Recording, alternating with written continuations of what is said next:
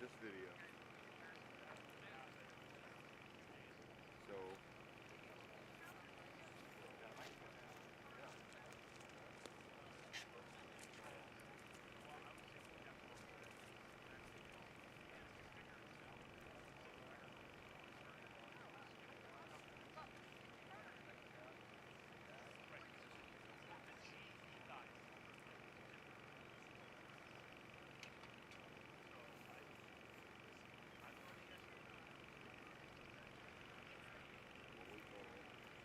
Order of flight and sequences and stuff, which they forgot for us today.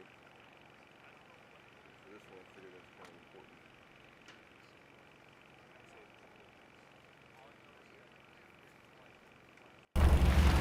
Welcome to the IAC's live stream of the final advance flight for team selection. We'll be back in a little bit. We're waiting right now for some judge snafus to be sorted out. Talk to you soon.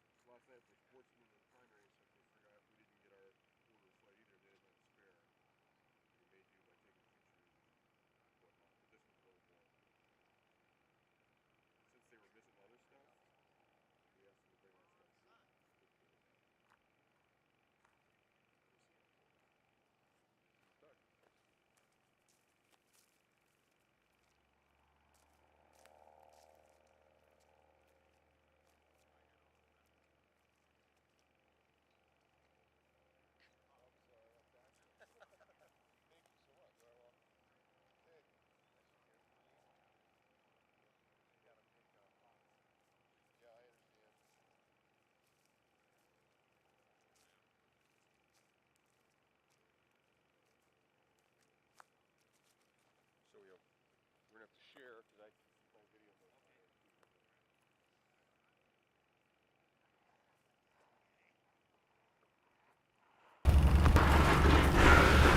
This will be the team selection flight for advanced.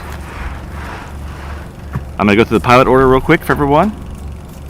The first flight we're going to have is from Klayton Kirkland because he gets a reflight of the last program. There was an issue with the forms the judges held. They had the wrong sequence for him, so he wasn't scored fairly. They're allowing a reflight for him today. He'll be up first, flying the previous program. After him, we will begin with the team selection flights led by Beau, then Anthony Oshinuga, Stanley Moye, Michael Lentz, Marty Flournoy, John Ostmeyer, Kyle Collins, Michael Hartenstein, Mike Ciliberti, Mike Galloway, Britt Lincoln, Duncan Corbel, Barrett Hines, Rob Dimovic, Matthew Dunfee, David Taylor, Grant Nielsen, Mario Marqua, Thomason, Don Hartman, and then Clayton Kirkland again will be rounding out the pack. The jury put him last on the list because he's also first. It'll be a few minutes before we're ready to go. It's a cool, I think 47 degrees here in Salina. I went to Walmart and bought some clothes to bundle up. I'm Jim Burke, the president of the IAC and also your commentator today, and I'm here with Forrest Fox, who'll be running the camera. Got some high clouds, just a little bit of wind, not too bad. We had some rain forecast, but looks like that's going to hold off for a while, so I think we'll be able to get through all the flights. And we look forward to presenting this pretty soon. After this flight, we'll also be doing the 4-minute free, which is a lot of fun, so stick around and watch that later on today. I'll sign off for a bit until we're ready to go. Talk to you all soon.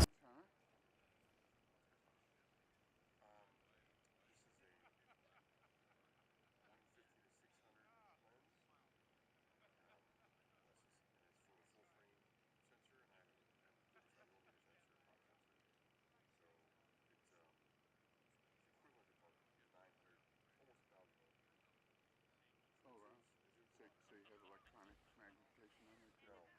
No. Everything's operable. There's no Oh, okay. And how do you keep it so stable?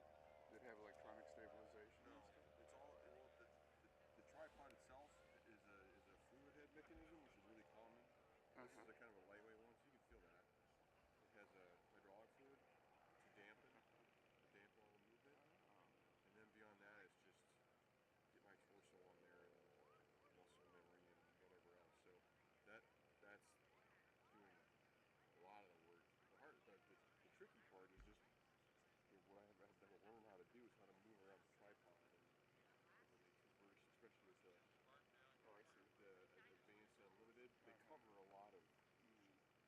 space, you know, and so I need to be able to step around without shaking stuff too much or whatever, because sometimes if anybody gets on top of the judges and it's like, you know, I'm like this and having to tip this up and look like that and then move with them, and so it's just been. Well, you've got it down to an art. You do a beautiful job with this thing, man. I like doing it. Yeah. I think it started out, I did 11 years filming duck hunting and whatnot. And honestly, this is way easier than filming duck hunting. Oh, really? Yeah. Yeah. So, did tons of wildlife stuff and nothing duck hunting. Cool. So. Well, you got some nice equipment. It's great. Yeah, I love being here. So what do you use the mic for, Mike? The mic? Yeah. Just the sound. Just to get the sound. Yeah, and then Jim's got a mic with a washcloth on it here, our spaceship windscreen. Oh, for the podcast. For those guys, yeah. Yep. Cool. Yeah. Yeah. Yeah.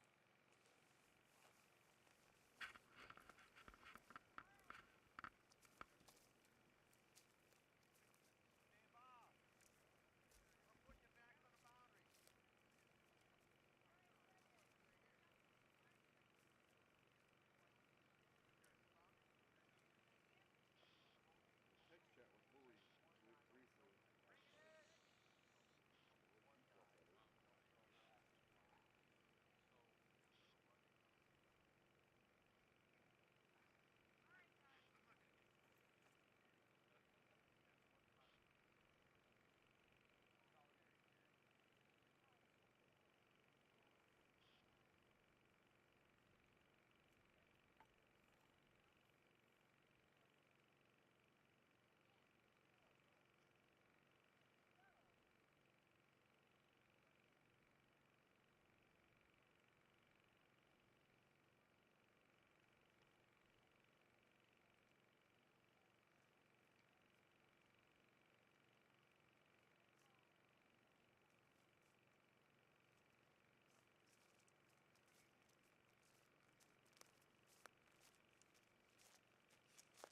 What's up, Jim?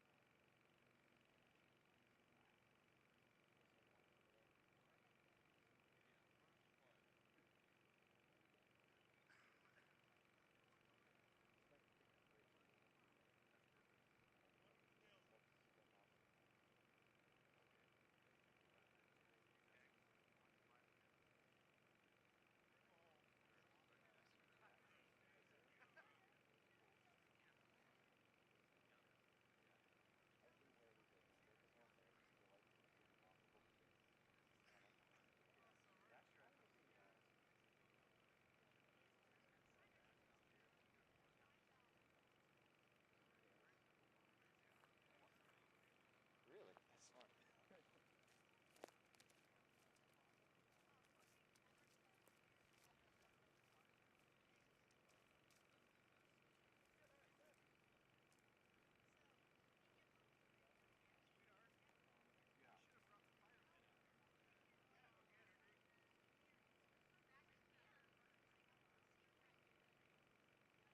See if I can't get to order a flight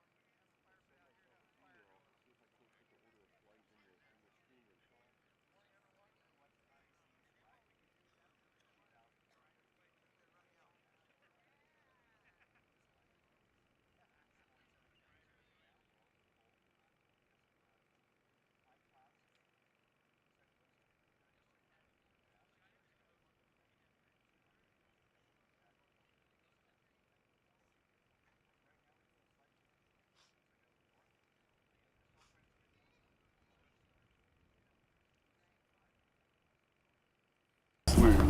Let me sit briefly. Sure. I just sent the over a flight to my email. Okay. You want to sit here? Well, no, this is okay, actually. I think this is okay.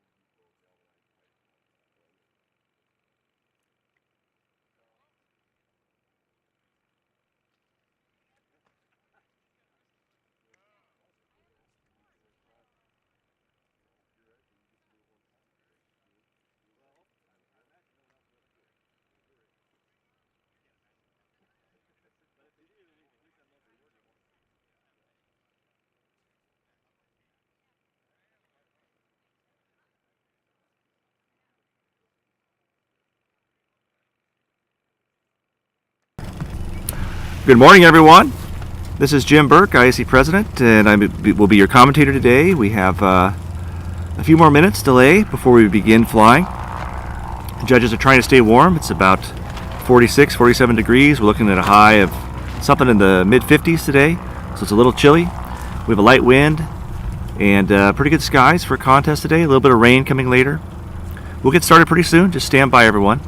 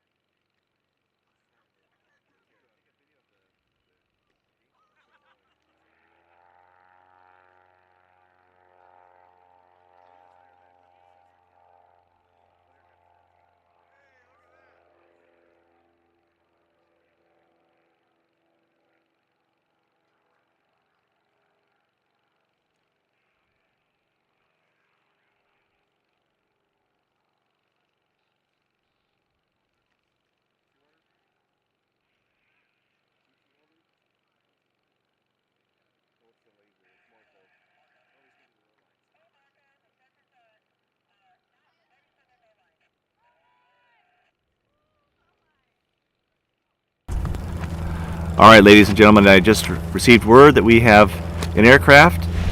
It's departed the runway. I see him in the air. This is Marco and his laser. Looks like he's going to fly some low lines, so we'll watch that while we're waiting for the contest to begin. Typically, the first competitor flies low lines, which allow the judges to see how high the aircraft should be flying. And typically the competitor will fly through the box and wag their wings a few times to show the judges where the box markers are as well.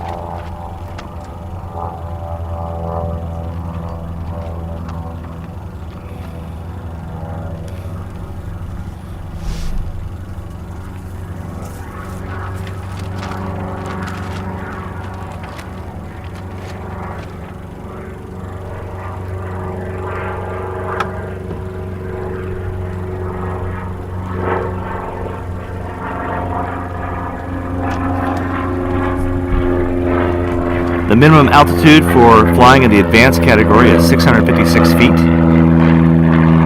Competitors who go below that altitude receive a penalty. So what we're doing right now is we're calibrating the judges' eyes. The judges are responsible for recording lows,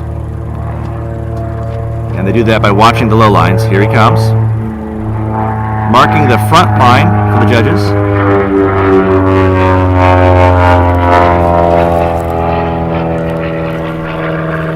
Three wags because there are three markers in the front line.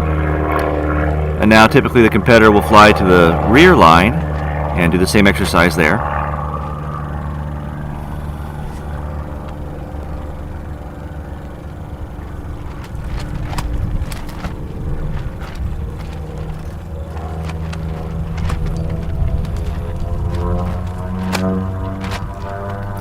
In the advanced category, the penalty for going low is 120 points for each figure that is low.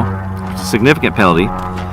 And low, which would be to go below 328 feet, is zero of the entire performance. So the low is, of course, something every competitor wants to avoid, and low calls are pretty rare. Competitors try and stay nice and high. Since they're allowed to go down to 656 feet, most coaches will encourage their competitors to stay at around 800 just to give some room in case the judges get a little nervous. Marco's now coming towards us to mark the y-axis.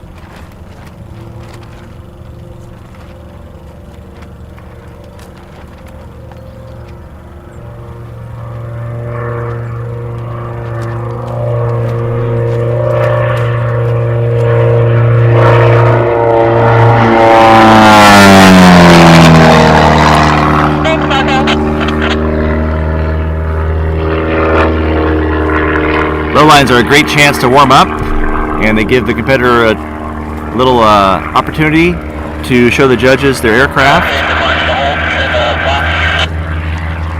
So a lot of competitors like to fly low lines.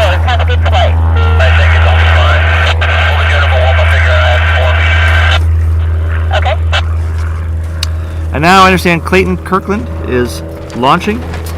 We'll be preparing to fly the previous unknown. Clayton was not scored fairly because he had the judges had the wrong form for him, so they judged him according to a different program than the one he flew, which of course makes it impossible to score very well. So the jury gave him a reflight today. So he'll be leading off the pack, and then after that will begin the team selection flight. The team selection flight is only available to competitors who are eligible and interested in flying on the U.S. team. Many of the competitors here are doing that because we have the World Advanced Aerobatic Championship in Jean, Nevada in 2023. So that's a real opportunity. Usually the Worlds is out of country, but this next year it'll be right here in the USA. So there's a lot of interest in flying for the team this year.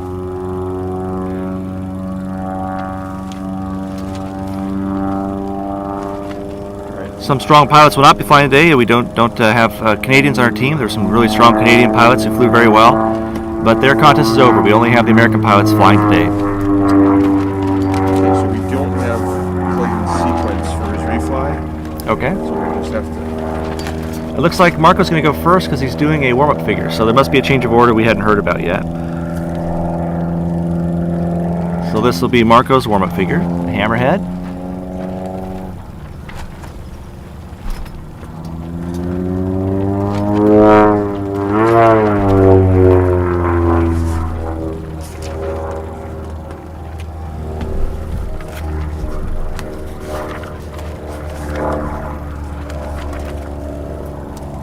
And the information I have in front of me does not tell me exactly which sequence, which competitor is flying. So I will be making the best guess I can. Do we have any of that information for us? No, usually if you listen, they'll confirm it on the radio. Right. I can get it. It's okay.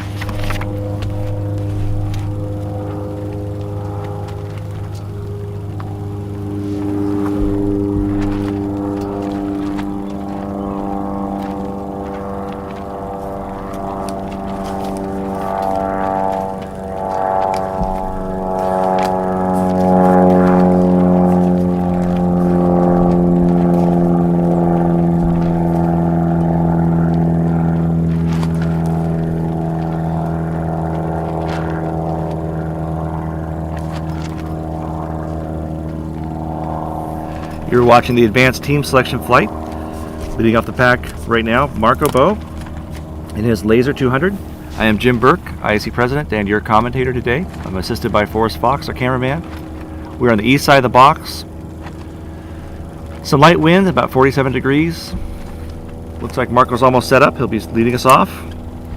And I will be calling the figures as best I can, though I don't have his sequence directly in front of me, so we'll just have to see what we can do. And Lori came to the rescue and texted me that Marco is flying sequence E, so that will help out a lot.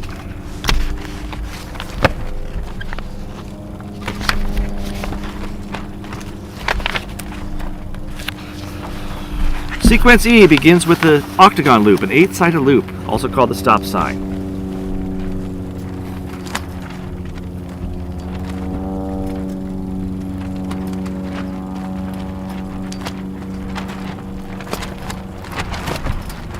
Marco's diving in, there's the wags and the bell. Figure 1, 8-sided loop. And we'll expect Marco to try and draw that 8-sided loop directly in the center of the box.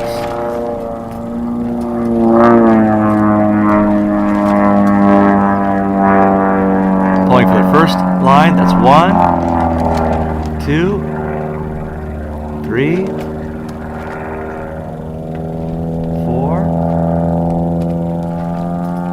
5, 6, 7, and now the 8th line must be drawn as well before the next figure. There's 8.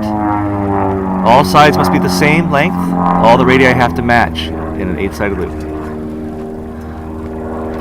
Figure 2 is a Humpty with a 3/4 roll up and a 3/4 snap down, exiting to the downwind.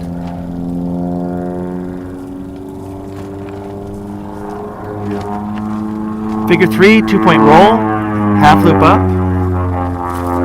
half snap on top. Figure 4 is a tail slide.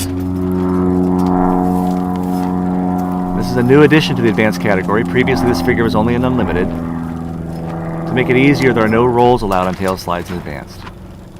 Canopy up tail slide. The aircraft must descend at least half the fuselage length down. Figure 5 is a connector. Connectors are figures that are inserted between the primary figures that are decided by the competitors themselves. And they allow us to create a sequence that flows nicely. So sometimes they give us a little bit of breathing room. This is an S, which allows Marqua to reposition.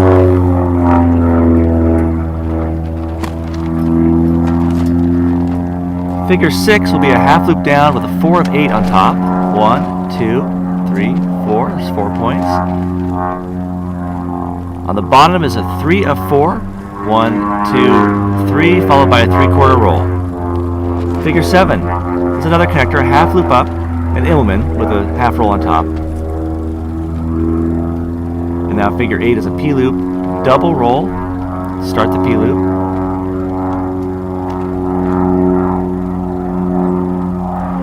Now 3/4 loop to vertical down.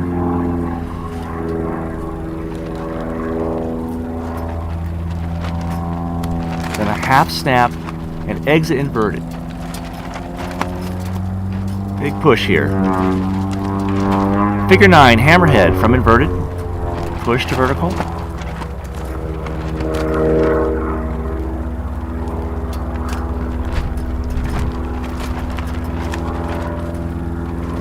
Two of 4 on the down line.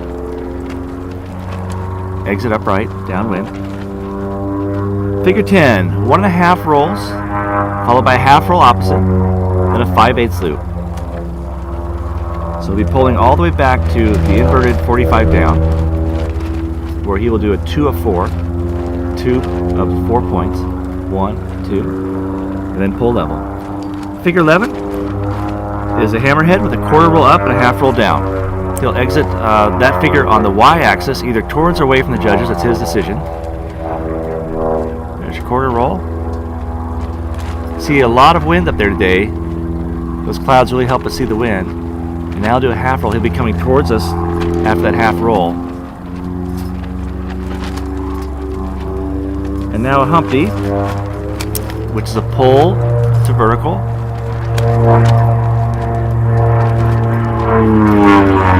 And then pull back to vertical.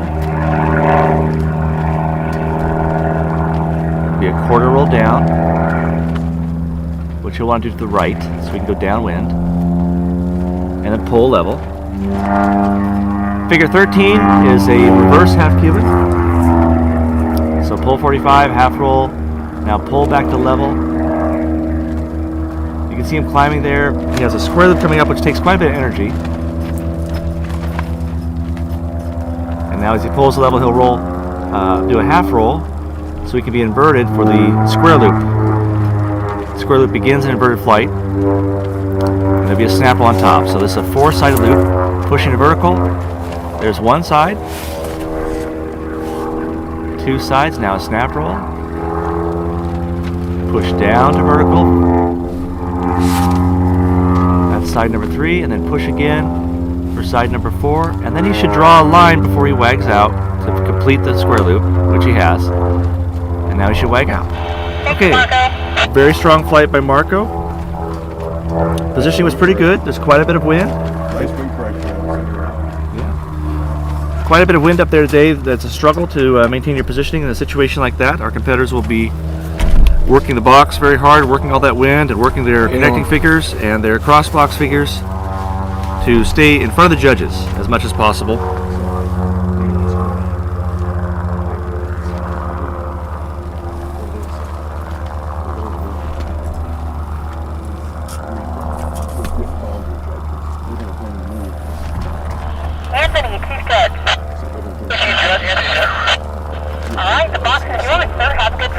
Up next we have Anthony Oshinuga.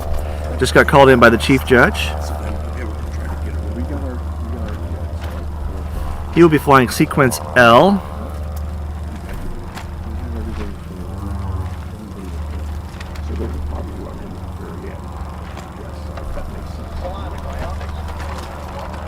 That's me. Don't worry. That's me.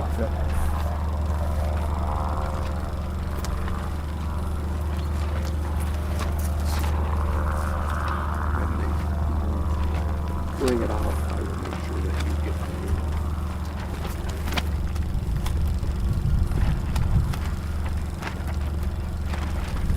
Do we know why we didn't see Clayton up front? Because they had the wrong paperwork again. Still had the wrong paperwork. Okay, that's a good reason. Yeah, they're probably going to run the one at the very end when they bring the new paperwork.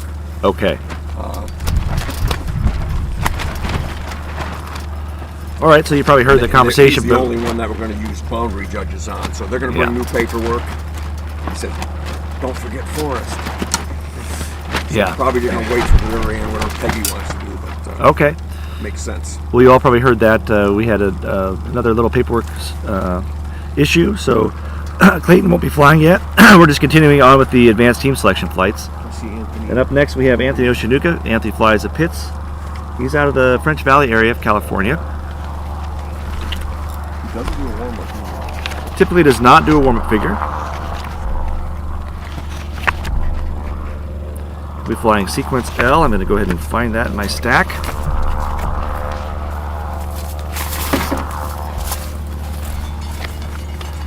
There's the cowbell. And there's the wags. So Anthony is on his way into the box.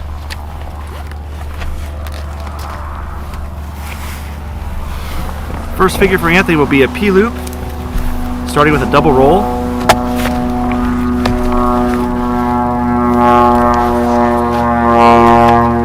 And then a three-quarter loop.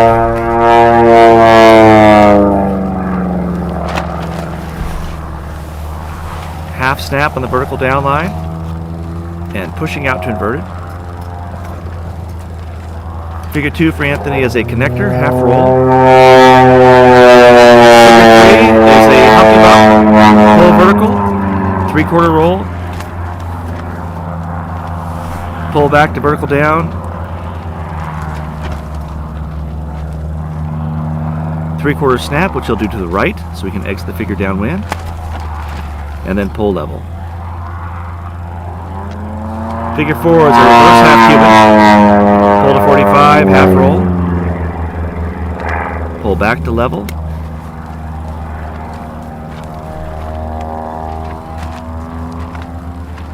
Half roll. Figure 5, the square loop. Push to vertical. Beside 1, then push to horizontal. Now a snap roll. The snap roll must be centered on this top line. All the lines must be equal in size. All the radii must be equal. Drew a pretty long line on top and probably just had trouble getting his airspeed where he needed to be to do the snap roll. Push vertical down and then push to level. And now to complete the figure, you must draw a line equal to the side, the first side, in length. Figure 6, push vertical. Hammerhead.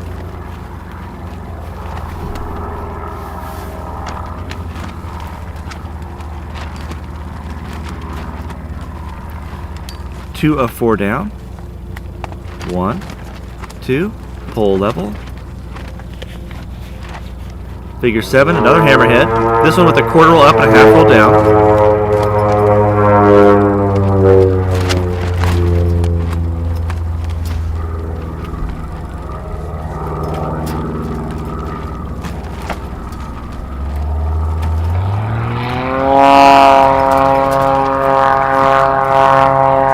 Figure 8, another hammerhead. This one's a connector. Pull vertical.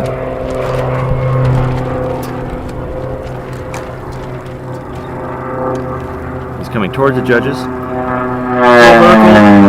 Hammerhead turn on top and then a quarter roll down, exiting on the x-axis, going upwind, which will set him up for the 8-sided loop, the stop sign.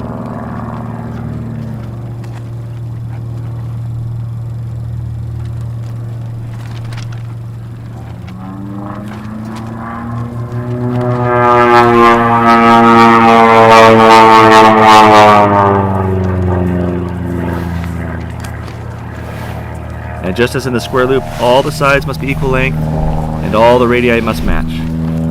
Very challenging to do, especially in windy conditions. The formula that works for a calm day will not work for a windy day. Figure 10, 2-point roll and half loop up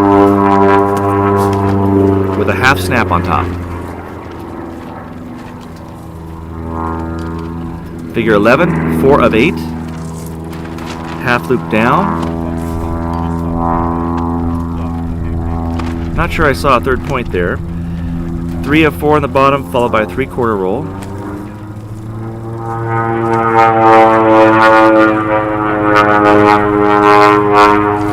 Figure 12, 1.5 roll, half roll opposite.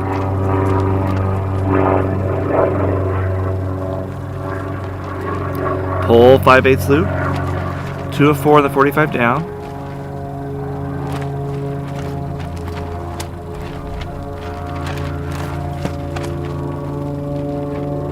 Pull level.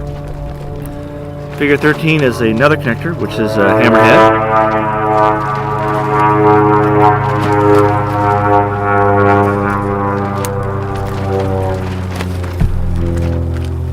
And following the hammerhead, Anthony will finish with the tail slide.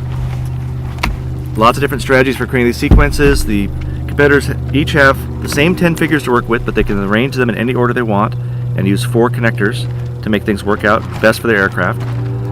Some people will put the tail slide last because it's and Anthony's wagging out. I don't think he did the tail slide. I was a little distracted for a moment, but if he didn't, I imagine he'll come back in to do it. Maybe he felt his altitude wasn't high enough.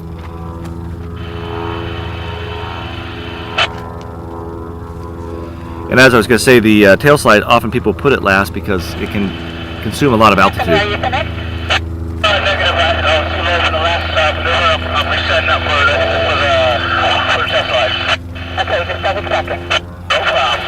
I don't know if you can hear the radio, but we just heard from Anthony, the chief judge, that he's setting up to do the tail slide. He felt he was too low. So that's a wise decision.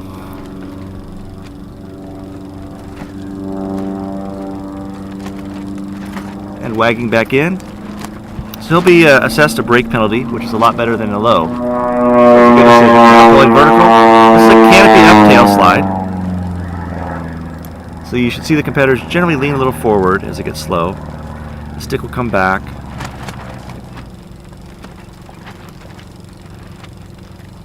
There's your tail slide.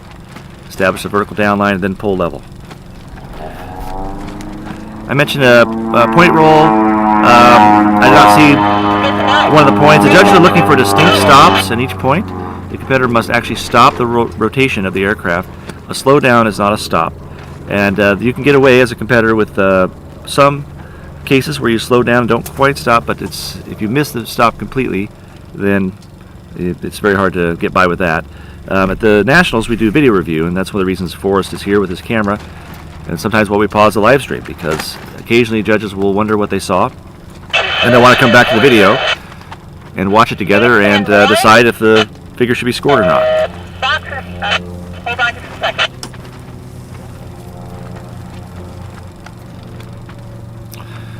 I saw in the comments someone said the winds are maybe stronger. They are a little stronger, but not terribly strong. It's just that now you have clouds that you can compare. There's been some wind all week, but today we have some clouds, so when the aircraft is in the sky and drifting, it's really easy to see the drift. But I do agree there's at least, I would just imagine, in my experience, there's at least 20 knots of wind up there coming out of the north, which is significant.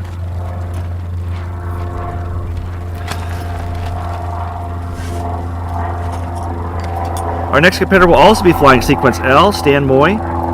And Stan, I think, is out of Georgia or somewhere in the south. I know he's flying an extra 300S. He's been on the team before. Looking for another shot.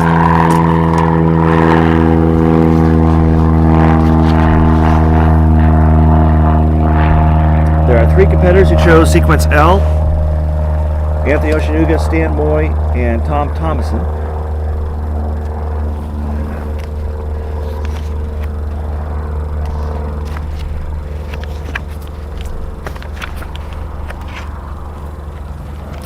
As the scores come in, we'll be giving you updates on that as well.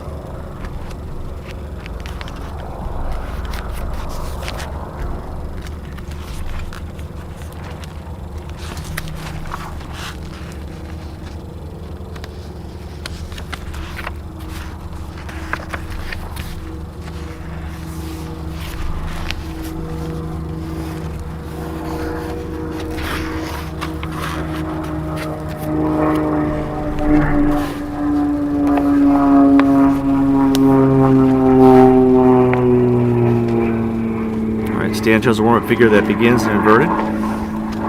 This is a sort of new thing for us.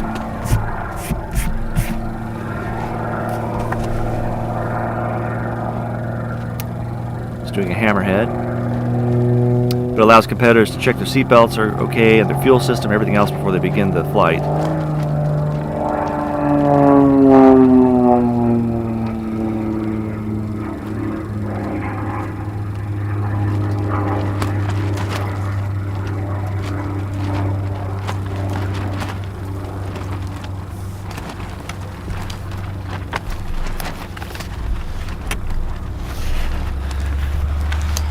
The temperature has risen to about 48 degrees based on my fingers.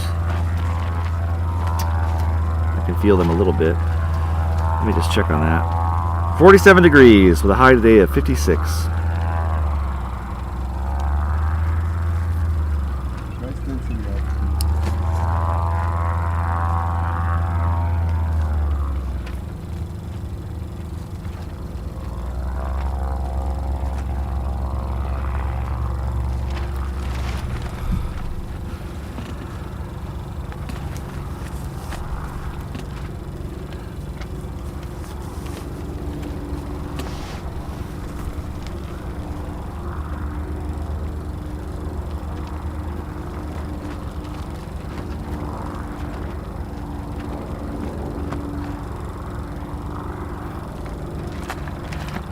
Looks like he's diving in now. There's a wag. And there's the bell. Figure 1 for Stan will be the P-loop. Double roll, pull 3/4 loop, half snap, push out. It's a challenging figure. It's very easy to get too fast on the down line, and the snap roll can suffer. Then the competitor also has to push at high airspeed. So most competitors pull the throttle on top.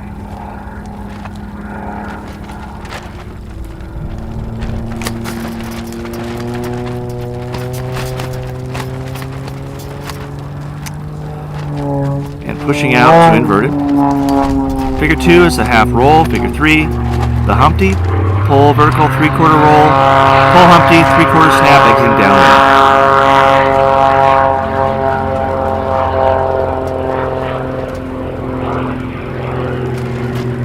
downwind. He rolled left, therefore he should snap to the right. And he did. Pulling level, that's figure 3.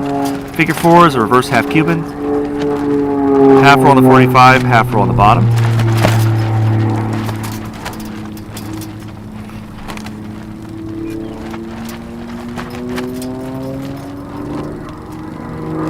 Figure 5 is a square loop. Push to vertical. Now push level. Pretty short line on the way up. See if he can make that work. It's going to be a little long on top compared to the first line. Hard to see that on video, so I mentioned it. Side 3 looks equal to side 1, and then the last side has been drawn. Figure 6, push vertical, hammerhead.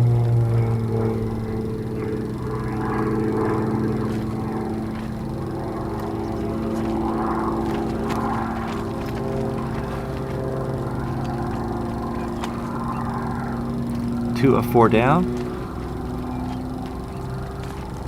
And pull level. Figure 7 is the hammerhead with the 1/4 roll up and a half roll down. So he'll be exiting on the y-axis towards us.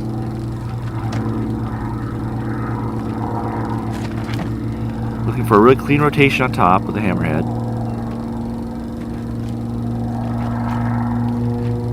And that's something the judges look for, is when he finished the hammerhead turn, there's really no movement after that. He just locked it in on that down line. That's correct. Figure 8 is going to be another hammerhead with a 1/4 roll down, exiting upwind.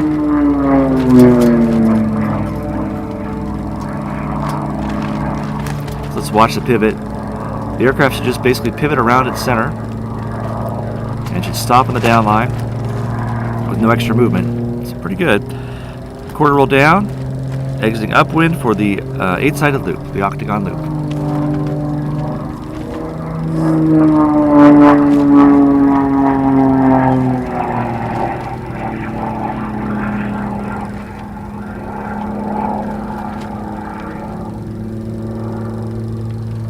That third line is going to be very long for this wind. A long on top. It's very easy to misjudge the wind.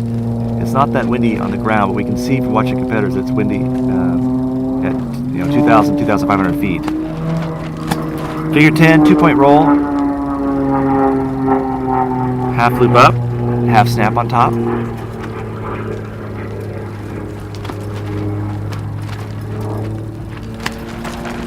Figure 11, 4 of 8.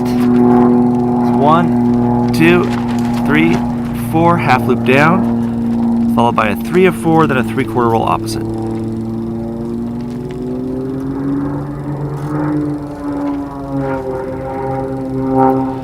Figure 12, 1.5 rolls, half roll opposite, pull 5/8 loop, 2 of 4 in the 45.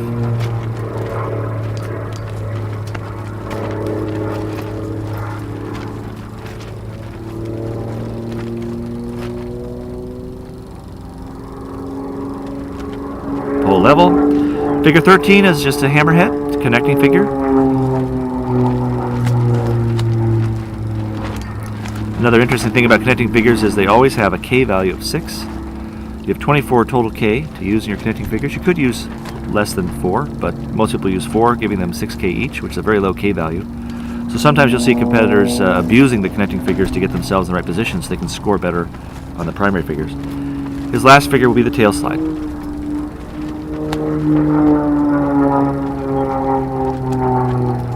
Canopy up tail slide. So he'll lean a little bit forward and then bring the stick back as the plane starts to descend. It's a good example of a tail slide. Just a little bit of rotation there. It's hard to fix that. Very nice figure and a good flight for Stan. I would say the biggest errors I see in that are the wind issues. It's just a little unpredictable, I think, for people when they're coming into the box and there's a lot of wind on top there.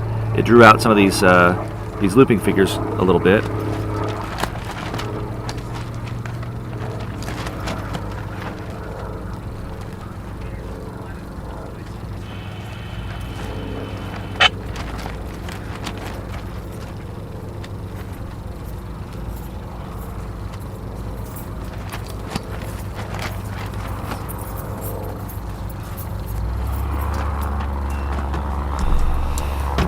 Okay, Stan has left the box, and up next we have Michael Lentz. Michael Lentz is flying sequence H in an extra 300.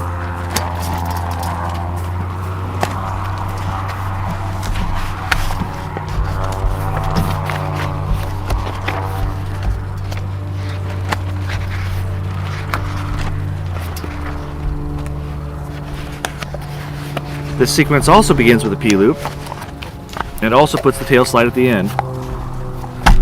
So some similarities in concept.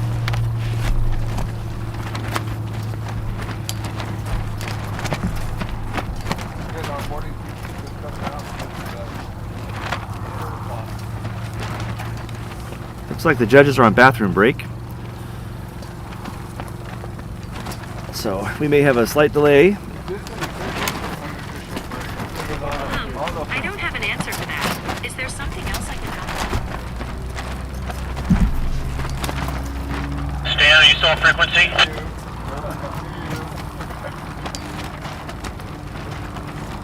Stan, are you still on frequency? Roger. I am having trouble with my radio switching frequency. And I may need you to talk to the tower for me. Okay, well, first of all, where are you? Are you north of the box? You should be heading south. Correct, southbound. Okay, you are currently southbound. Where are you in relation to the box? Correction, let me just, negative, I'm northbound. Alright, turn around and head southbound. Stay west of the box, though. Roger, west of the box, away from the desert.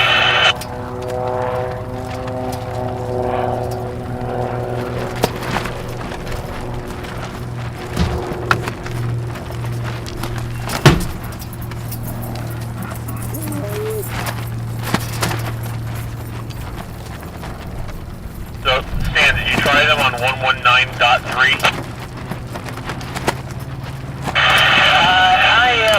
My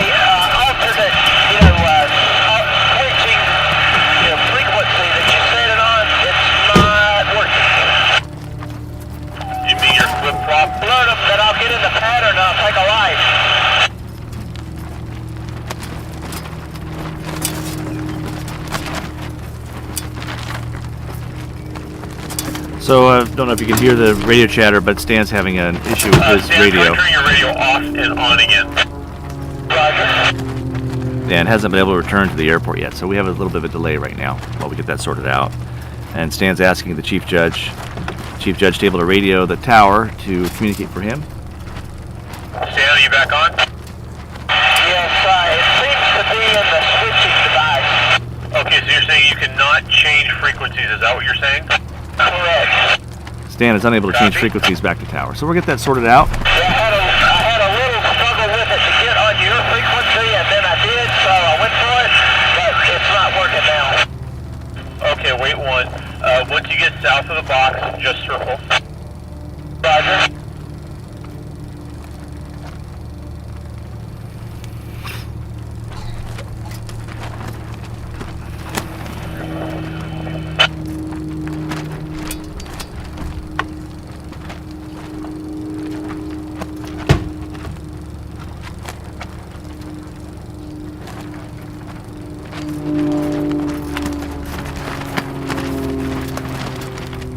So in delays like this, of course, we're always thinking about the competitor who's holding. How about you west? Position in relation to the box. I do not have eyes on you. Approximately a mile west. I want to make sure there's no potential for midair, and our competitors don't fly with a lot of fuel. So the chief judge table is always concerned about the safety of the competitors.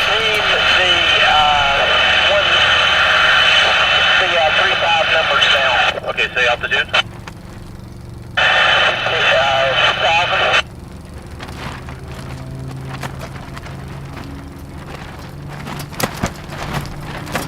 You're hearing Stan talk to the air boss, John Smutney. John's an air boss for many air shows. I've worked with John many times, very professional, very calm person.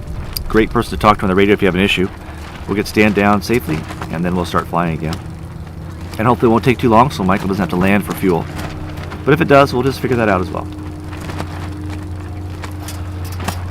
We're going to go ahead and stay live during this because we don't know how long this delay will last. But if it takes a while to resolve, we'll sign off for a little bit and come back on. 3-5 right now. This tower will give you a light touch. There's a Skyhawk on final. They'll bring you in behind them. Alright, Stan's just been directed to enter a final and look for a light gun from the tower. That should resolve that issue, hopefully.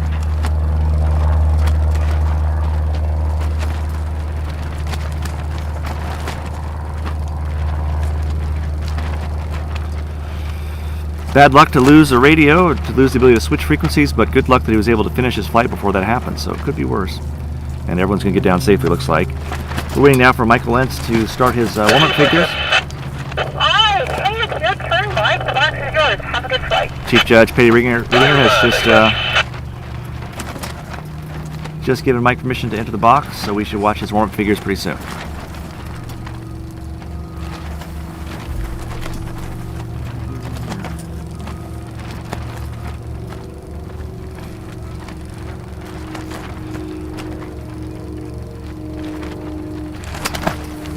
Mike's on base, high to our left, and now diving in for his warm-up figure.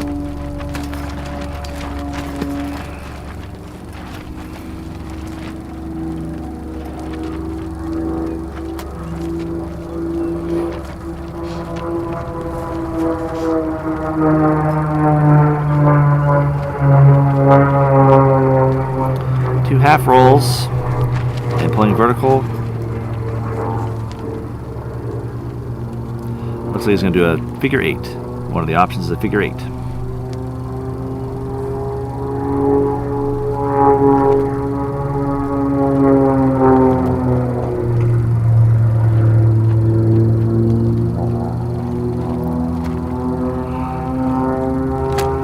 Okay, there's his warm-up figure. He'll now be climbing back up and setting up for his run. Flying sequence H, which again begins with the P-loop, double roll, pull 3/4 loop, half snap, push out. One of the things that's really complicated for pilots and sort of requires some daring do is to execute a really nice clean half snap on that down line and then to avoid anticipating the push, because after that half snap there's a big push coming up, and the snap involves a pull, so it's very easy for competitors to leave that snap a little bit negative, a little bit biased towards the inverted line, so they have a gentler push. It's just a kind of an instinct that everybody has, and strong competitors will fight that, so they have a really good down line and just suffer through the push, which is kind of the fun of the sport, I suppose. If you're going to fly aerobatics, you're going to have to enjoy pushing at some point, but it isn't very fun, I admit.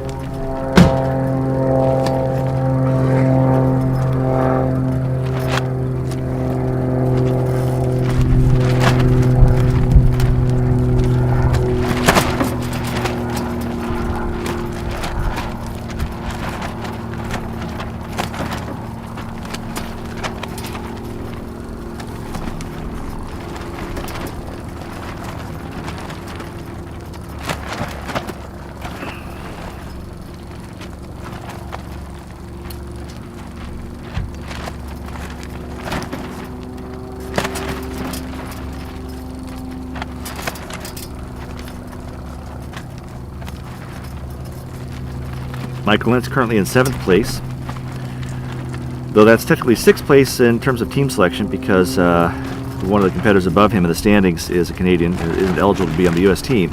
So Michael is in 6th place right now in team standings, and I'm sure looking to move up, but definitely looking for a better than average score, because it's possible to go either way for Mike as far as being on the team goes. There's some competitors below him who are very close in score. Mike has a 77.92 overall percentage right now. There are 6 competitors within 1% of him. Figure 1, double roll. Pull 3/4 loop. Mike's coming in a bit lower than Stan did. Half snap, he's really moving fast here.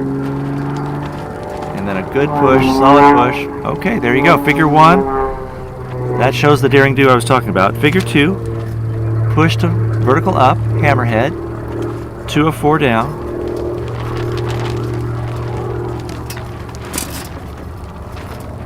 You can really see that wind. 2 of 4 down, pulling upright, downwind. Figure 3 is a half loop up with a 2 of 2 and a half snap on top. There's 1 and 2, and pulling, half loop, with a half snap on top. A little over rotation, a little heading change there. Figure 4 is an S. This is a connector figure. And normally this figure would be maybe 20K, but because it's a connector, it's only a 6K figure for the purpose of this sequence. Simply used to reposition. S figures are great for this because you can gain a lot of energy during an S. And with Mike starting at the bottom of the box, it's good to have some extra energy. Figure 5 is a half Cuban, 1.5 roll, half roll opposite on bottom, 2 of 4 in the 45. 1.5 rolls, half roll, pull 5/8 loop. He'll establish a line on a 45 down inverted. And then a 2 of 4, bring him to 45 upright. And then pull to level flight, ending that figure. Figure 6 is the Humpty with a 3/4 up, 3/4 snap. Rolling right with a 3/4 roll up. A lot of slow down there. Looked like he was a little insecure about where that needed to stop. And a change of roll rate is something the judges look for. Now do a 3/4 snap to the left. Bring him back upwind. Figure 7 is the 8-sided loop. Again, all the sides have to be equal length, and all the radii have to be equal. It's hard to see that on video, so I'll let you know the first line and the second line. Second line is going to be a little longer, but not too bad. Third line is a little shallow, about the right length. Fourth line, maybe slightly long, but very close. That line is good. Sixth line is good. Seventh line is short. But overall, one of the better 8-sided loops we've seen. It's hard to do, especially in wind conditions like this. Figure 8 is an Immelman, which is a half loop up and a half roll. Figure 9 is a half loop down with a 4 of 8 on top. And a 3 of 4 followed by a 3/4 opposite roll on the bottom. 1, 2, 3, and 3/4 opposite. Figure 10 is a reverse half Cuban, so that means you start with a 45 and then pull a 5/8 loop after a half roll. There's a half roll, getting a little steep after the half roll, and it's possible he's thinking about his altitude, his positioning, and using this connector figure, which is not unusual. Sometimes we take these connector figures and we kind of distort them because they're very low K values, so it's not unusual. Figure 11 is the square loop. That connector figure set him up very well for the square loop. Again, all 4 sides have to be equal and all 4 radii have to be equal. That's a large radius for the first radius. The line is a little positive. Second radius a little smaller. He's descending a bit. He has to do a snap roll here. He's a little low on airspeed for that, so this is going to end up being a long line, I think. It is. And now he's got to push to vertical down. A little negative down. And then push to level. Figure 12 is a Humpty. It's a push, push, pull Humpty. So a push to vertical.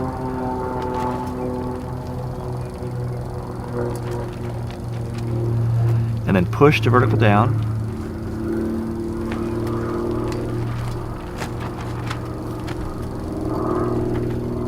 And then pull to level.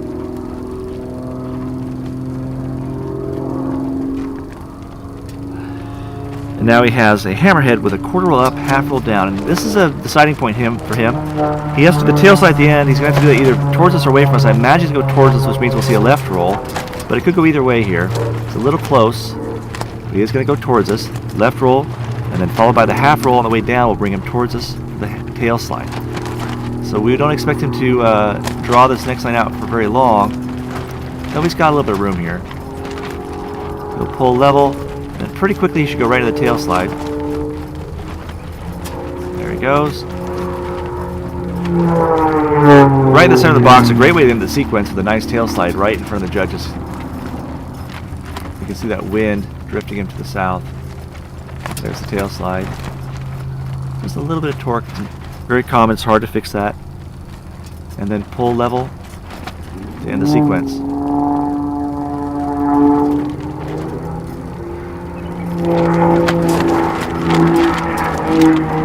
That's a strong sequence for Mike.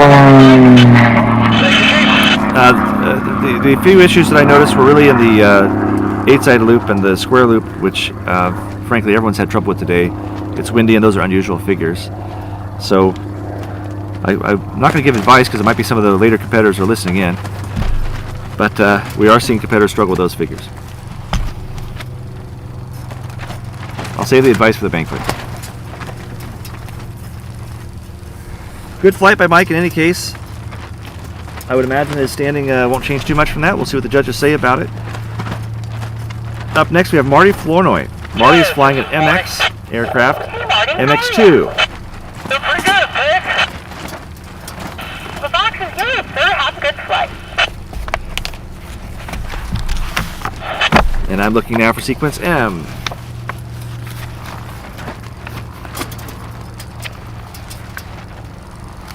Sequence N, also M, Mike, also begins with the P-loop.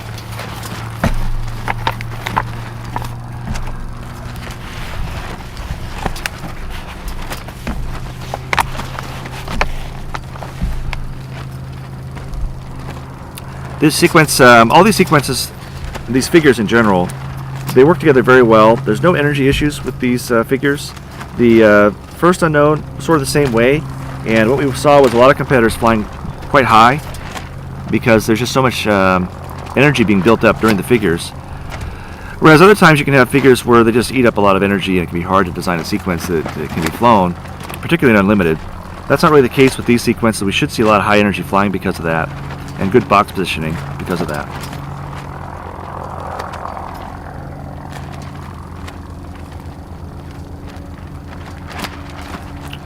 This is my first chance to look at these sequences. Just hadn't had an opportunity to do so yet. And looking through them, there's a lot of good choices here. This sequence puts the tail slide in the middle. With the MX, you really can put it anywhere you want. There's no problem with energy with an aircraft like this.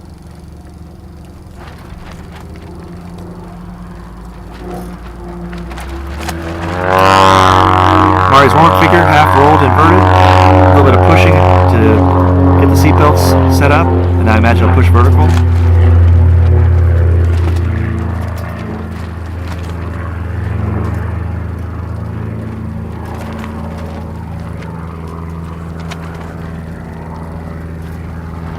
hammerhead on top.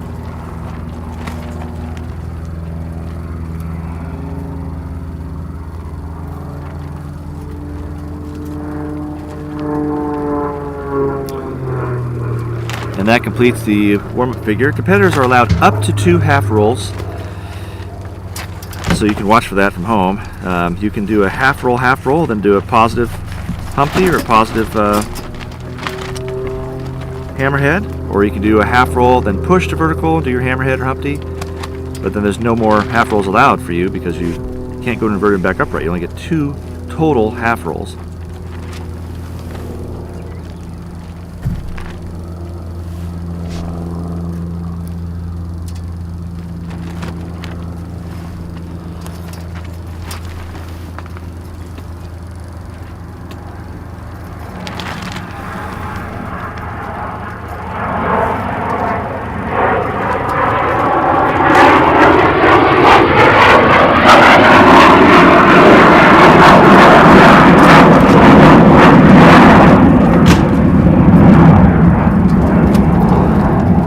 Marty's been a competitor for quite a while, and he's been on the advanced team before.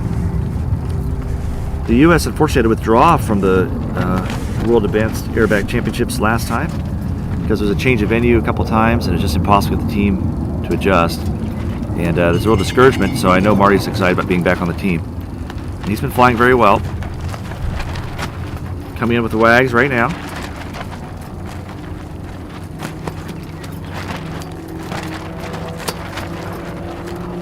Marty's currently in 8th position on the team, looking to improve his standings a little bit. Double roll, looks very nice. Pulling for the 3/4 loop to vertical down.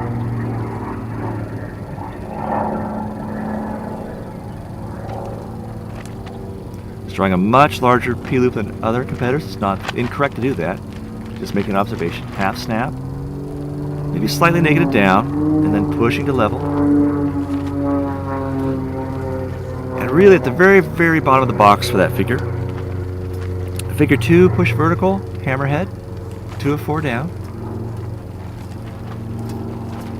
Probably not quite low, but getting close in between those 2 figures.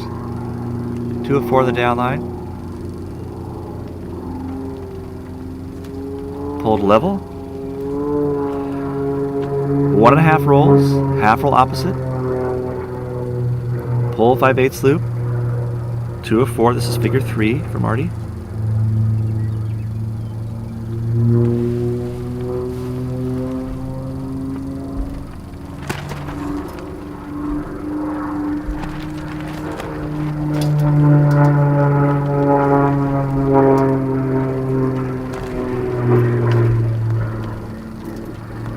Just a second, I have to remove some spam from our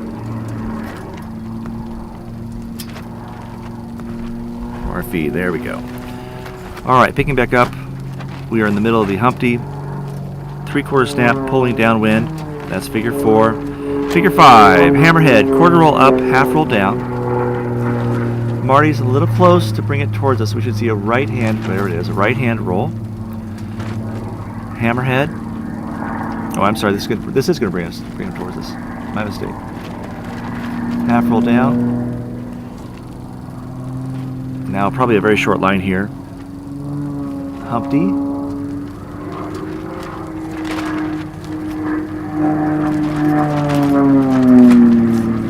Very close in front of box. Could be out here. Quarter roll down to go back upwind. Followed by the tail slide.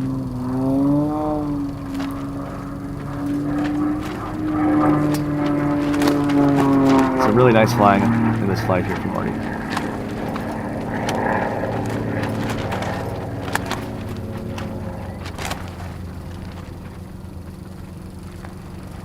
Good slide, quite a bit of cheat, but a good slide. Now pull level, figure 8, 2 of 2, half loop up, half sound.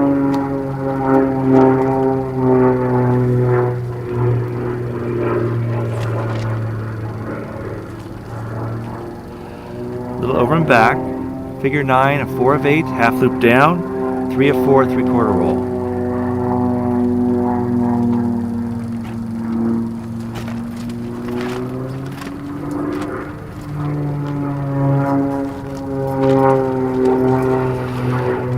figure 10 is going to be a 5/8 loop, so no rolls in this figure.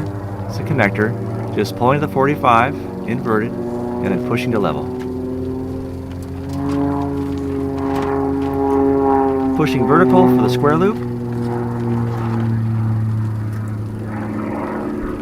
Horizontal across the top. Snap roll. And again, it's hard to judge in the video, so I'll just tell you that that was a longer line on top than on the first side. A little negative down, a little short on that line. That completes the square loop. Figure 12 will be a half roll, pull, 5/8 loop, half roll to level.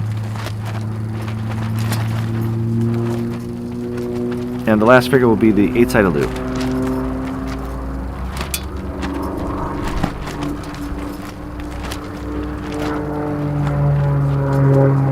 Side 1, side 2.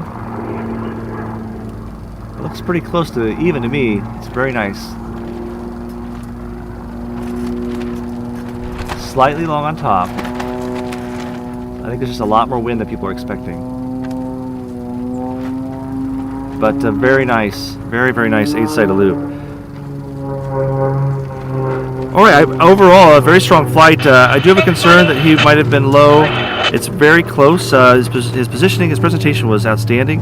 He used the box very well from right and left, slightly biased towards the left, which is normal because of the wind situation we have today, but chose to fly at the very bottom of the box, which looks great, but could sometimes result in a low call. I just don't really know what the judges will do. But a strong flight, and if he didn't have a low call, I would think he'd score very well on that.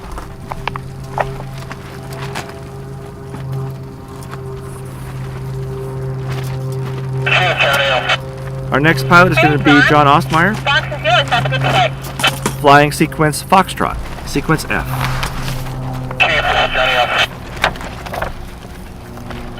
Sorry, my fingers are cold. They weren't pushing down the button. Johnny O, that box is yours. Have a good flight. Thank you. Sequence F also starts with the P loop. John is flying a Pitts biplane, and I understand he has a new engine last year with pumped up horsepower, and he has Wolf wings, which are known for being superior to the stock S1 wings. And I understand, oh, I see, it's an S1T. So he has a controllable pitch propeller in there, constant speed prop rather. John is out of Kansas and also an IAC board member and a real passionate advocate for aerobatics.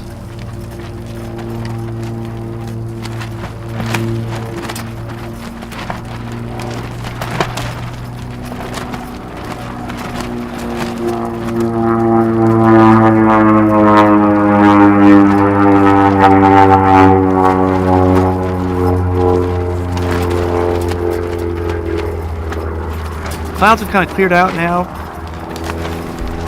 We have a little bit of vertical development of the clouds off to the west, I can see. But overall, nice day. The sun's out now. Feels a little bit warmer. I can hear the tent flaps rustling a little bit, so the wind must be picking up.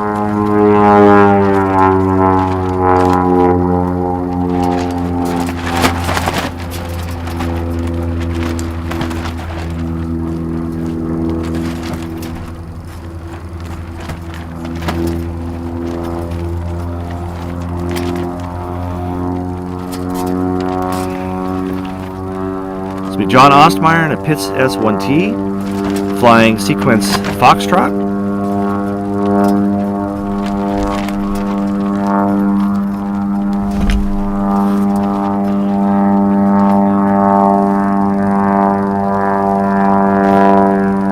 John Ostmeyer is currently just out of the team standings, looking to improve his position.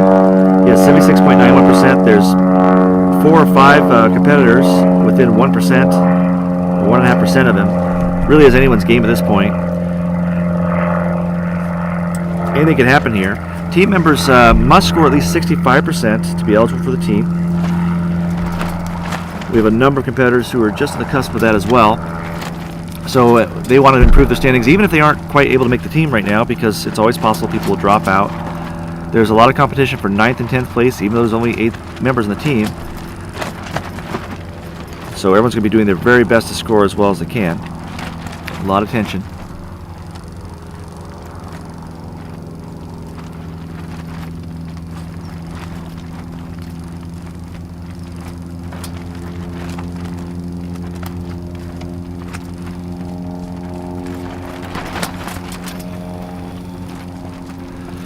You're watching the IAC's live feed of the 2022 Nationals in Salina, Kansas.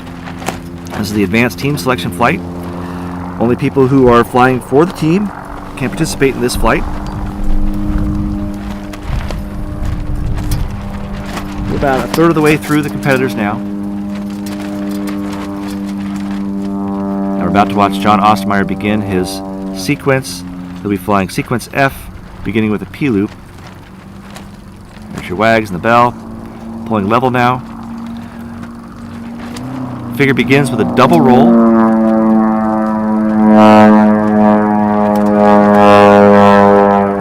And a 3/4 loop. Now what every competitor's worried about is that downline. How much speed they'll build up. They have to do a half snap, then push to inverted level flight. There's the half snap. Very nice snap. Pushing to level. Nice job from Johnny. Now pushing vertical, figure 2. Hammerhead. And 2 of 4 on the downline.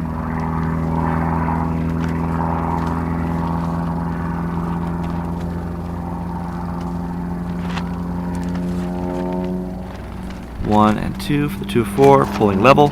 Figure 3 is a half loop up. 2 of 2. Half snap on top. 2 of 2 on bottom. Pulling the half loop, half snap.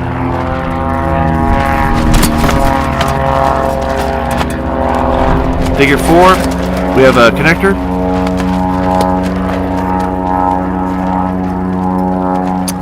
Pull 45, half roll.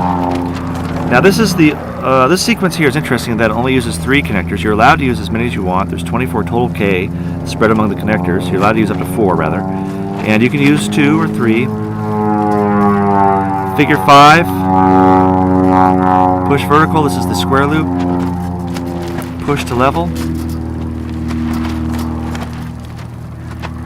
Snap roll.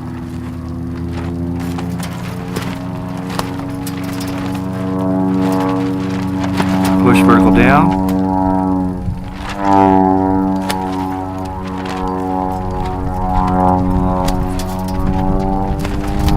Push back to inverted. Figure 6 is a push, push, pull, Humpty Bump.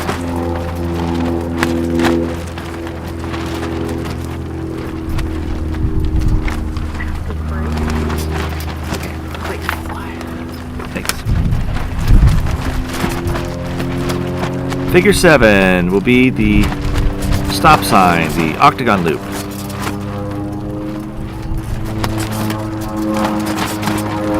These sorts of figures, competitors want to put them right in front of the judges. There's side 1 and 2. 3, 1 and 2 are very close. 4. It's a really nicely done 8-side loop. And would, I think, be the best 8-side loop we've seen today. Figure 8, pull vertical, 3/4 roll. Flying that to the left, which means he'll want to snap to the right on the down line. 3/4 snap down. Exiting inverted.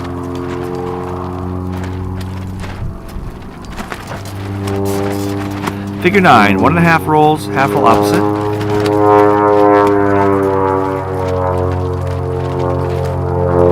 Pull 5/8 loop.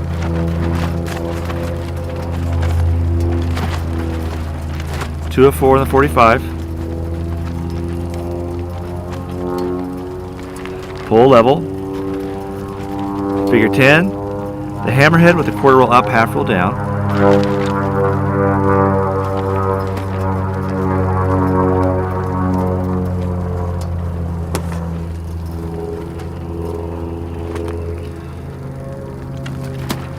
Half roll the down line. He'll be coming towards us for the next figure, which is a connector. It's a double Humpty. Double Humpty is a relatively new, a recent addition to the catalog. Very, very useful for connectors. It's a wise choice for a connector because it allows so much repositioning potential. Pull vertical, then pull over the top to a down line. He's going to need a big pull to keep from coming over the judges' heads here. Looks very good. And now do a quarter roll to the left so we can exit this figure to the downwind. Figure 12. Half loop down, 4 of 8 on top.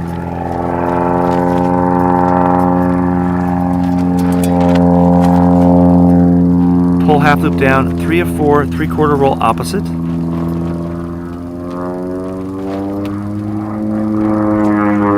Very nice points, 3/4 roll opposite. And figure 13, the final figure, is the tail slide.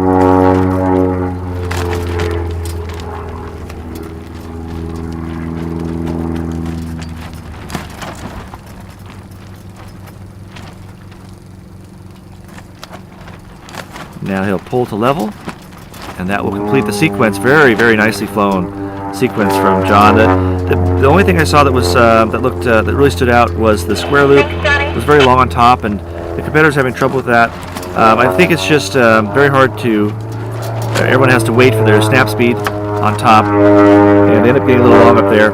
The 8-side loop was very good. Really, all the figures were very strong. John flew a little higher than the other competitors, which is normal when people are flying pits. They tend to fly a little higher, but presented very, very nicely.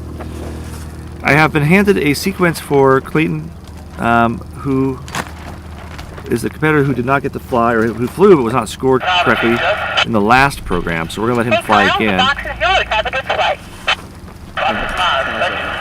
Kyle will be next. Okay, but Klayton is not flying next. We have Kyle Collins flying next, and his Panzel flying Program Charlie. So I'll be finding Program Charlie for Kyle. A really nice flight by John.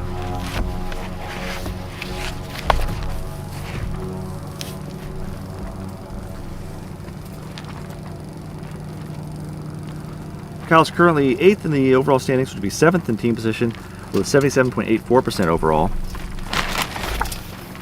Of course, the pressure's on no matter where you are. If you're on the bubble in position 8 or 9, the pressure's on to make sure you hang on to that spot or that you move up one.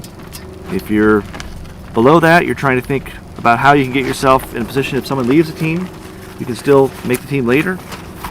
Of course, no one wants to get below a 65% because then they won't be allowed to fly on the team. That's a new policy, which is meant to ensure that the competitors are prepared for national competition before they go. Sequence C also starts with the P-loop. We're going to see Kyle do his warm-up figure first.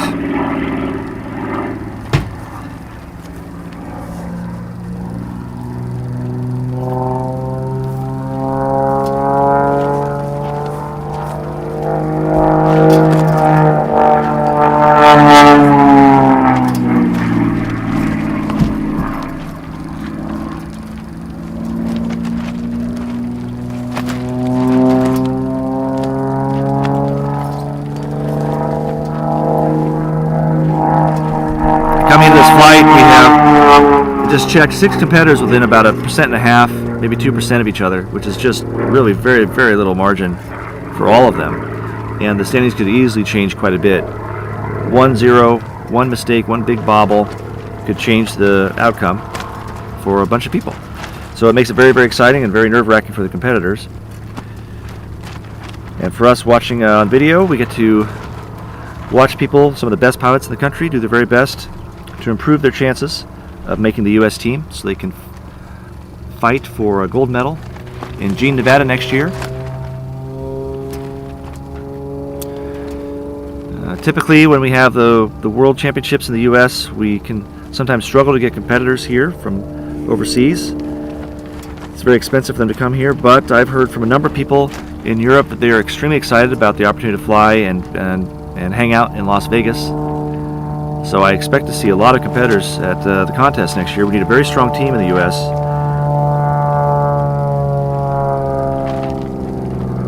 And maybe we'll see Kyle on that team.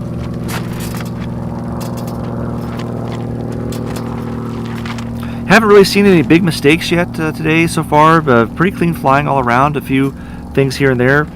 As I noted, sometimes it's hard to see some of the mistakes from home, so I try and point out to you the 8-sided loop and the square loop, some of the things you can't really tell at home. But you can always see the snap rolls, and you can see the point rolls, and of course what judges are looking for is a very clean entry and exit to all the rolling elements. You can watch for that at home. If the competitor rolls too far and comes back, or misses the stop, or doesn't quite stop hard enough, those are things the judges look for.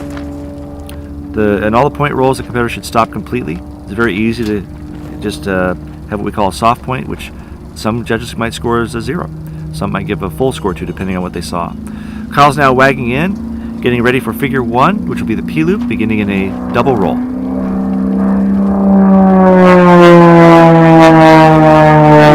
right at the center of the box, in front of the judges. Pulling for that 3/4 loop. I would say starting at sort of a lowish height, but totally doable. Now the that line there has some margin. Not going to be a low call, I don't believe. It is at the bottom. Pushing to vertical now. Hammerhead, followed by a 2 of 4.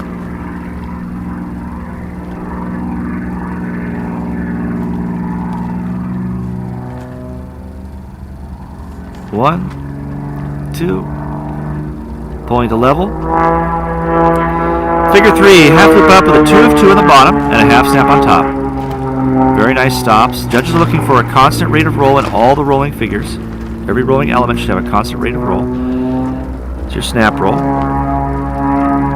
of 8, looking for 4 stops here. 1, 2, 3, 4, nice clean stops. And now a 3 of 4, 3/4 roll on bottom. 1,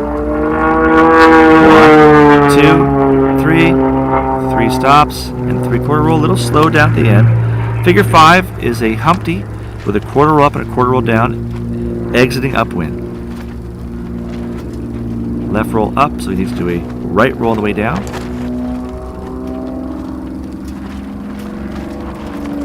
Pulling level for the 8-point loop, the 8-sided loop. And I'll let you know how it looks from here. First side's pretty long. That's okay. Second side, it's about right. Third side looks pretty good. I would say it's very close. Fourth side is long compared to the first side. The judges use the first side to evaluate the others. I think, again, that's just because of the wind up there. But otherwise, very nice, very consistent, very nicely flown. Figure 7, Humpty. We have push Humpty with a 1/4 roll down, exit on the y-axis, and he has to choose whether to come towards us or away from us. Competitors can choose their direction on the y-axis. He's working mostly on the south side of the box, so we know there must be a strong wind up there. 1/4 roll down, coming towards us then for a hammerhead. Getting a little close. Hammerhead with a 1/4 roll up, half roll down. We expect a 1/4 roll left, correct? So the half roll can take us to the downwind.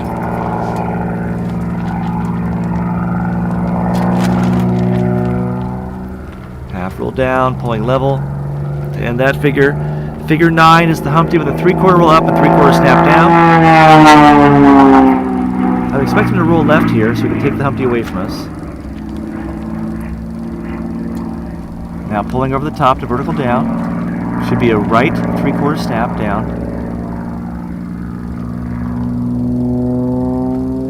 There it is. Exiting that a little bit inverted, a little short after point level. Figure 10 is a tail slide.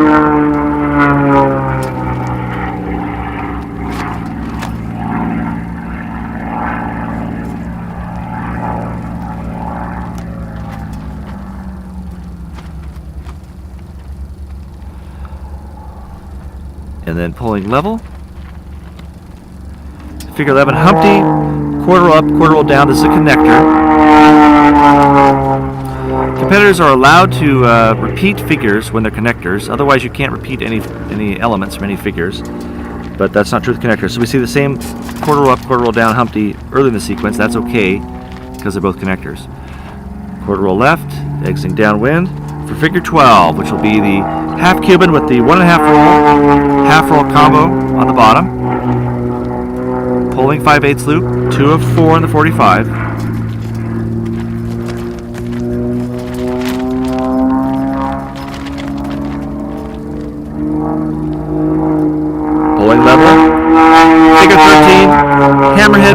rolled down. It's another connector.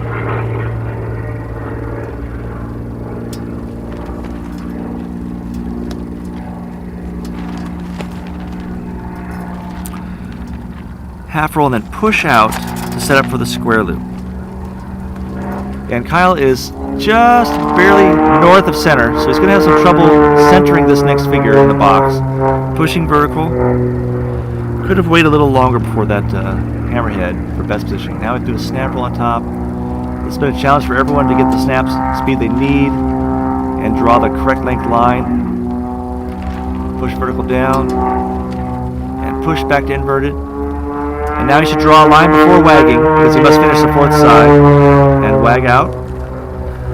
And that's a strong flight from Kyle. Really, really nicely flown figures. A little bit of issue here and there with a little positive, little negative, and overall bias on the west or the south side of the box, which is maybe due to the wind maybe picking up, I would think, because I think I'm seeing him drift a lot more than the other competitors, and that just creates a challenge that the competitors have to face. They really need to balance these sequences as best they can for the best presentation score, but that doesn't mean it's easy to do. He was just operating mostly in the leftmost side of the box with some excursions to the right side. But he did have some good figures, many good figures, many good points. Did a really good job of all the point rolls. Interesting on the tail slide that no competitors really had any trouble with the tail slide today. And when this tail slide was added to advance, there was a lot of concerns about it, but it looks like it's within the wheelhouse of our advanced competitors. In fact, I'm not sure it's going to differentiate any pilots at all, which is a surprise. Tail slide can easily result in a 0 if it's flown badly, but we haven't seen that so far today. We're on break for a little bit. I'll turn off the microphone for a bit and confer with the judges and be back with you soon.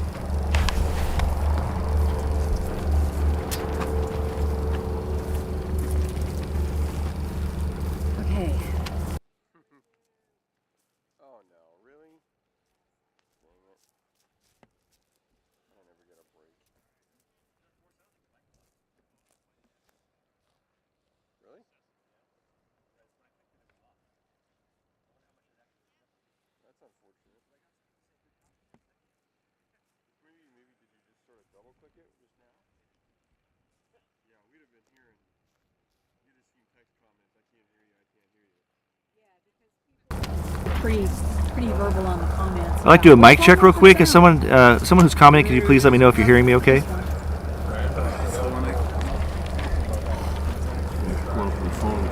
I'm sure it was working, otherwise you'd have heard about it.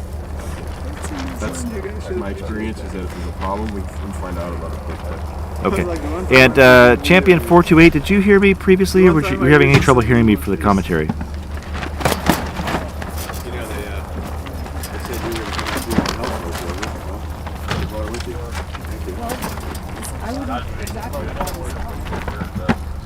So when I was married to my other husband, and Okay, thank you very much, everyone. We'll be back soon.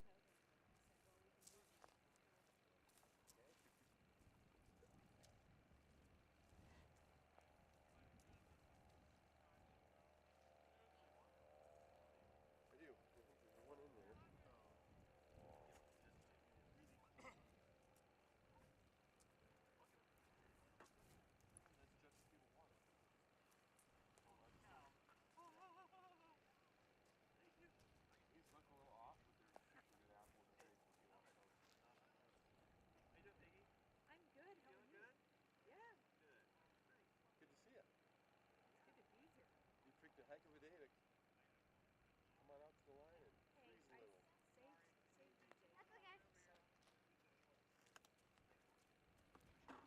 I'm out of daylight turkey, but later we can have some canned chicken pita. That sounds great. It's actually pretty good.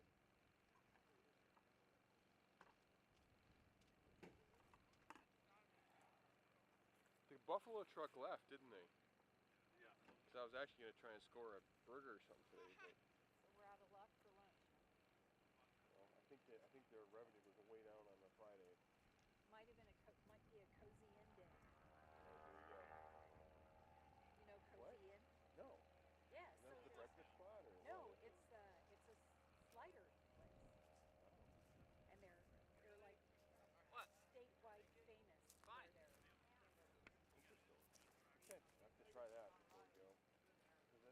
Are we gonna stay out here and right into the 4? Where's the 4? Right, but are we flying the 4 from this judge's line, or are you flying the 4 from the ramp this year? I think that's right, but I'm not sure.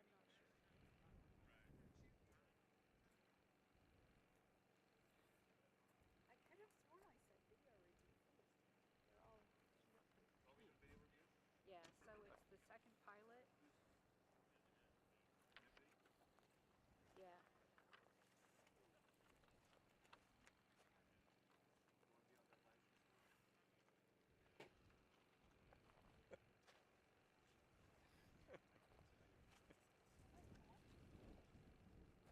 Yeah. Hi everyone, I'm here right now with Peggy Rittinger, our chief judge for the advanced team selection. How you Hi doing? guys. Yeah, how's it going, Peggy? It's good so far. It's cold out here. Yeah. When are we going to get Clayton to fly?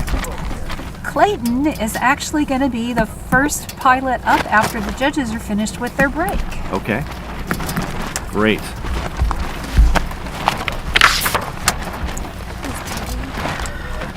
Well, everyone, you heard that. We're going to have a break. Chief Judge Peggy Rittinger has called a break. Following the break, we will watch Clayton Kirkland fly his program from the first free unknown, which is not the team selection flight. The judges are giving him a makeup flight because there was an issue with his paperwork before, and he gets to refly that sequence so he can be scored fairly. After that, we will return to the team selection flights. But currently, the judges are having a conference, a video review, which they do from time to time. One of the advantages of having the video here with Forrest is that the judges can go back and look at flights to make sure that they scored things correctly. They're allowed to change their scores and award zeros, or take zeros away in some cases, depending on the circumstances. So we'll let them do that. That'll take them a few minutes, and then I'll be back on with you shortly. If there are any questions, please go ahead and ask them in the text chat, and I'll get back to them when I can. Thank you.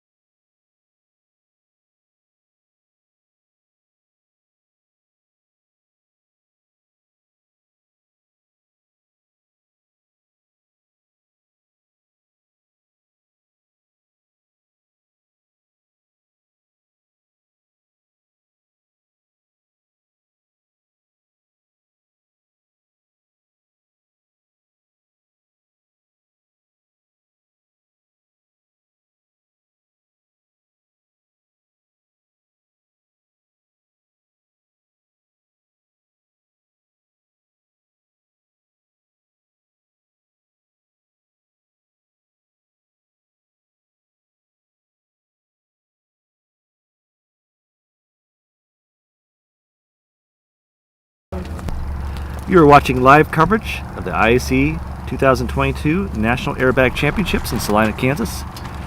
We are on a break right now. We'll be back very soon. It's 48 degrees. Have some good cloud cover today. Easy conditions for the judges to watch the airplanes, but a little chilly for them.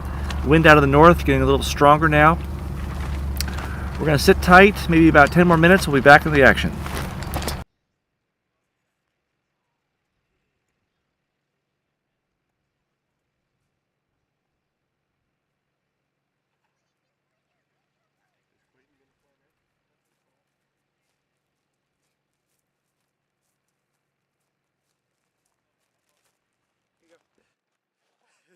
There you go. No, I know, but let me know.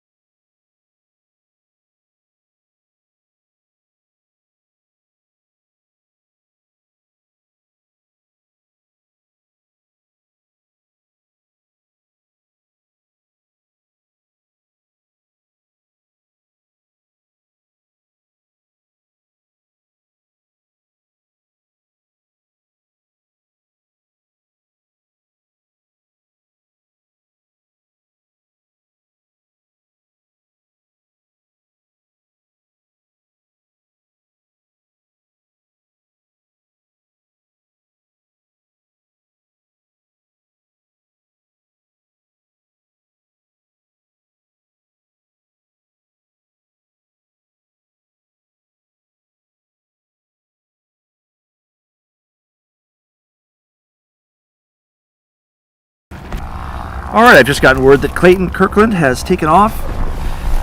So we'll be having him in the box very soon, I'm sure. Clayton will be flying the previous program, the first unknown. This is not a team selection flight. This is the first advanced free unknown. Clayton flew this when everyone else did as well, but was not scored correctly because of a paperwork issue. The judges had the wrong form. So now Clayton gets a second shot. We're listening to the radio right now with Chief Judge Peggy Rittinger and Clayton talking to each other. Just heard that Clayton will be doing a warm-up figure for this flight. And I can tell you no competitor wants to be in this situation, though of course some will say there's an advantage in being able to fly the program for a second time. These unknown programs are very challenging, and it's really rough sometimes because you're not ready for all the things the sequence requires. A second chance sounds like a great idea, but it's also very nerve-wracking, and I can promise you there's no competitor who wants to fly two of these in one day so close to each other. To try and memorize them both and be ready for both is a real challenge. We're about 1/3 of the way through the team selection pilots. Oh yeah, I do. We'll have this flight, then we'll return to team selection, and up next will be Mike Hartenstein in a Pitts S1. But before we do that, we're going to see Clayton fly program number 3, the first free unknown.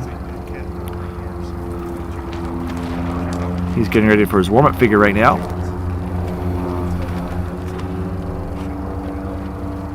And if I could have another sound check, please, if someone's watching at home and can just type in that they're hearing me okay, I'd appreciate that. Pulling vertical for a Humpty.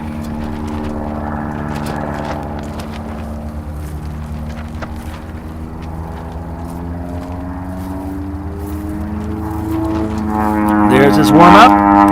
Now Clayton will set himself up for the first figure, which is a pull vertical 2 of 4, push, pull to 45 down, inverted, full roll, and then push to level. An interesting thing about these programs is Free Unknown 1 has 364 total K. Free Unknown 2, we're looking at about 293, which is a big difference, and you have to wonder when competitors are choosing these figures what their goals are. In the first Free Unknown, apparently the goal was to make the figures as complicated as possible, to use as much K as possible, but for some reason the competitors chose to go with a lot lower K figures for the second Free Unknown. There's a new policy that requires at least 65% to make the team, and possibly some of the competitors were worried about that threshold and eased up a bit in the figure selection for the second unknown. But regardless of that, right now we're going to watch Clayton fly the first Free Unknown, which is 364 total K, a very challenging unknown sequence. Beginning in figure 1 with a wedge, pull to vertical, 2 of 4.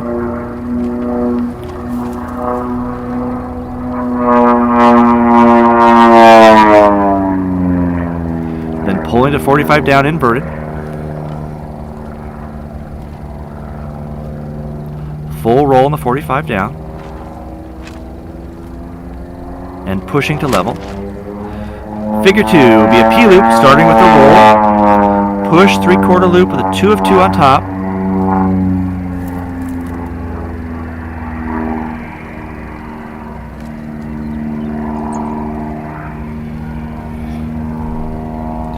Three-quarter roll down. Pull upright. Figure 3, double Humpty, pull vertical, 3/4 roll. Pull the vertical down with a 2 of 4 down.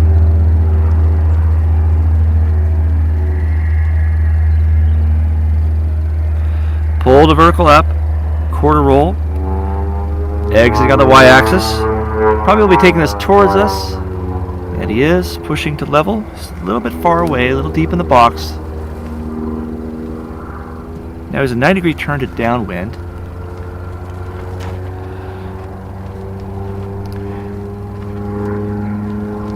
And a goldfish, which will be pull to 45, half snap,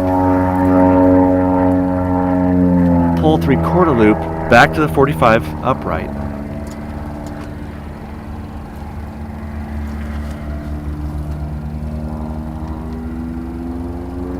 2 of 2 on this 45. 2 half rolls. There's 1 and 2. Then pushing to level to complete the figure. Figure 6 a half loop down. He'll do a 4-4 now. He's just about center box now. There's a lot of wind up there apparently. He's pushing now to a half loop down. Right in front of the judges. 4 of 2. Figure 7 is a connector. He's going to be rolling to upright. And now a half loop up with a half roll, then 4 of 8 opposite. He's getting very far away to the south right now. Pulling half loop up, 2 of 4, 1.5 snap opposite direction.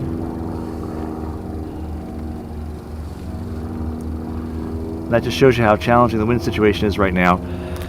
This figure is almost entirely out of the box.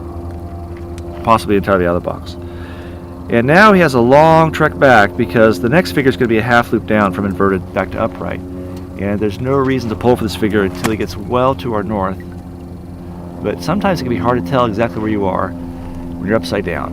So let's see how long he's going to wait here. See how much patience he has. Okay, he's pulling now at center box.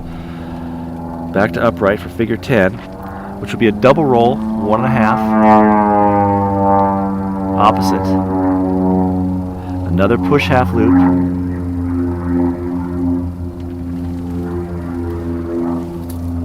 Quarter roll opposite on top.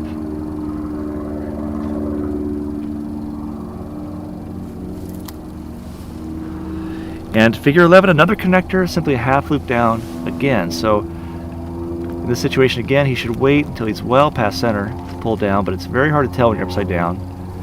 The trick is look out the side. Pulling now at center box. So not using the positioning to his best advantage here. Figure 12, pull 45.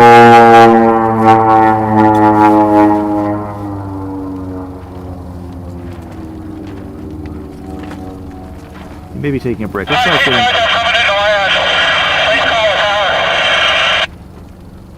Okay, I'm not sure exactly what happened there. We just heard Clayton calling to the chief judge and say he's coming to land.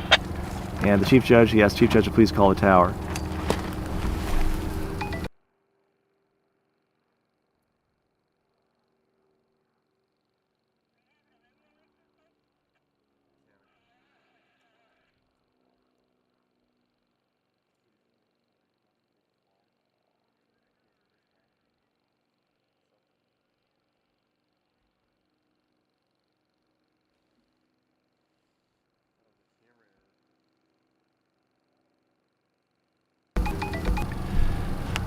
Well, we have an abort in progress. Clayton has a mechanical issue and has asked the chief judge to be able to radio into the tower. Of course, we're all watching to see how Clayton handles this situation. I'm not exactly sure what happened.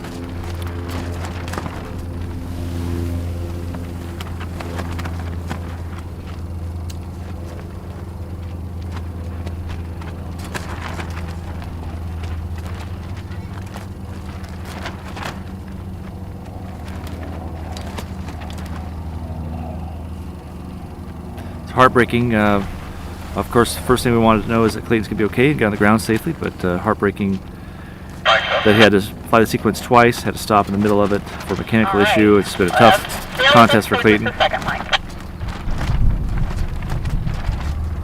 He's on final now.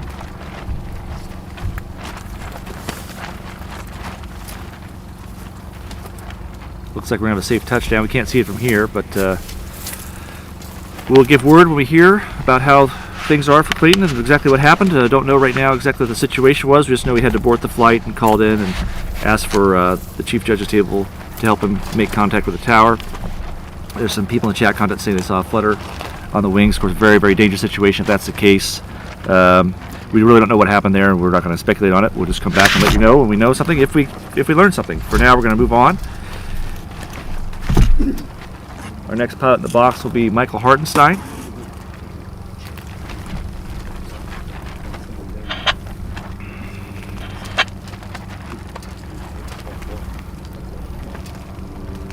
Alright, Mike, sorry about that. A little bit of confusion here, but we've got everything straightened out, and the box is yours, sir. Have a good flight. Michael Hartenstein will be flying sequence M in his Pitts S1.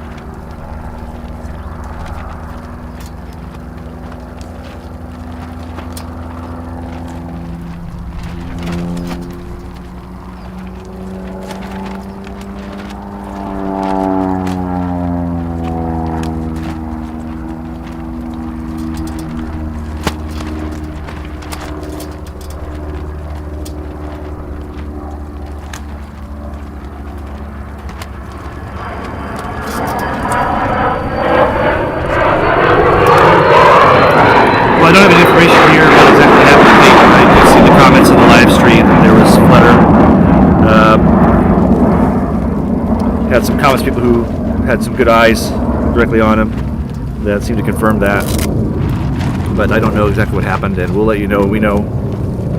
For now, we're preparing for Michael Hartenstein flying sequence M. Michael's out of California flying a Pitts S1S, and I believe this is his first time trying out for the team. He'll be doing sequence M, which begins with the P loop.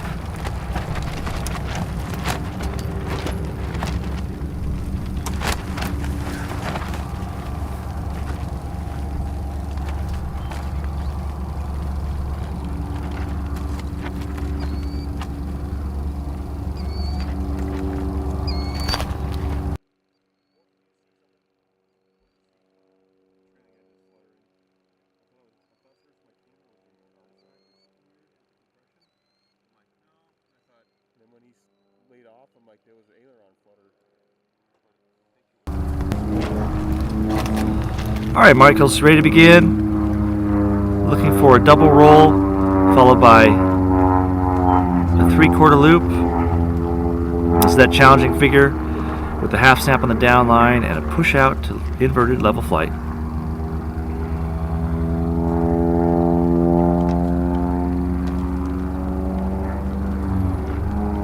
Figure 2, push to vertical, hammerhead. Sorry, I'm still not sure about that.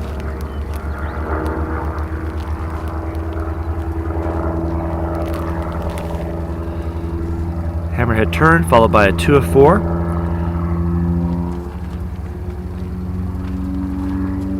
Pull to horizontal. Figure 3 will be the half Cuban with 1.5 rolls, half roll opposite on the bottom. And a 2 of 4 on the 45 down.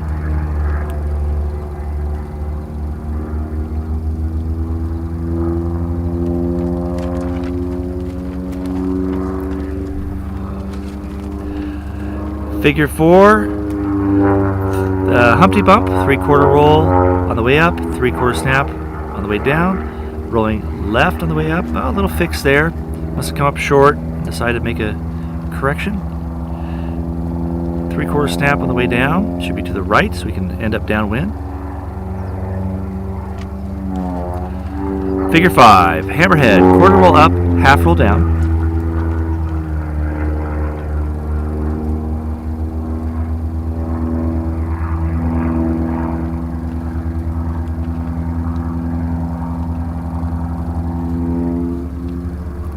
You'll end this figure on the y-axis coming towards us. Figure 6, Humpty, 1/4 roll down. This is a connector.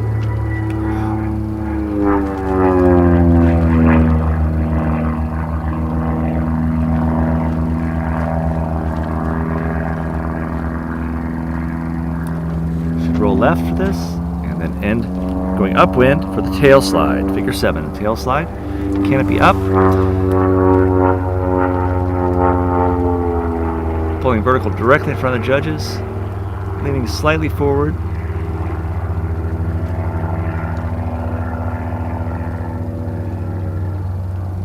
There's the slide.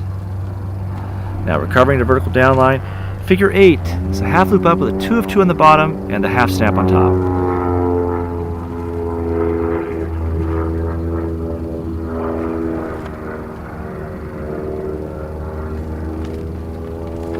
Figure 9, 4 of 8, half loop down, 3 of 4, 3/4 roll opposite. 4 of 8 first, 1, 2, 3, 4, half loop down, 3 of 4, followed by 3/4. There's 1, 2, 3, 3/4. Figure 10, half Cuban, but no roll, so pull 5/8 loop to the inverted 45 down, and then pushing to level, setting himself up for the square loop. Figure 11, square loop, push vertical,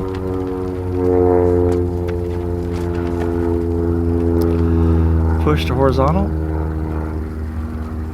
snap roll on the top. It's a challenging figure because it takes speed to do a snap roll, but all the sides must be equal. So if you draw a short line up, then you have to have a very short line on top, and there's not a lot of room for the snap roll. If you draw a long line up, then you have to have a long line on top to get your speed back. It's a complicated figure to fly well. Figure 12, half roll, pull, 5/8 loop, half roll on the 45 down, and then exit upright. It's another connector. Followed by the 8-sided loop, the octagon loop, to end the sequence. There's 1, and 2, and 3. 2 is maybe a tad long, pretty close, and 4, and 5, and 6, 7, and 8, and then he needs to wait before the wag. There's that last line. It's a pretty good 8-sided loop. Overall, nice flight for Mike.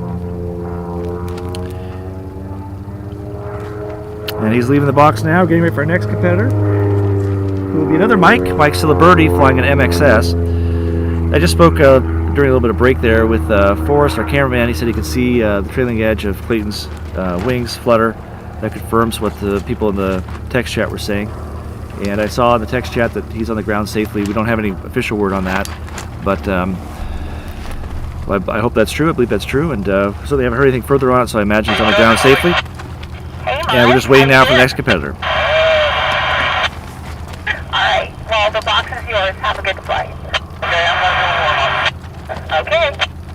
Mike Ciliberti, I don't know if you could hear, just talking to Chief Judge Peggy Rittinger, confirming that he will be doing a warm-up, and confirming his sequence will be Mike. So we have 2 Mikes in a row flying sequence Mike.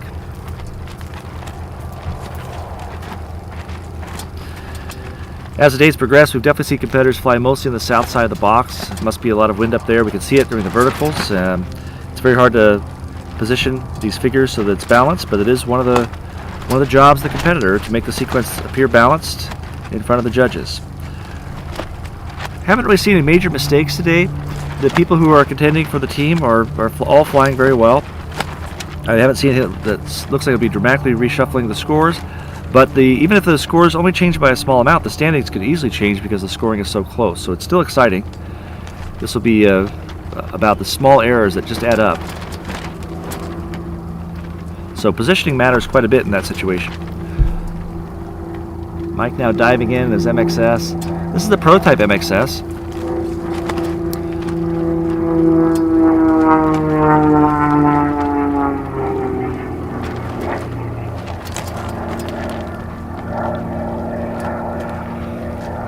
I was on the Unlimited team with Mike in 2017 in South Africa. Very entertaining person, one of the funniest guys I met in aerobatics. And a strong pilot. Currently, I believe in this number 2 position.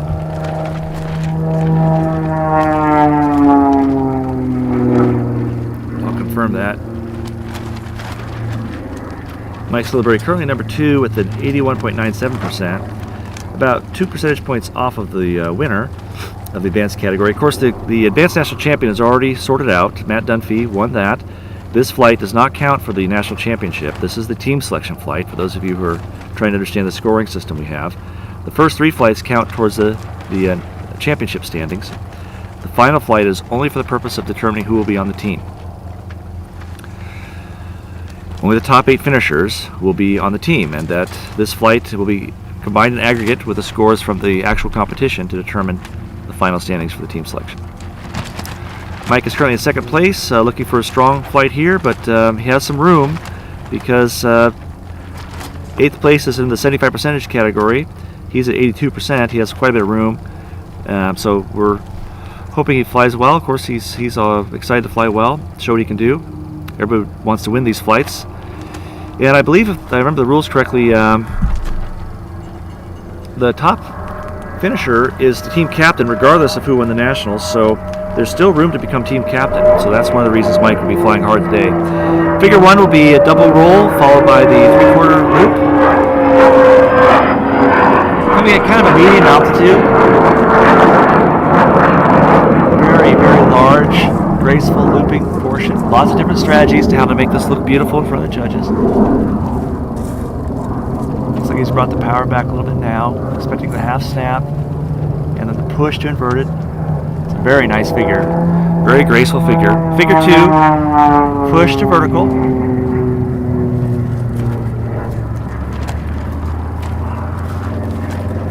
Hammerhead, and then a 2 of 4 in the downline.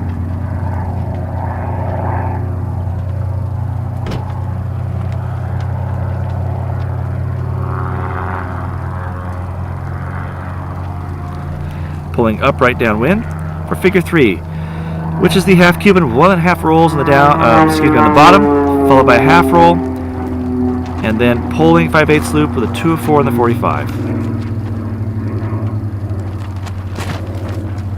And as Laura is pointing out in the chat, Matt Dunfee has won the national championship for the advanced category for a 2nd time in a row. 2 of 4, 1, 2, pulling upright for figure 4. This is the Humpty with a 3/4 roll on the way up and a 3/4 snap on the way down. Rolling left, a little over rotation there. Now we're expecting a 3/4 snap to the right, exiting downwind for this figure. Okay, that's a mistake there where he didn't quite finish that snap and had to correct it, so not his best figure. Figure 5, pulling vertical, 1/4 roll up, hammerhead, half roll on the way down.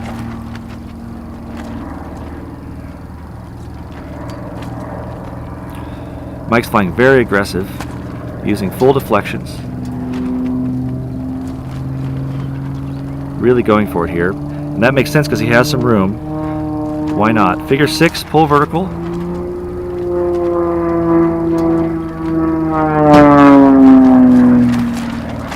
Pull vertical down, 1/4 roll, which he should do to the left so we can exit the figure going upwind.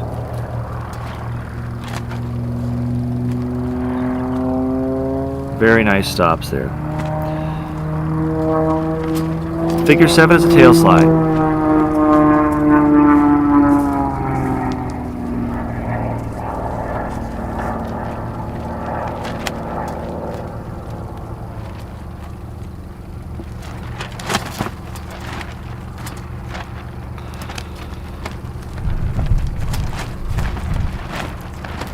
Following the pull to level, we have figure 8, which would be a half loop up, 2 of 2 on bottom, half snap on top. I'm expecting Mike to draw this a little bit to the north.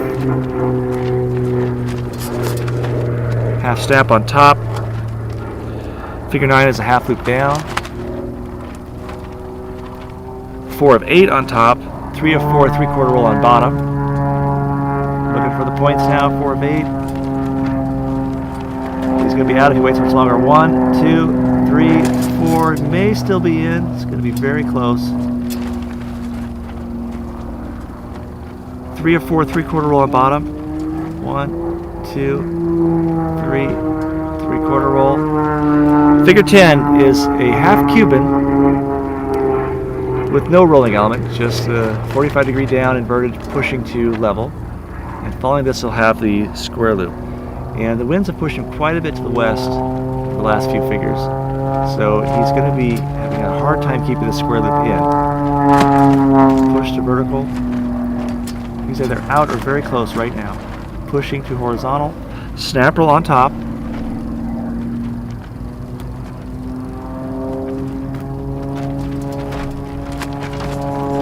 Push to vertical down.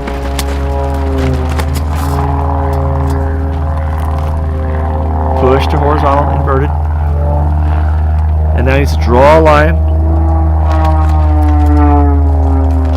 Half roll, now he's doing figure 12, which is a connector. It's a half Cuban. So half roll, pull, 5/8 loop, half roll in the 45. He'll exit this figure upright for the 8-sided loop.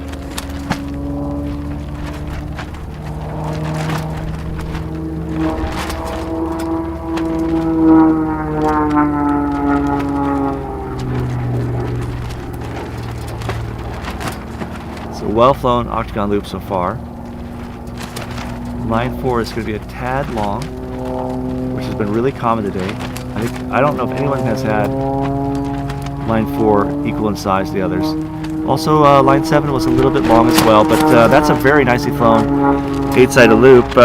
So Mike had a little issue on figure 4, trying to figure out exactly when to stop the rolls, and otherwise the only real complaint I would have is positioning. Mike showing off some of his skills, his willingness to use the full deflection of that MXS is a real strength, even though I know there are some issues there in a couple of the figures. Because of that, that is exactly the strategy you have to fly well in a team, and Mike, I think at this point, probably knows he's made the team. He realizes that his job is to go out there and fly hard, and he's done that. So I'm sure he'll be rewarded in the cases where that worked out really well, which it did for the most part, but he'll probably be punished when it didn't work out. That's what we expect when you fly as hard as he did. Alpha. The box is yours, sir. Have a good flight. Got a question in the chat. What's your recommendations for training flights while working towards perfection? Not yet repeatable, take advantage of coaching.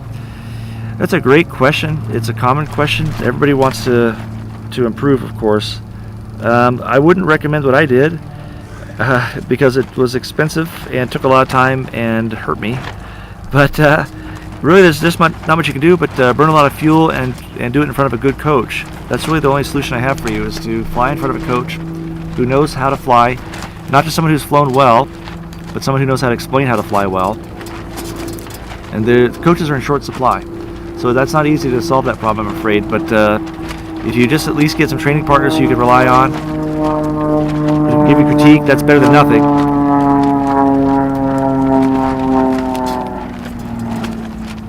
Looks like this is Mike Galloway. Yep, 3 mics in a row, but Mike Galloway is flying sequence Alpha.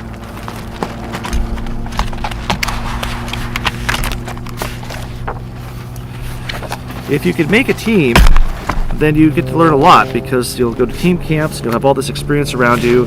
Associating with people who are stronger pilots than you is a great way to learn. But in order to really become a great pilot, you have to fly in front of someone who can give you good advice. And unfortunately, there's a lot of people who are strong pilots or medium pilots who are not really good at giving advice. You need both. It doesn't help to have somebody who's a better pilot than you if they can't tell you what to do.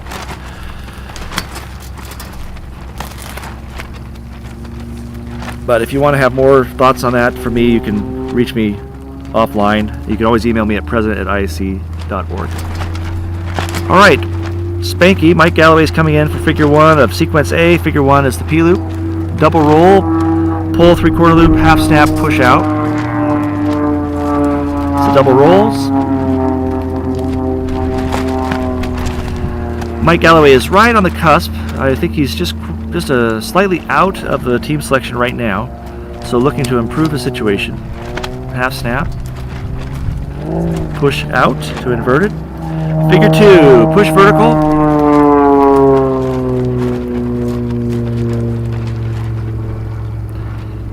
Hammerhead. On the down line, there will be a 2 of 4.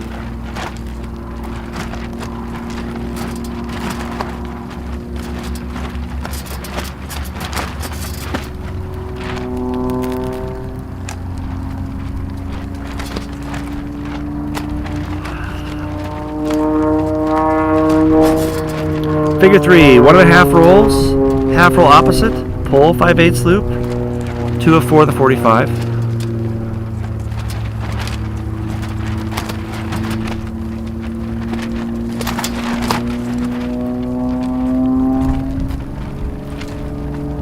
Pull level. Figure 4, hammerhead with a quarter roll up, half roll down. It's kind of a medium distance away from us. Let's see which way he goes. Okay, he went left, meaning he'll come towards us. Most pilots have been doing that today. There may be some wind going off the judges because I haven't seen a pilot take a connecting figure or a y-axis figure away from us yet today, I think. Half roll and then pull level coming towards us for a Humpty Bump, figure 5. This is a connector, Mike's first connector in the program. Pull vertical, pull over the top to vertical down, quarter roll to the right to exit on the downwind.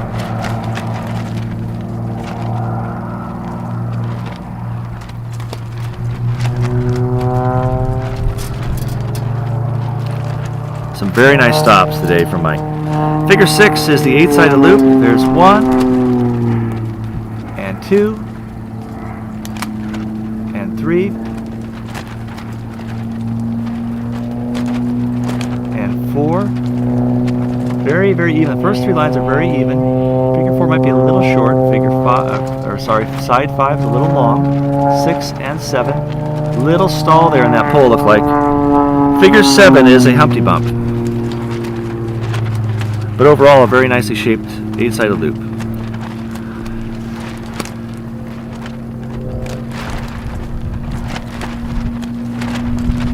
Half roll on the down line. This is also a connector. Figure 8 is the tail slide.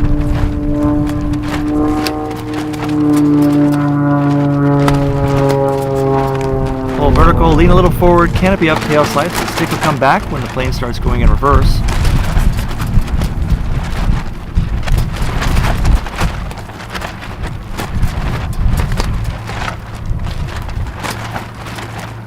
Now pull to level to finish the figure. Figure 9 is our Humpty with a 3/4 roll up, a 3/4 snap down. Let's see which way he chooses to go here. Rolling left. Pull over the top. We'll do a 3/4 snap to the right on the way down to exit the figure going downwind.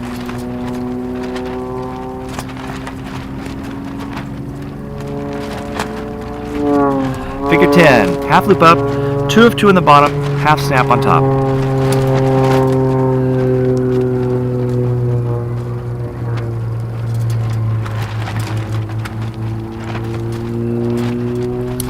Figure 11, half loop down with a 4 of 8 on top. 1, 2, 3, 4. Some very crisp points there. On the bottom we have a 3 of 4, 3/4 roll opposite. 1, 2, 3, 3/4 roll opposite. Figure 12, Humpty Bump, quarter roll up, quarter roll down, and exiting inverted on this figure. Quarter roll left, so he'll be rolling left on the down line as well because he has to exit inverted. And now pushing to level inverted flight, setting up for figure 13, which is the square loop.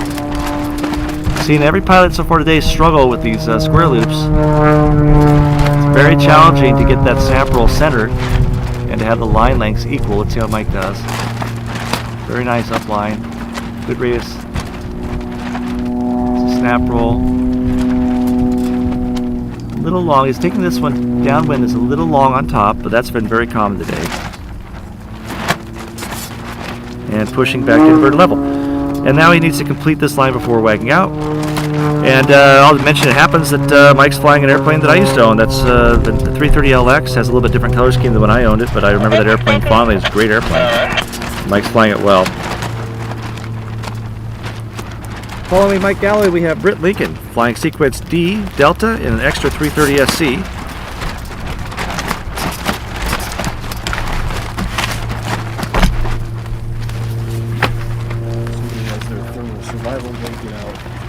Oh yeah. Got a survival blanket out there on the judges' line. Smart. Very smart.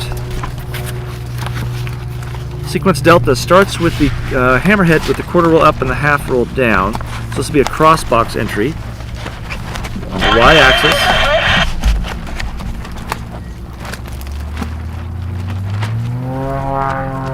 Good morning, Mister. The box is yours. Have a good flight. Check and see if there's any scores posted yet we can share with you, but I don't think there are. How many are going to come toward the judges or over the head? For my sequence, I will come towards the judges on the line. Okay, very good. So no scores yet from these flights. I was hoping we'd get some scores in soon. If we do, then I'll be sure to share them with you. Just heard on the radio, Chief Judge Peggy Riedinger and our competitor, Britt Lincoln, discussing her plans. She'll be flying a warm-up figure, and she'll be coming in towards the judges, I believe she said. Wind has definitely picked up a little bit here on the ground. How you doing, Forrest? Great. Yeah? Yeah. Okay, well, I'm cold. I don't have any extra clothes for you. Oh, I'm fine. I'll be all right. Just a little chilly. I can zip up my jacket all the way now.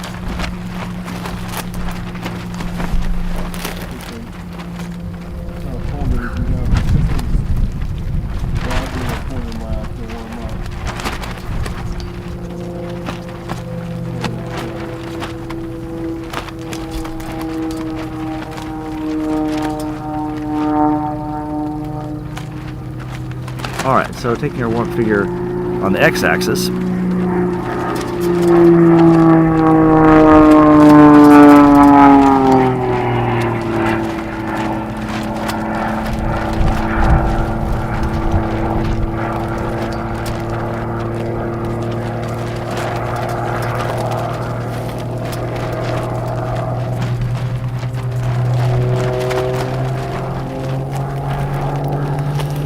So, while you do that, Aerobody, you've asked about training.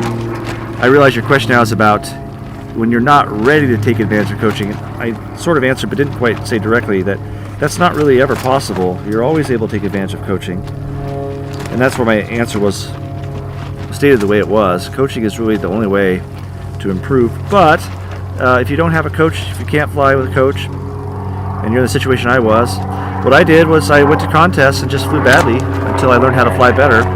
Listened to the judges and picked up all the tips I could. And sometimes I talk about in music. If you play guitar, we call it woodshedding. You go around behind the woodshed and practice by yourself until you get your chops built up. Then you go out and perform. Maybe you could do a strategy like that. But the problem is you'll end up learning some really bad habits because you really can't stumble upon what other people have learned through so much effort over so many years. If it's not taught to you, you'll struggle forever. So don't do that to yourself. Get some good advice, get some good coaching. Plus your safety matters too. What value do you put in something like going to judges school? Forrest is off camera here asking how much value I put into going to judges school. I think anything you do to inculcate yourself in the sport of aerobatics, including attending contests, becoming a judge, it all adds up. Okay, she's wagging in. We hear the bell. First figure will be a hammerhead with a quarter roll up and a half roll down. Needs to exit this figure going upwind. So we expect a quarter roll to the right. Hammerhead.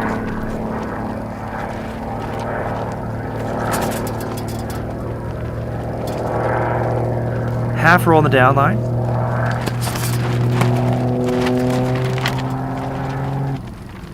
And we hear her chop the throttle a little bit. Pulling level. Figure 2 is the 8-sided loop. She's right in front of the judges. First side, second side. It's about right. Third side. Very good. Fourth side. A little long. Fifth side. A little longer than the first side anyway. Also long. Vertical down. Short. Seventh side. Eighth side is good. Challenging figure. Figure 3 is the Humpty 3/4 roll up, 3/4 snap down. And she's drifted quite a bit downwind here, so positioning is not great. This figure really be better placed on the right side of the judge line, but it's on the left. Going level. Regardless, a very nice set of rotations here. Figure 4, 2 of 2. Pull half loop up, and I think she'd be out right about now. half snap on top. Figure 5 is an S. I'm not sure I saw enough pitch and auto rotation in that snap. Let's see what the judges think of that. The judges are looking for distinct pitch and auto rotation, and I'm watching live and viewing both the aircraft to the sky as well as the camera feed, so it's not easy for me to tell some of these things. Didn't see it directly. Now figure 5, she's taking the S, gaining quite a bit of altitude here.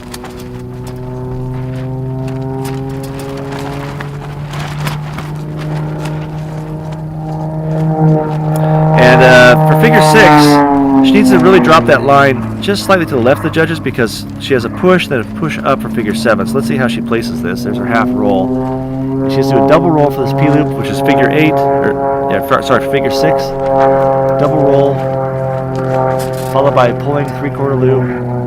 Depending on how much wind there is, this strategy might be about right, but I'm thinking the vertical down line should be just to our left. It's going to be just to our right. That might work out okay, actually, because it's pretty windy. You can see the wind. Now, she's right in center box, in fact. Just on the north side of center, looks like. There's the snap, a little over and back, now pushing. And now she needs a push before she reaches the center box on that side, so it's going to be a big push here. Push to vertical.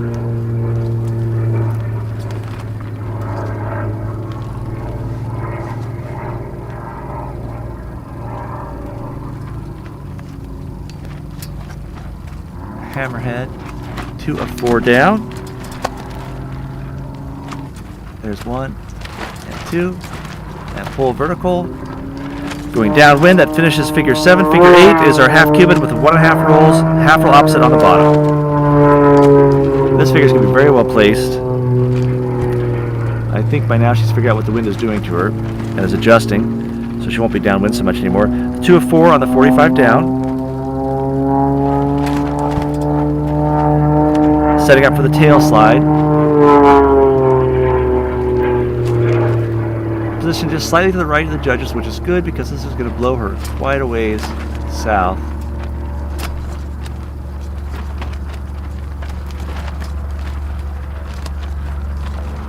Again, the competitor's not really struggling very much with the tail slide. There was some anticipation about it, but it looks like everyone's getting it figured out pretty well. Pull level, figure 10 is a connector. Immelman, half loop up, half roll. Very nice positioning right now. Little heading change in there. Figure 11, 4 of 8 on top. Half loop down. Worried about a low call here at the bottom of this. 3 of 4, 3/4 opposite. Very close. Nicely executed rolls. Very close to low, it's hard to say. Figure 12, Humpty, quarter roll up, quarter roll down.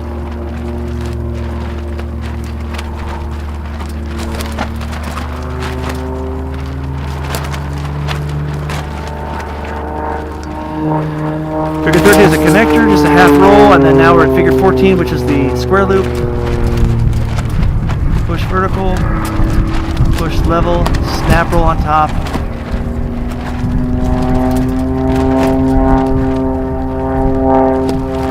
Push vertical down. It's very long on top, and the snap roll is not centered. Negative down, push, level inward, and then wag out. Overall, very well flown sequence. Some issues here and there, and understand when I'm calling some of these things, I'm not a judge right now. I'm watching both the aircraft in the sky. I'm looking back at the sequence form. I'm looking at the live feed. My eyes are not centered on the airplane all the time. Give you the best thoughts I can, trying to help you see the things that you can't see on video very well, to give you some ideas of how the flying looks, to help explain what the judges might see later. But overall, very strong flight. The impression was very good. The position was very good, especially the last half of the flight. There were some issues with that going downwind on a couple of the figures. But a strong flight overall. Alright, Doug, the box is yours. Have a good flight. Okay, we'll come in for the one figure, and then we will come in for good. Alright, we're looking forward to it. Up next, we have Duncan Corbel flying an extra 300L and flying sequence Charlie. One pilot passed halfway. Our editor, Lori, informs us that we are, if Britt makes the team, she'll be the first woman to make the team. The advanced team since its inception in 1996. It's a very interesting fact for everyone.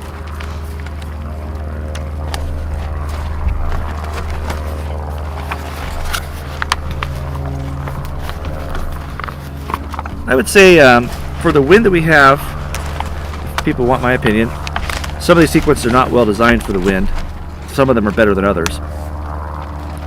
But many of the competitors are struggling to keep the sequences, the figures upwind or centered. And in some cases, I don't know if they could do a lot better because there's enough wind that it's very hard to work with it. And when you have these downwind figures, it's just hard to do a better job than they're doing right now. So we are seeing some outs for sure. We are. A question was asked for facing west. Yes, we are on the east side of the box, directly facing west. There's not a lot of wind on the ground. It doesn't feel like it's strong at all. I do hear the canopies rustling a little bit. What's that for us? The truck is sheltering. Yeah, we're behind a truck. We're in a lee, so maybe there is more wind than it seems. This will be Duncan Corbel flying an extra 300L, doing his warm-up figures.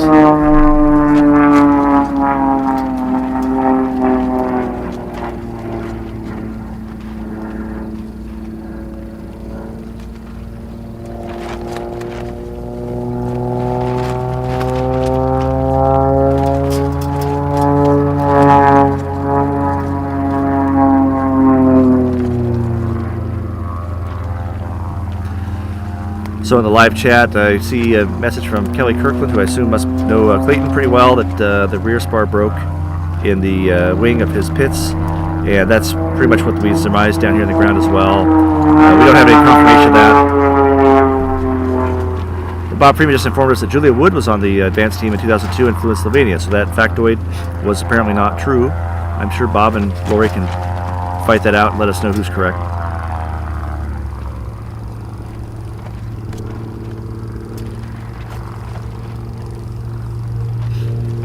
Well, I think that Lori's confirmed Bob is correct. So we already had a female competitor on the advanced team, but it'd be nice to have another one. It's been 20 years by that count.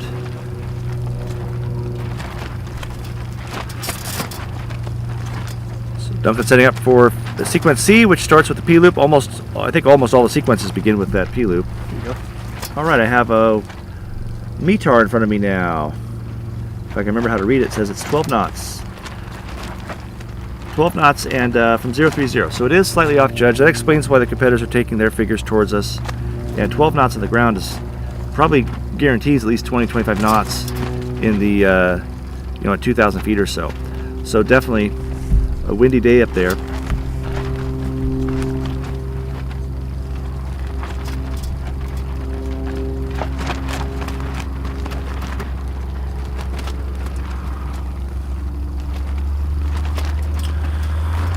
Different strategies abound, starting with the most challenging figures, often a good idea. Saving it for later could be a good idea, letting the pilot get warmed up. In this case, you have a figure that's very critical on altitude. I think that's why most competitors are choosing to fly this one first, to make sure they're set up where they need to be for safety's consideration.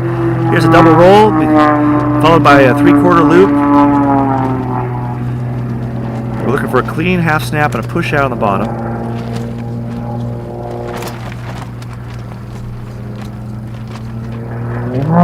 Now that big push to level, inverted flight. You push to a climbing line. Figure 2 is a hammerhead. Push to vertical.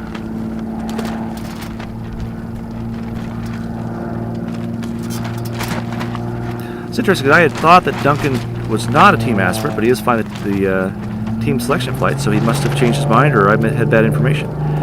Figure 2, pull to level. Figure 3, 2 of 2, half loop up, half snap on top. It'd be hard for Duncan to be on the team because he's the contest director for the WAC, but maybe he's got a plan for that. Figure 4, 4 of 8, pull half loop down, 3 of 4, 3/4 roll opposite.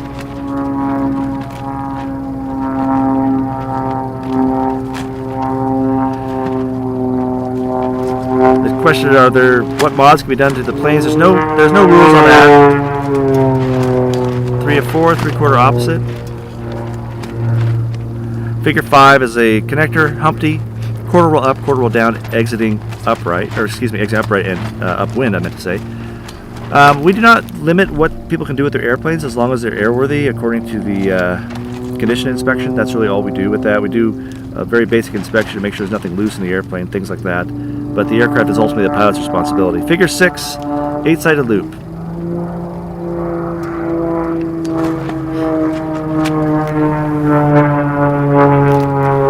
Side 1, side 2 is positive, side 3 is steep, side 4, this is, now the sides are very close in size and length. On that note, this is one of the better octagon loops, but it's sort of hard to pick out the sides because the corners were very large. Figure 7, pull, push, pull, Humpty, quarter roll down. And this is a y-axis figure, so you can take it whichever direction he wants. Coming towards us then, rolling to the right. Pull level, figure 4, hammerhead. This is the quarter roll up, half roll down hammerhead. Right at the very front of the box. Quarter roll left. You can see the wind pushing him quite a bit. There's a little pause in that line probably. Half roll the way down, exiting downwind.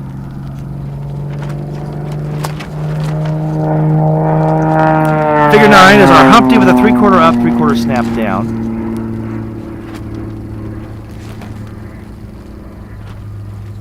Three-quarter roll, going to the right. So he will want to do the 3/4 snap to the left, so he can come back upwind. Looks like he's out by now, down there. Wind's really blowing him away from us. We did a quarter roll, so he chose not to do the snap roll. That figure requires a snap roll to the left on the way down, but he chose to do a quarter roll instead. Figure 10 is our tail slide. He's low, possibly not a low, possibly not too low, but very, very close to it. Figure 10 is our tail slide, canopy up tail slide.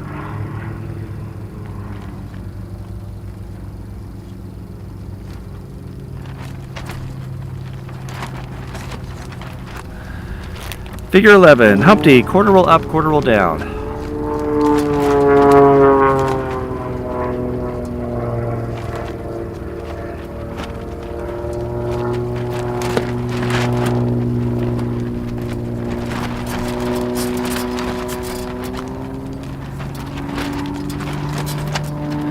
Figure 12, half Cuban, 1.5 rolls, half roll opposite,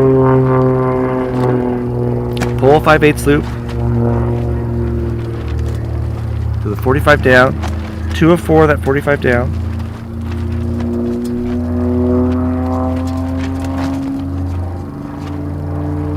pulled upright. Figure 13 is a connector, it's a hammerhead with a half roll down, pushing out.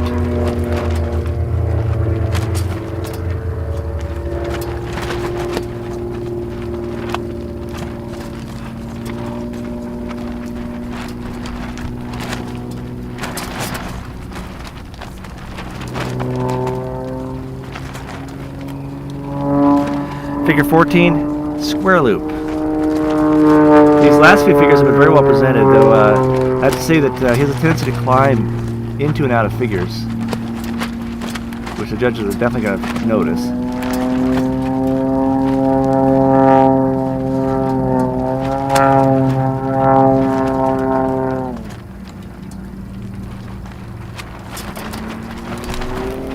End of sequence.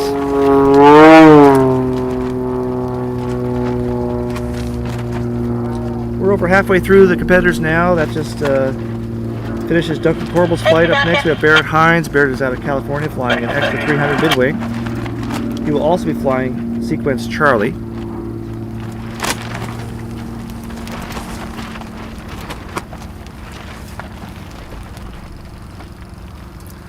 Had a comment made about how some of these maneuvers are easier in some of these airplanes. It's true. There are some maneuvers that are easier. We have a lot of extra energy available in some airplanes versus others. More horsepower, lighter aircraft. Some aircraft are stiffer than others. Composite aircraft had the advantage of stiffness versus an aircraft made of wood and fabric, which could be a lot more flexible.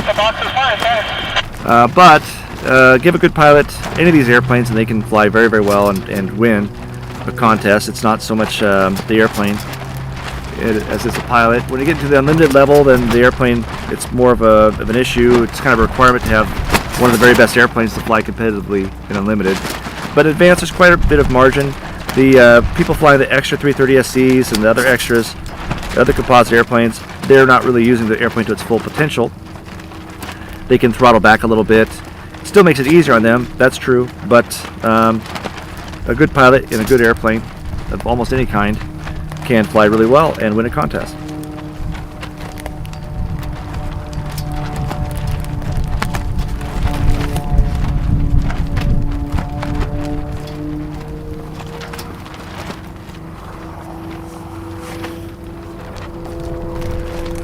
Barrett Hines is the ISC's rules chair. He chairs the program that creates the rule book and maintains it. So when you send in your rule change submissions, Barrett's the one who receives your email and works it through the system. He's been flying his extra 300 in advance for a few years now.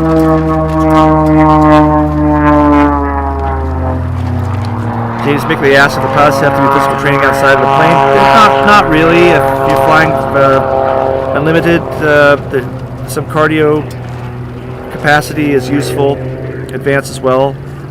Strength is important for some maneuvers, but the physiques of the pilots differ quite a bit. I wouldn't say there's any one physique that is necessary.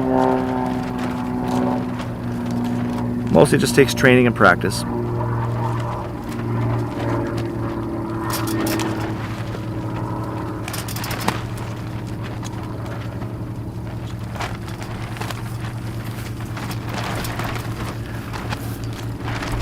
Aerobatic pilots do pull a lot of G's, but they also don't pull them for very long.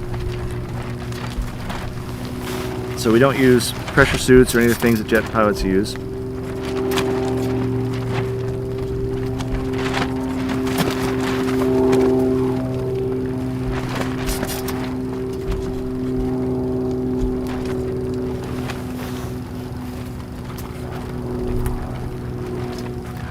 We're waiting now for Barrett to set up for his flight. He looks like he's turning to base pretty soon.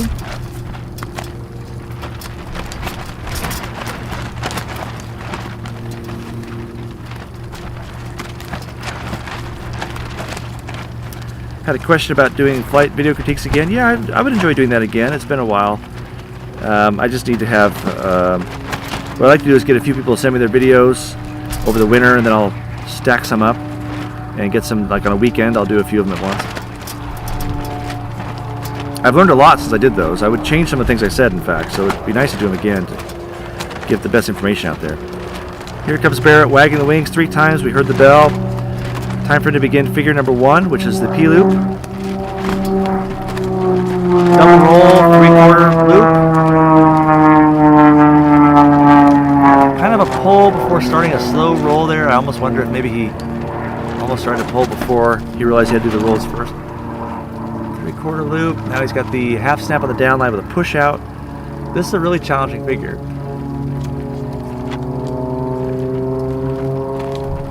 Half snap and then push, hard push, inverted. Push to vertical for figure 2, 2 of 4 at the downline.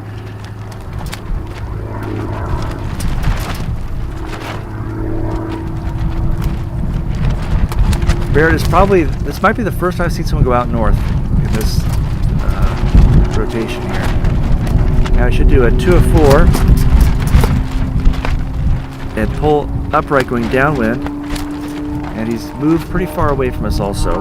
We'll see if he works his way back towards us. Figure 3, it's a half loop up, 2 of 2 on the bottom, half snap on top.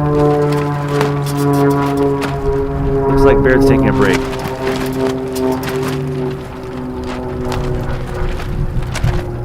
So something went a little odd there at the very beginning of the first figure, and maybe he just didn't feel right in the seat or something. Maybe something is going on that he wants to get situated. So he's taking a break. He'll pick back up. Usually they'll rock the wings 3 times when they start again. We'll let him get himself situated. Question was asked, my current limits are +7 and -6. Is that sufficient in advance? Yeah, that's fine. I honestly, I try to stay within those limits most of the time in unlimited. I do pull and push more than that, but it's not actually necessary. From the ground, the difference between a 9G pull and a 7G pull is not that different. It doesn't really look much different. But to stay in the box, you have to pull very hard. You need to fly fast. But advanced, you can definitely do it with those limits, no problem. And if you can fly +7, you can probably fly +9 anyway. With a little more practice. Okay, here comes Barrett. It's going to be a 2 of 2, half loop up.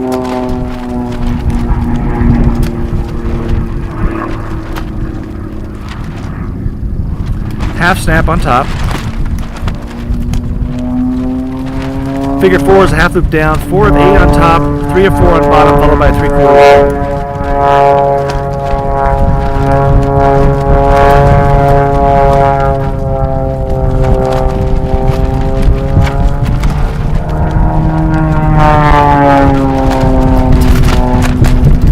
Wind is really picked up here on the ground right now, and it's gotten cold. Figure 5 is a Humpty, quarter roll up, quarter roll down. Definitely out of the box on the south side right now. Very challenging, very windy up there. You can tell the wind has picked up for sure.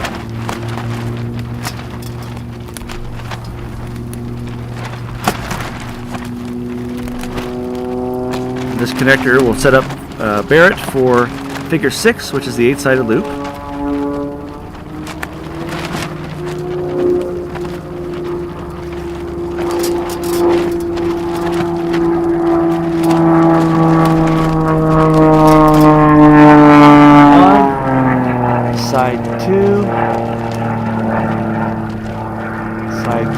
Pretty even so far.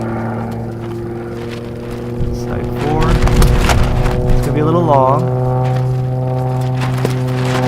5. Looks pretty good. 6. 7. It's very nice looking. They're all even length to me except for the top. Figure 7. Pull, push, pull Humpty with a quarter roll down. I expected it to roll right to come towards us, but he could go left to go away. He's got enough room to come towards us for sure. There's the right hand roll. Pull level, figure 8. Hammerhead with a quarter roll up and a half roll down. Should roll this left. Very careful roll there. You'll see some competitors rolling very hard with very aggressive stops. Other competitors are rolling slowly to make sure they don't make a mistake. Half roll down, pull level, figure 9, roll up, 3/4 snap down. I expect him to roll to the left, which is pretty close to us. He rolled right, so the concern will be that he might end up being over the judges' heads, behind them even, as he finishes this figure. He should do the 3/4 snaps to the left, so he can go upwind when he's done. Very close to the front, probably out of bounds on the front. Right in front of the judges now. Figure 10, tail slide.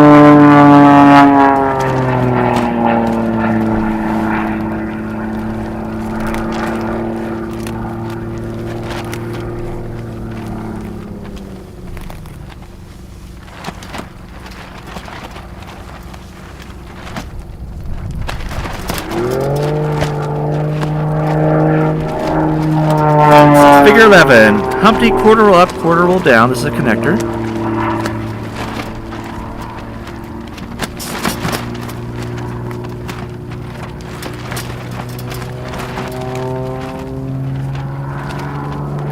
Figure 12 is our half Cuban with 1.5 rolls, followed by half roll opposite on the bottom.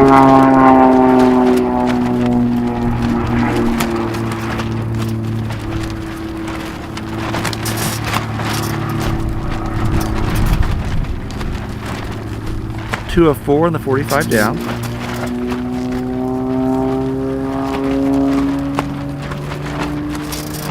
Pulling level, figure 13, which is a hammerhead with a half roll down. This is a connector, which will set Barrett up for the square loop.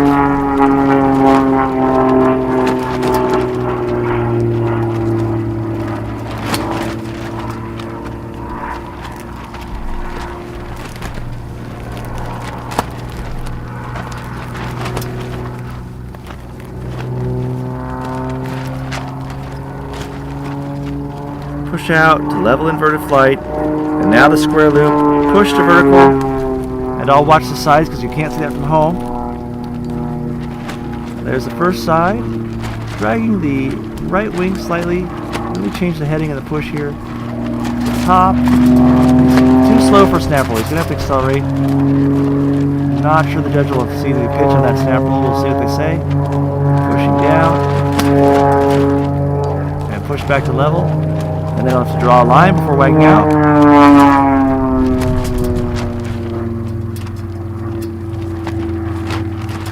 Okay, and there we are. There's the wags. Sequence is over. Had a question from Dan about the wind limits for competition. Advanced and Unlimited can fly in up to 25 knot winds, and there's a difference with primary and sportsman. I can't remember intermediate, but they have a 50 knot wind limit in primary and sportsman anyway, as I recall. That's from my memory. The box is yours. Have a good flight. But there's a separate crosswind limit. We're talking about wind limits directly down the runway. The wind today is almost exactly out of the north, so there's not really a crosswind issue for takeoff and landing, and that's what we're worried about. And occasionally, or often even, the wind is much stronger at altitude than it is on the ground. We have had situations, I remember at Oshkosh a few years ago, where we had about a 45 knot crosswind in the box while the winds were within limits on the ground, and we just had to deal with that. In international competition, they're much more strict on wind limits than we are at the IAC. The IAC allows for a lot of wind. Yeah, we've had talk about changing that from time to time, but then some contest directors point out that they live in windy parts of the country and have to fly at windy parts of the year, and they want to have contests. So the rules allow for contests in much windier conditions than in other parts of the world. Rob Dimovic is coming up next, flying an extra 300 mid-wing. He has the stars and bars, the kind of flag airbrush color scheme. It's really neat. He's flying sequence H. Question about when are the freestyle pilots expected to fly? We're expecting to fly, I can find out for sure, but I think it's like at 1 o'clock, but I think it'll be, I'm expecting it to be a little late. At least I hope, at this point, I hope that I have enough time, because I think I'm number 1 in the rotation, so hopefully we get this done and I get time to get ready.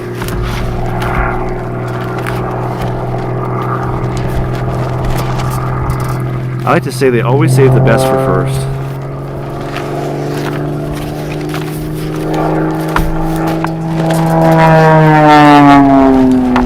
Rob's flying sequence H, which begins with the P-loop, as most of the sequences here do.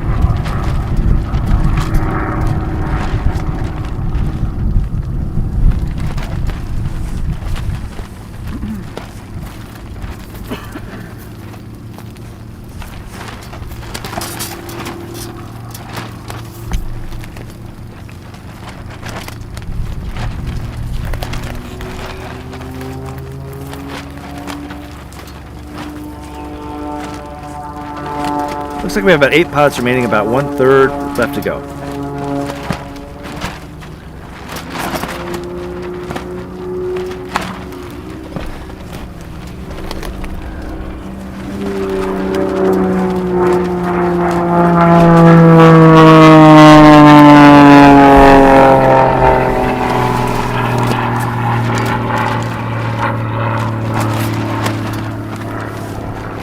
You're listening right now to Jim Burke, IAC President Jim Burke, and a limited competitor.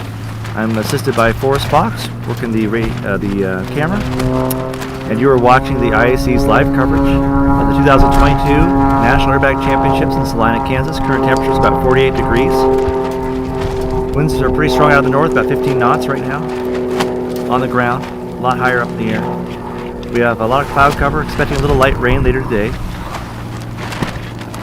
We're about 2/3 of the way through our rotation. This is the team selection flight for advanced. Only people who are team aspirants are eligible for this flight.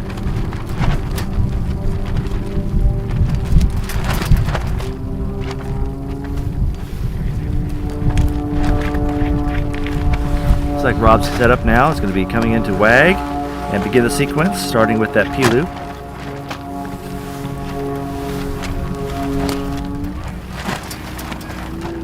Some nice crisp wags. Okay, beginning figure 1 will be a double roll, then a 3/4 loop.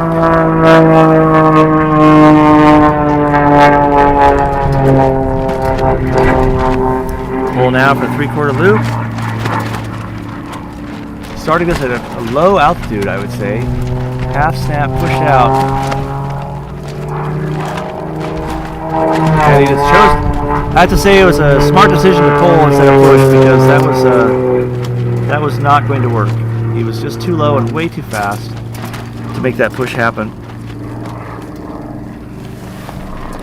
Good decision.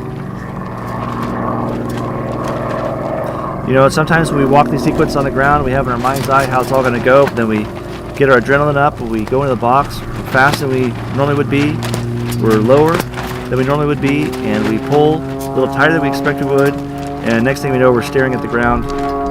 It's time to do a big push, and it's just not a very comfortable thing to feel. The right thing to do in that situation is to pull and start over. It's the correct thing to do, so we're going to let him get himself situated and come back in. He may fly that first figure again. He may choose to pick it up on figure 2.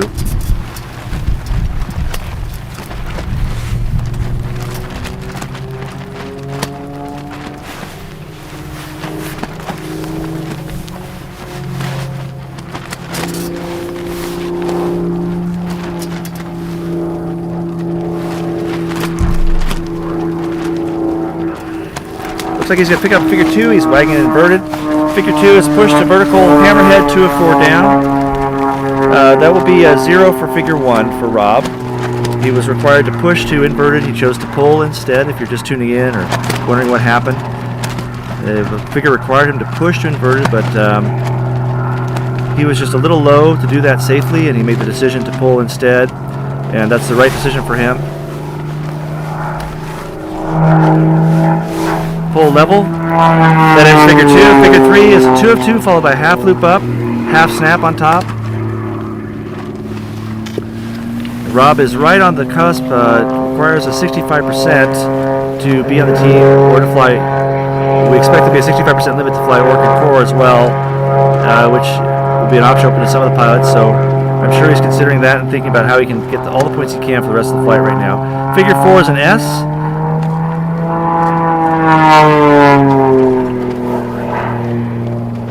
This is a connecting figure, which will set him up for figure 5, which is the half Cuban. 1.5 rolls at the bottom, half the opposite. Pull 5/8 loop, 2 of 4 on the down line, 45 down rather. It's a nicely placed figure with the roll right here centered directly in front of the judges. Well chosen. Figure 6, pull vertical, 3/4 roll Humpty, 3/4 snap down.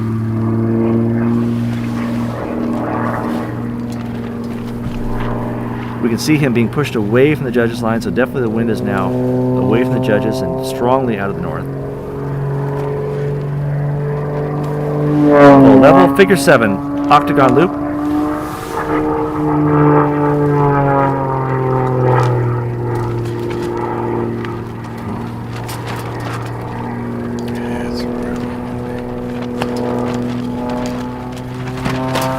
Figure 8 is an Immelman, and he should wait quite a while before pulling that because the wind is very strong out of the north.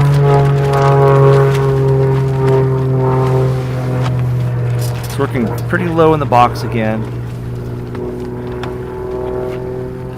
This is a half loop down with a 4 of 8 on top, 3 of 4 on bottom. Plenty of altitude to make this work. We're not worried about safety right now, but he is getting a little low, and there is potential that he get a low call later in the sequence. 3 of 4, 3/4 roll opposite.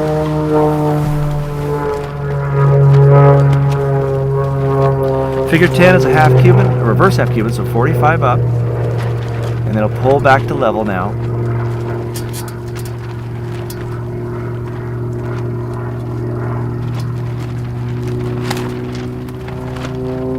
Half roll.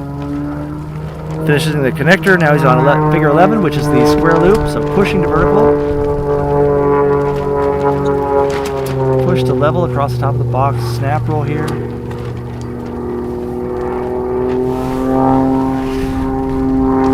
Push vertical down.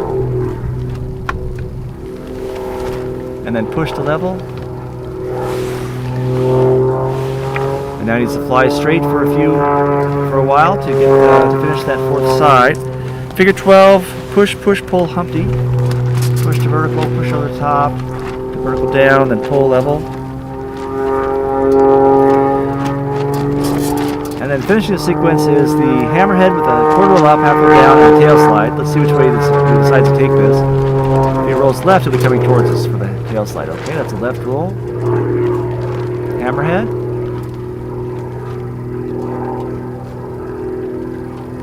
Half roll.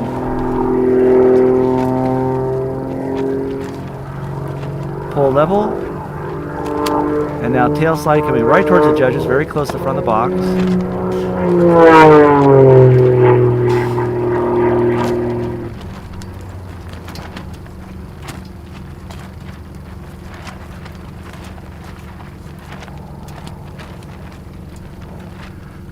And now pulling level to end the sequence. Alright, well there was obviously an issue in the first figure. I think at the end of the day, everyone should congratulate Rob for making a really good decision in a tough situation. We all want to do very well and we want to push ourselves. We want to get the most out of the figures. It's hard to decide not to finish a figure, but it was a good call. He was very close to the bottom. He probably would have been called low if he had finished it. Probably could have finished it safely, had plenty of altitude to do that. But the low call would have been bad for him and it would be scary for him and everyone else. So I think that was a good decision. And, you know, it's just hard to set these figures up sometimes. With more experience and more time to practice that kind of thing, I'm sure he will practice that. He'll come back next time and nail a figure like that. Other than that, the figures were presented very well, balanced pretty well in the box, and there's a lot of good flying in there. His octagon loop was pretty good, and I didn't see any other zeros. So we'll see what happens to his scores. He has to improve a little bit to reach that 65% threshold. So we'll see what the judges do with his flying. Some questions came in. Jim, is it challenging for you to be used to going to the surface during air shows, having a 300-something foot floor during unlimited competition? No, not really. Not really challenging. The truth is, I don't get that close to the ground most of the time in my air show. I do sometimes, but the ground is very draggy and turbulent, so I choose not to be near that very often. Some people like to be really close to the ground. I do it sometimes, but it's always very controlled. And when I'm flying competition, it's just a different mentality entirely. Everything about my flying is very different. It's so tightly controlled, and I'm so worried about the energy, and I'm just focused on presenting well for the judges. So I'm thinking about being about 500 feet is about perfect altitude, and 300 feet is lower than I even want to be. Whereas with air shows, I'm thinking about how to come near the ground in a way that looks like it's scary, but isn't actually scary, isn't actually dangerous. So it's a different mentality. I just saw in the text message that this was Rob's first time in advanced competition. That is a really tough thing. You know, I flew advanced for the first time and zeroed a couple figures of the first flight. It's a tough thing to step up to advanced. It's a very hard jump from intermediate to advanced. So anyone who's doing that for the first time, you get a lot of credit just for giving it a shot. And the 4-minute freestyle is starting at 1 o'clock. I'm the first competitor in that, so I will be leaving this in time to go do that, I suppose.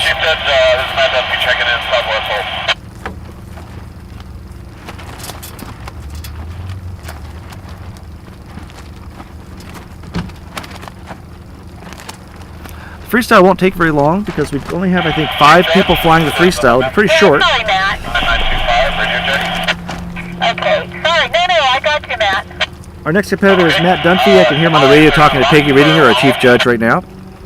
Matt will be flying Yeah, go ahead and do your sequence warm-up, I. but then let me verify that I've got all those judges back in their seats before you start your sequence. And I'm going to take a quick break to get a snack. So I will see you guys in a little bit.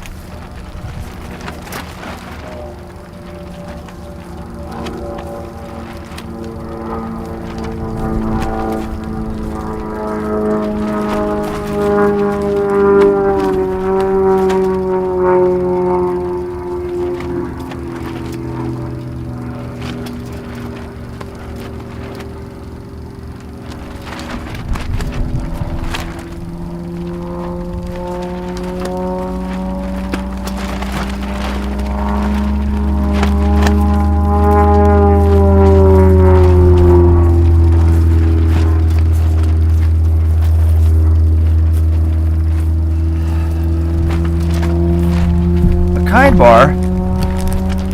Is that for me, Forrest? Well, all right. I've got, ladies and gentlemen, I'll just go ahead and give you an update. I have a kind bar, some Skinny Pop popcorn, and some Halloween pretzels. The pretzels are shaped in the form of bats and jacks. I guess jacks are jack-o'-lanterns. I'm going to start with the pretzels.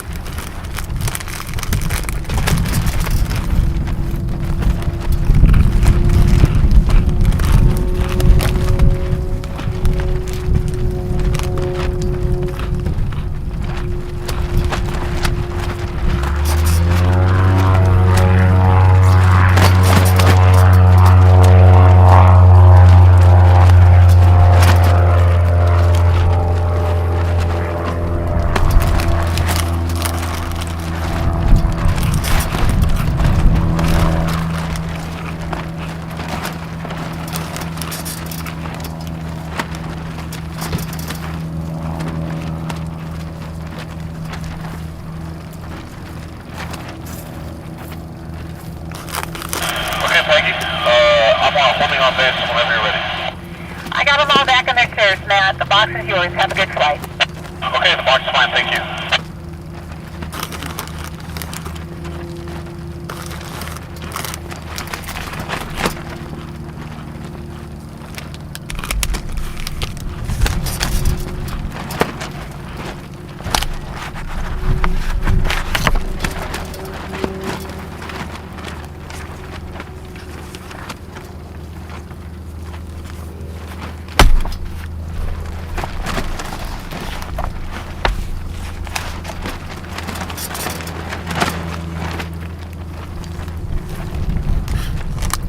Did Matt? Oh, I guess did he wag in? Okay, Matt Dunfee beginning sequence I. First figure is a half roll, just a connecting figure. Figure 2 is the square loop.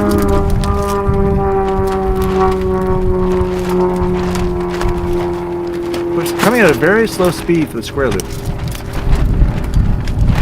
but looks good. Figure 1. Or side 1 looks good. Side 2, good snap. Little long on top.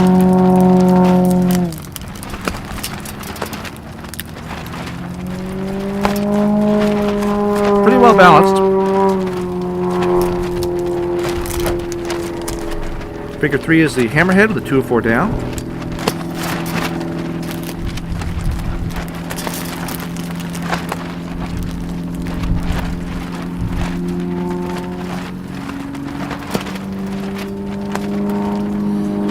Figure 4, hammerhead. This is another connector.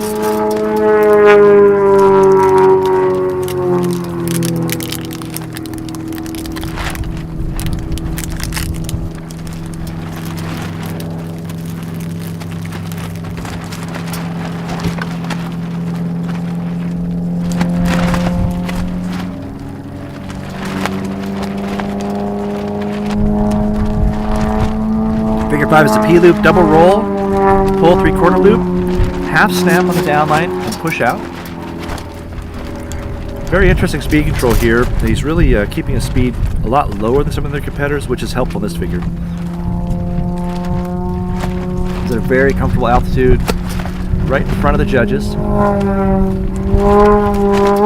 Figure 6, push vertical hammerhead, half roll down. It's a connector.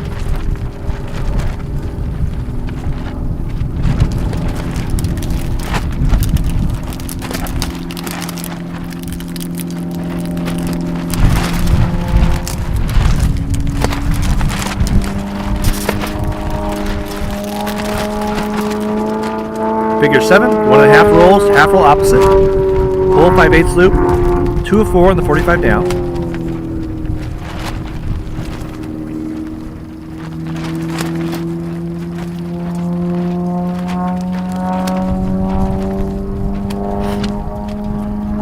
Figure 8 is our hammerhead with the 1/4 roll up, half roll down. I'll expect him to take this roll to the left. That will bring him closer to us after the half roll.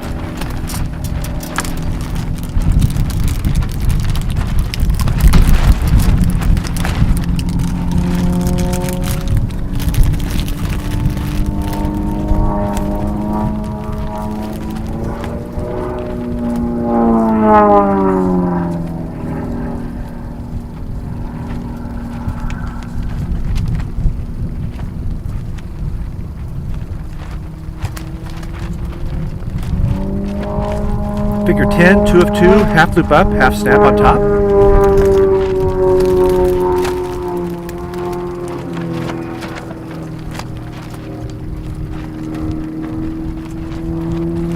Figure 11 is a half loop down, 4 of 8 on top, 3 of 4, 3/4 roll opposite on bottom.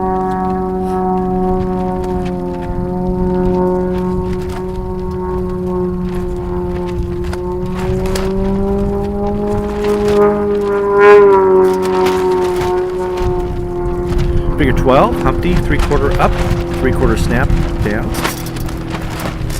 Taking this to the left, so they're going a little bit away from us. 3/4 snap should be to the right.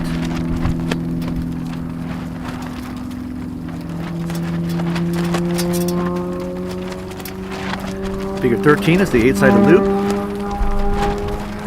Got a little downwind on that last figure.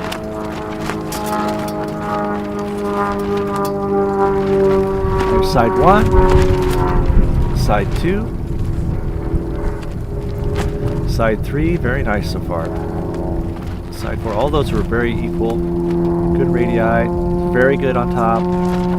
This is definitely the strongest octagon loop we've seen. Very nicely flown. Really no big issues. So it's a little bit steep on the last, 7th line rather. Very nice. Figure 14 is the tail slide.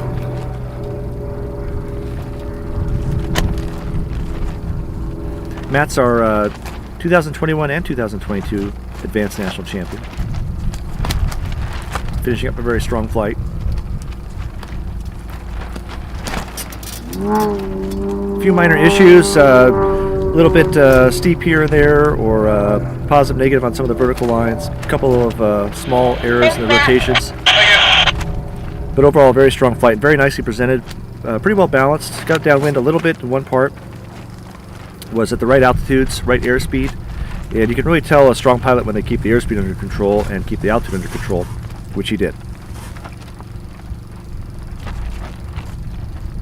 Our next pilot will be David Taylor. And David's flying a Giles G200. He's flying sequence Bravo. Sequence B. Little weather report, I will say it's definitely colder. I'm shivering now. I have on some good clothing that I bought today. Even though it might be, I wonder if it's probably about the same temperature. The wind has picked up and it's coming around this truck. Must have changed direction a little bit, so I don't have the coverage I did before, the shelter. And I am really feeling it. I feel bad for our judges out there. They are a hardy bunch. Some of them don't have all the gear they really should have. According to the weather report, it says it's 51 degrees, but I hardly believe it. And a little bit of bad foreboding for the 4-minute free. It looks like we're going to have some rain moving in about 2 p.m.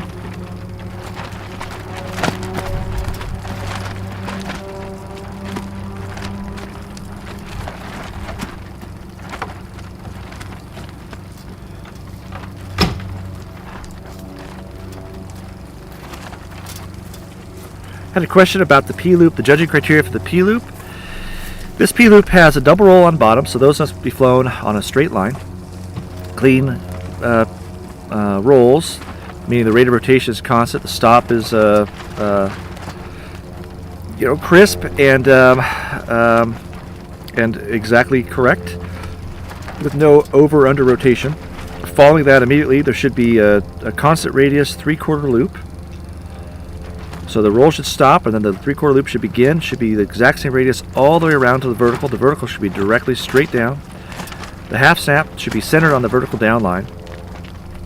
The snap has to begin with pitch. It needs to be what's called auto rotation, meaning the rotation has to proceed mostly because of the yaw input. And then the vertical down line has to be reestablished. The line can change a little bit because the snapper will naturally take the aircraft off the original line, but the line after the snap must still be vertical, even though it may not be exactly the same line that was established before. And then the vertical down line must continue until it's time to push out, and there'll be a constant radius push out to an inverted line. That's the major judging criteria for the P-loop. Had a question about, this is Jim Burke, and I have a question about the MX that I ordered, which when will be arriving. It's not exactly clear to me, but I'm hoping to have it next week. So maybe I'll be flying it really, really soon. And when will I be competing in? Well, I don't know. I'll just have to fly the airplane a little bit and see how much I like it. And I have a decision to make about whether to continue flying the Extra Series or to fly the MX or both.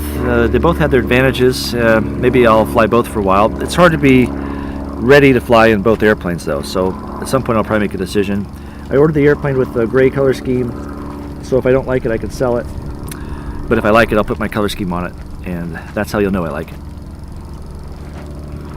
I did have an MX2 previously and I liked it, so I expect to like the MXS a lot.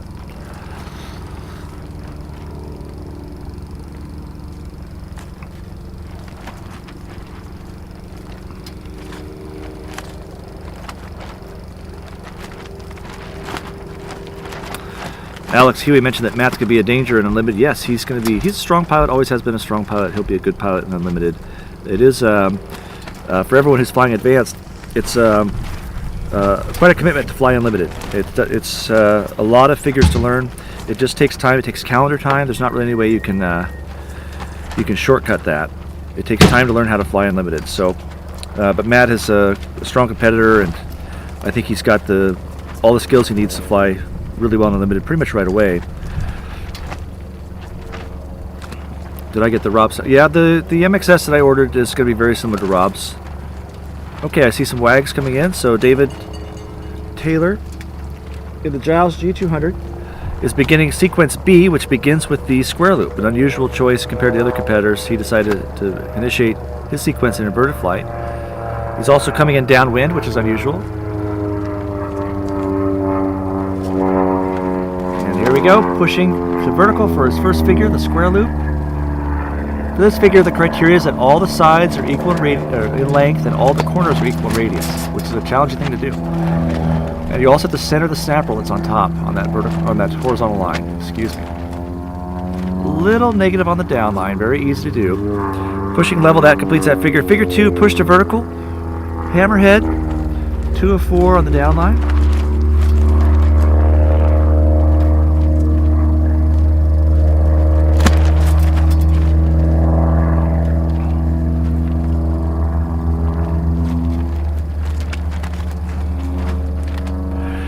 Figure 3 is our P-loop. Double roll. Look at the roll rate on that Giles. Wow. Pull 3/4 loop.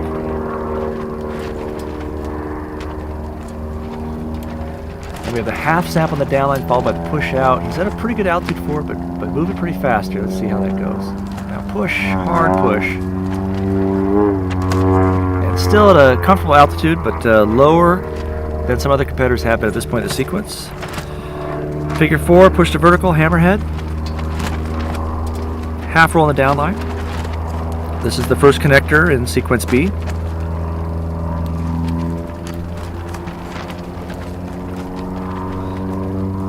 Pull level.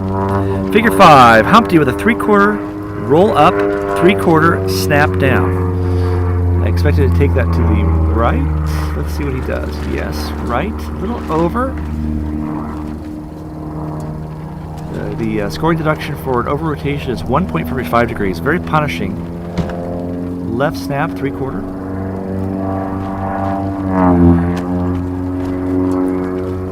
Figure 6, hammerhead, 1/4 roll up, half roll down.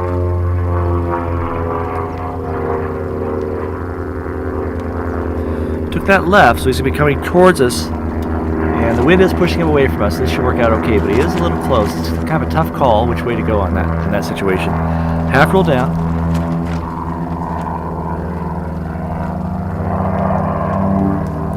Figure 7, Humpty. 1/4 roll down. Exiting this figure downwind, so I need to roll right on the down line.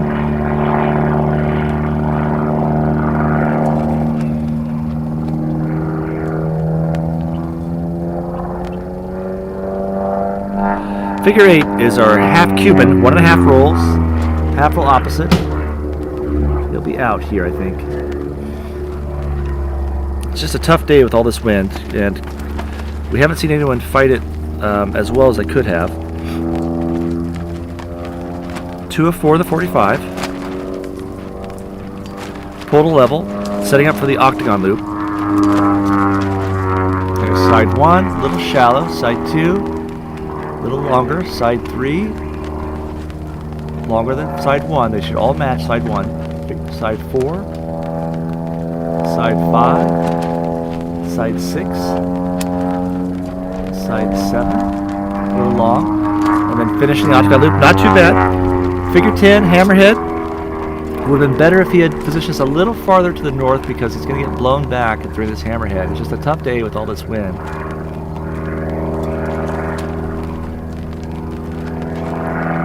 So he'll need to hurry to stay in the box for figure 11. It can be done. Figure 11, he should pull level, do a 2 of 2, then pull right away for the half loop. 1, 2, it's going to be close. It'll be very close. He might have kept that in. It's right on the edge. Half snap on top. Figure 12 is also a half loop. It's a half loop down with a 4 of 8 on top. And really driving this to the north as much as he can is a good idea because the wind is really howling. Now he's at center box. Good. This will work out just nicely. 1, 2, 3, 4, and pull half loop down. 3 of 4, 3/4, roll opposite. No delay. Lots of wind going down. 1, 2, 3, 3/4 roll, and he should pull vertical immediately for the hammerhead. And there's just so much wind he may drift out, even though he did a good job of hurrying with that figure. Oh, I'm sorry, it's a Humpty. I think I said hammerhead. It's a Humpty. Quarter roll to the right on the way down, going upwind. Setting up for the tail slide, the final figure of the sequence.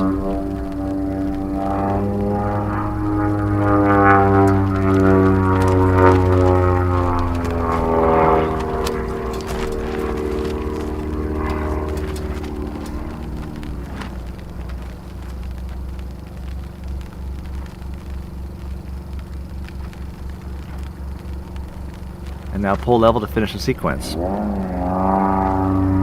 All the sequences being flown today are either 14 or 13 figures. Depends on how many connecting figures the competitor used. Competitors select 10 figures and then combine them into sequences using up to 4 connectors. The top 10 competitors get to pick which figures will be flown. Just heard from Forrest Fox, our cameraman, we have some rain, a little bit of raindrops. There will be no flying during any precipitation. So if the chief judge notices that, if we hear from the start that there's rain at the starting location, we will be on break.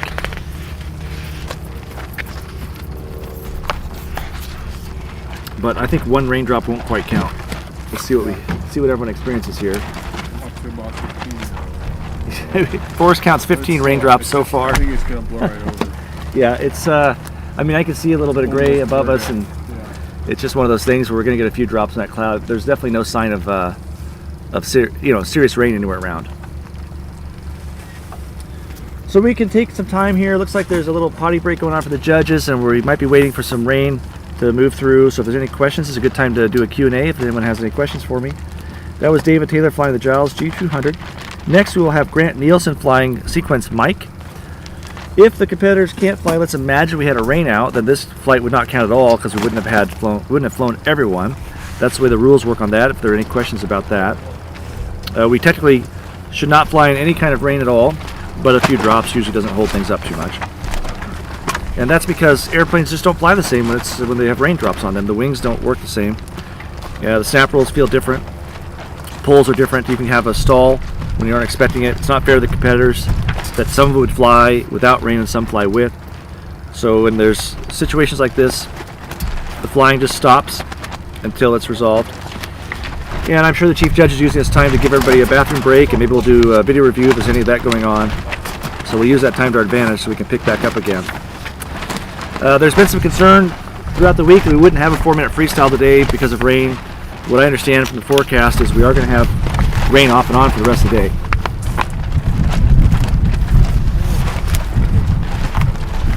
So we'll just have to see what happens. Also, it's very cold. Just a little update there.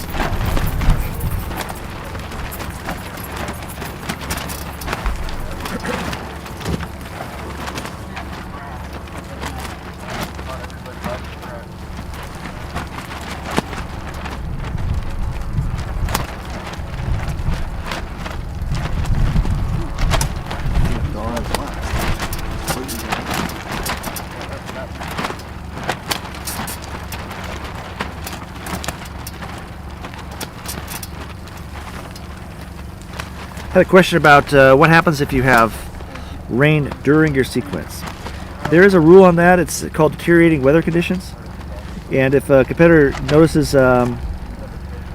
rain or some other type of situation weather-wise during their flight, they're allowed to abort. And all they have to do is simply tell the chief judge. And in that case, the grading judges will vote. This is an unusual rule. It doesn't come up very often. A lot of judges might not even be aware of it. A lot of chief judges probably don't know about this. But what happens is the grading judges do a vote by majority vote. They'll determine whether the competitor has a valid reason meteorologically to abort. And if there is no valid reason, they get a break penalty applied. That's basically how it works. It's pretty simple. It just doesn't come up very often because if there's any chance of rain, we don't usually launch competitors, but it can happen. Of course, it's been occasionally it's been debated. I've heard drama because a competitor will complain that there's rain, but they don't feel it on the ground. That can actually happen. It may not be a lie. Could be a lie. It's tough to say.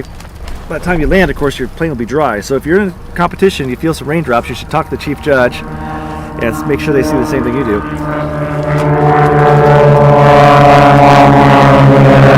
had a question about basically how the process works for team selection. We have 3 flights to pick the trophies, the national champion, the second and third place finishers of the contest. Those 3 flights are finished now. And we have already picked our national champion. We've picked our second and third place winners. But everyone who's eligible to be on the U.S. team is allowed to fly the team selection flight, which is today. The figures are chosen by the top-ranked pilots. And this is really the international way of doing things in competition. The IAC has a different way. In our way, normally at our contest, the sequence chair makes up unknown sequences. And it used to work that way in international competition too, but now most countries in the world, they follow a rule set where the competitors each provide a figure that they like to fly, and then every competitor takes the 10 figures that have been selected and they put them together in the sequence in an order they're choosing, using what are called connecting figures to join them together.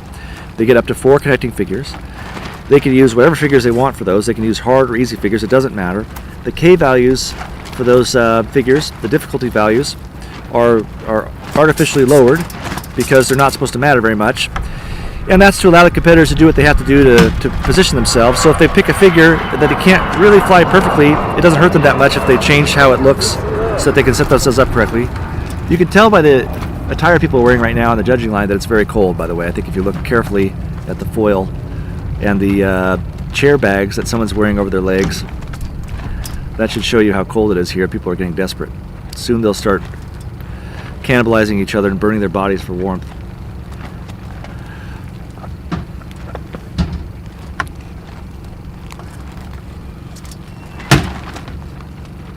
The new rule this year is that competitors must have a 65% to be eligible for a team position, and we're expecting there to be a 65% threshold to fly hors concours at the Worlds. Hors concours means that you can fly essentially without real standings, but it's still great for people because they get experience flying. If you have less than 65%, we're not expecting them to be able to fly. That hasn't been finally decided yet, but for that reason, competitors are very interested in getting at least a 65%.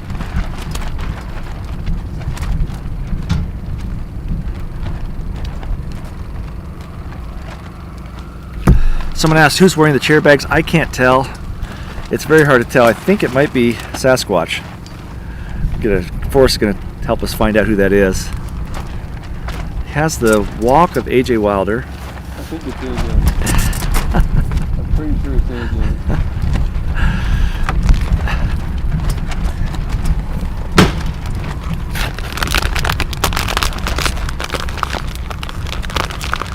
Well, whoever it is, he's wearing it really well.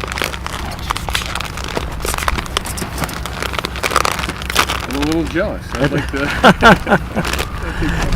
At this point, I think half the judges line would be happy if it just started to rain really hard so they could end it, because they are probably freezing out there. And we had warm temperatures early in the week, and nobody really had the gear they needed.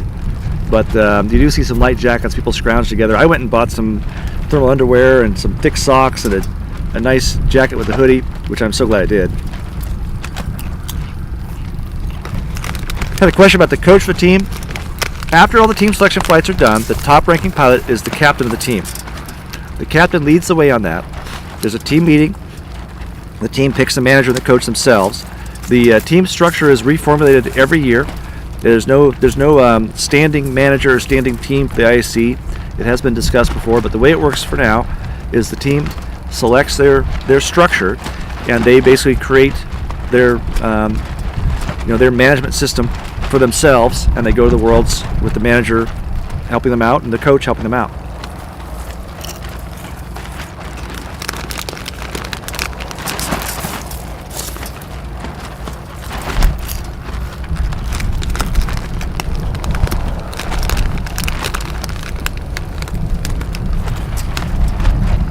We've had a lot of good flying today. I've watched the flights. I don't see a lot of huge changes in the standing. I did see some mistakes. Some of the stronger competitors made some mistakes.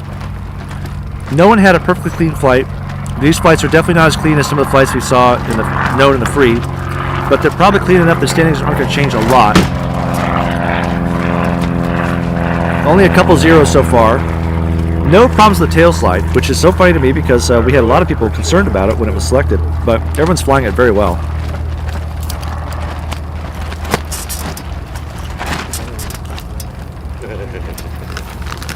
The big story today is the challenging wind situation we have.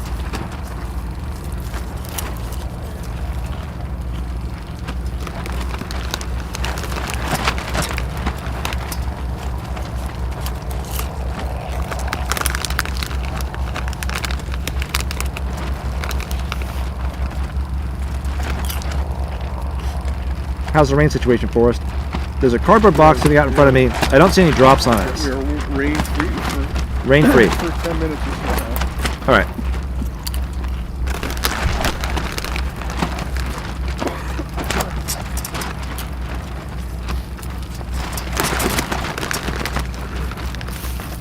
We have 5 pilots remaining.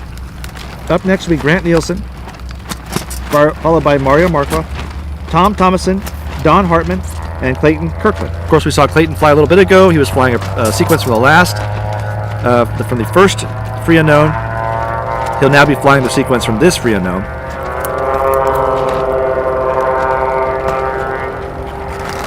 Oh, I'm sorry. Clayton had the mechanical issue. He's probably out.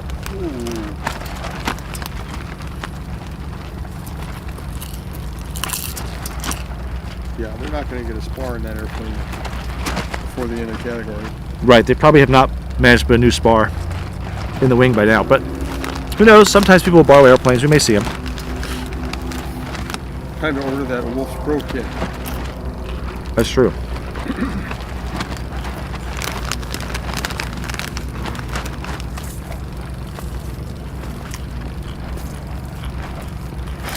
Well, I am obviously not going to make the 4-minute free briefing at 12:30, so I have got to send a text message.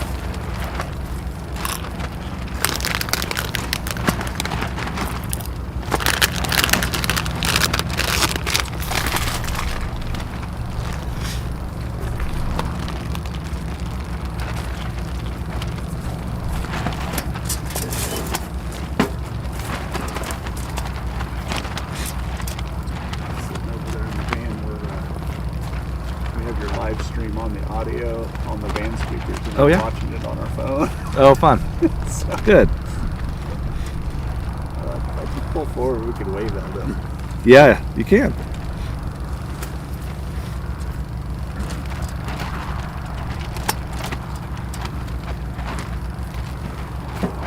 It's nice for those of us who are not real familiar with everything to be able to see and hear what's going on. Yeah. Otherwise, we watch it and we're like, okay, they're doing. What is it? Yeah. What does it mean? Yeah. They're going this way and they're turning and they're going Yep. that way. But as to what they're supposed to be doing. Yep. Well, most of the time they're doing what they're supposed to do, but not all the time. But without your commentary, we don't know that. That's right. Or without the figures in front of us, you know. Yep.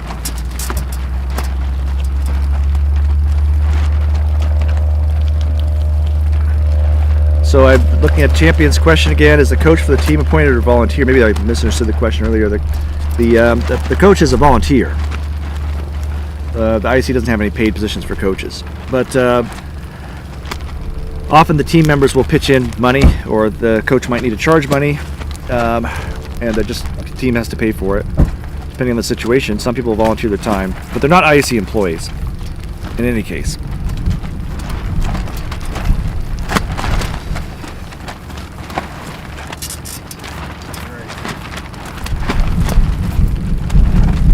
Have to sneak in on video.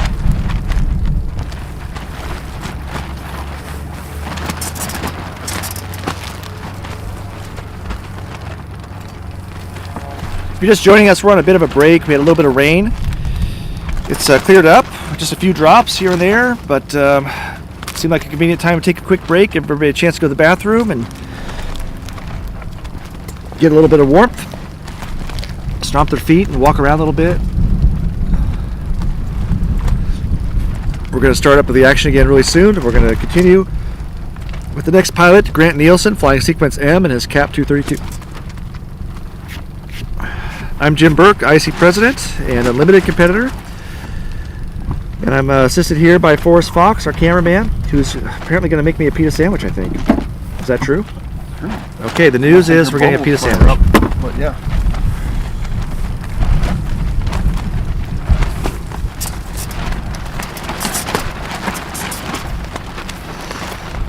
Somehow it's managed to get colder, even though the temperature has risen a few degrees.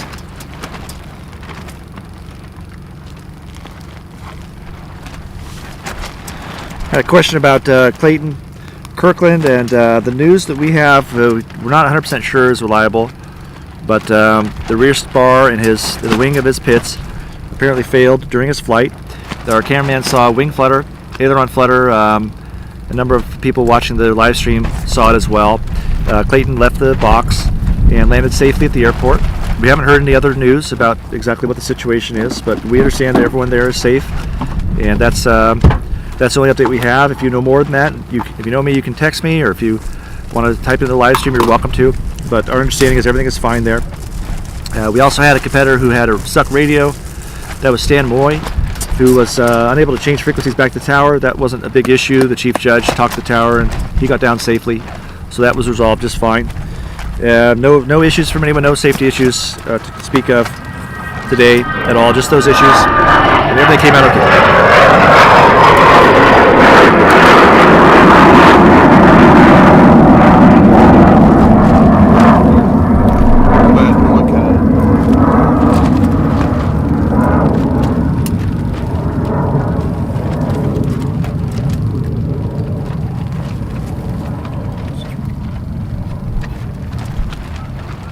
Not as good as a turkey, but it works.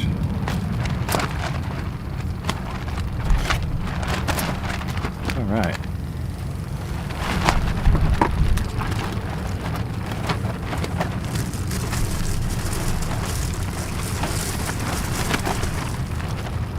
Right, not too bad. No, this is great. This is like camping. Yeah, exactly. This is great. Yeah. This is total. You're supposed to be hunting cold food when for you're sure. camping. That's right.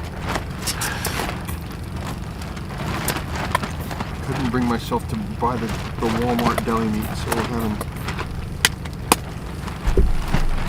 Yep. Didn't look so good.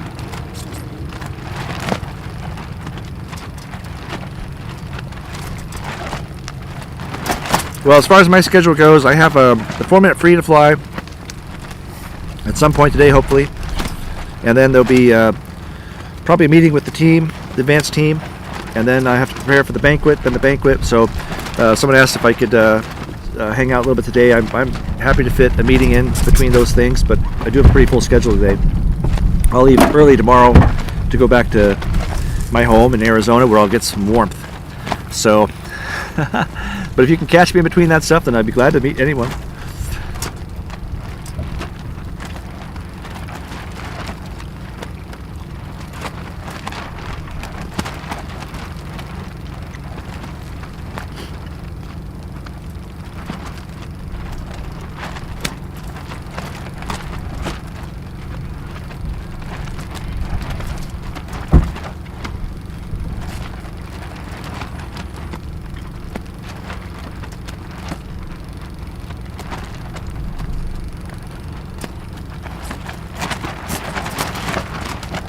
Oh, hi, James. I don't think I'll be flying over McPherson again. I'll probably make a beeline from here to something like Amarillo, which won't take me directly to McPherson.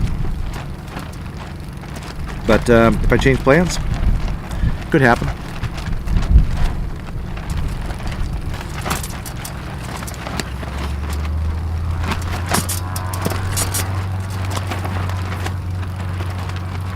But if you're here in Salina, James, I can visit with you probably after the 4-minute free.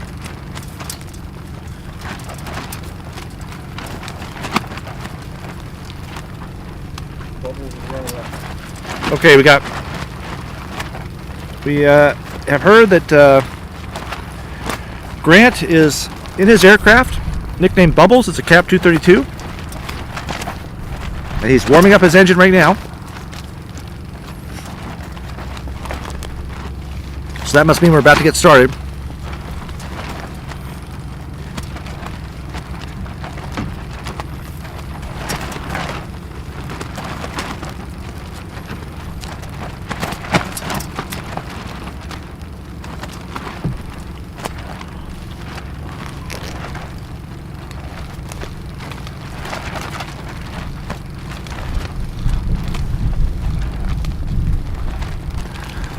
Yeah, a question about the nickname Bubbles.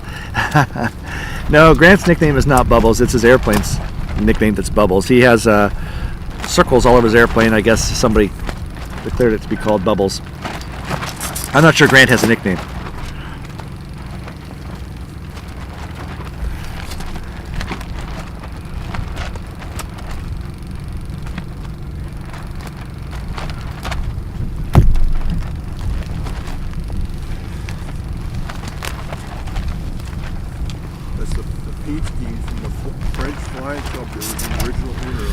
Yeah, Forrest is giving us some more detail that the aircraft was purchased from a flying club in France, and that was the paint scheme it had on it when he bought it from the flying club.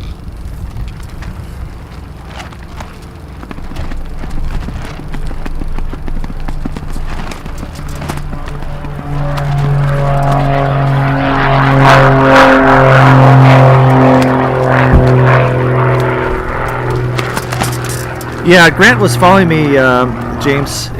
We flew in formation. I ended up leaving Grant behind a little bit at some point, but he followed me pretty closely in his airplane. You have a good eye. You must sit out in your backyard and watch airplanes fly.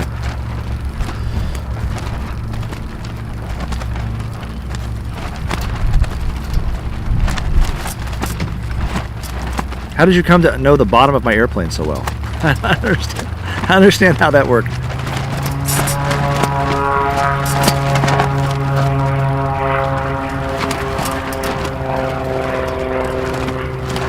Grant is taking off.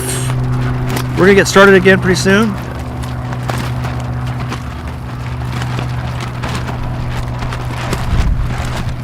Though I do see that the judge is not sitting down, so we can't be quite ready. Chief Judge, this is Grant.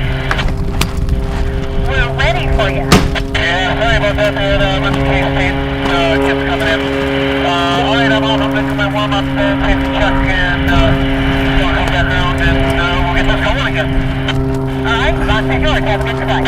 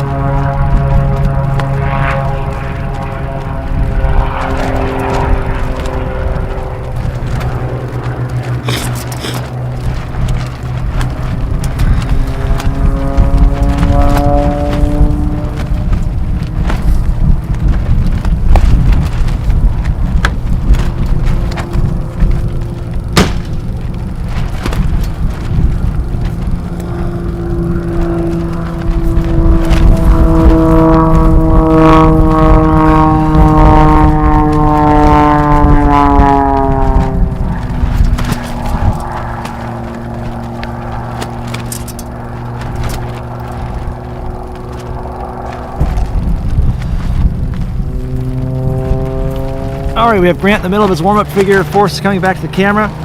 We are underway. You are watching the Advanced Team Selection Flight.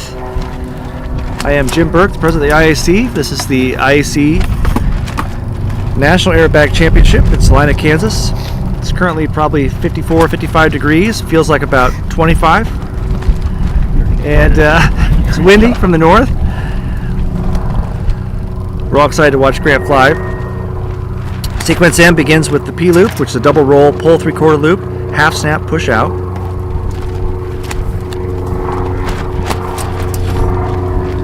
Grant did his warm-up figure, he's climbing back up. It's cold enough that I'm having some trouble speaking sometimes, so I apologize if I stutter.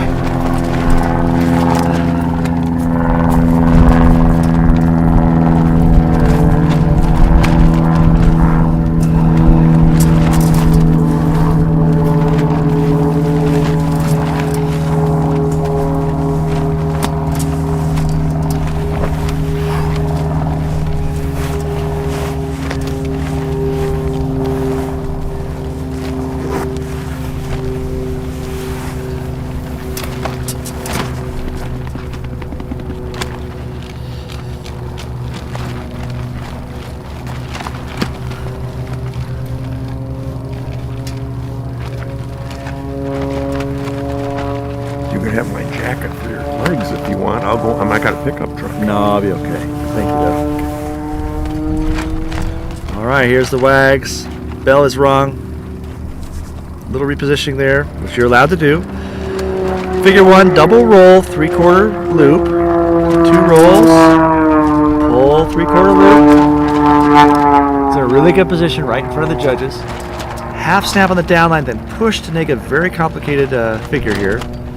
The hardest figure in the sequence. Looks like a full snap, so that's going to be a 0 on that figure for Grant. And wagging out.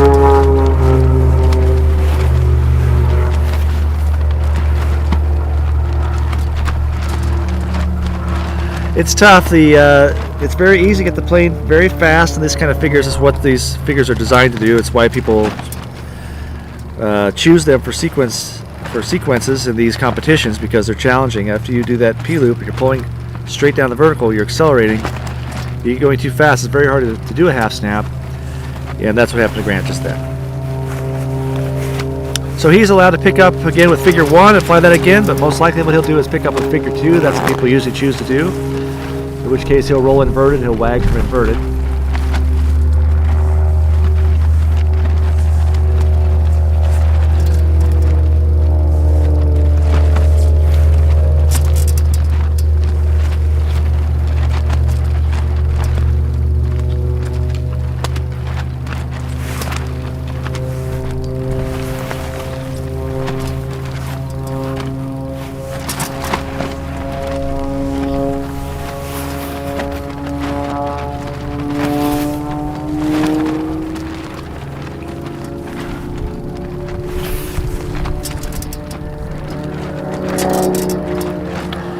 Not sure if he's going to do the same. Okay, let's do the same figure again.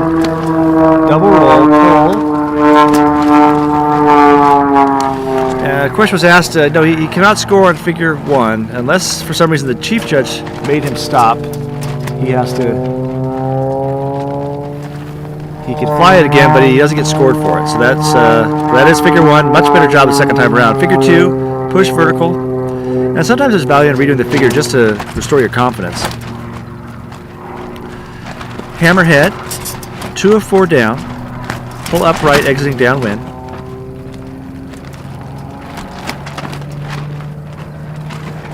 Figure 3 is the half Cuban, 1.5 roll, half roll opposite.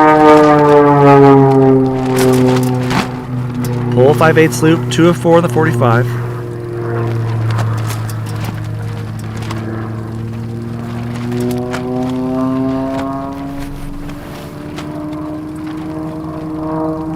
Figure 4 is the Humpty with a 3/4 roll up, 3/4 snap down.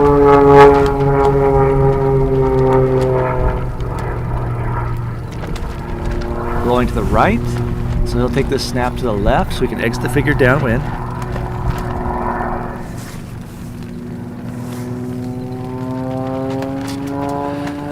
Over and back there. Judges look for that sort of thing. Figure 5.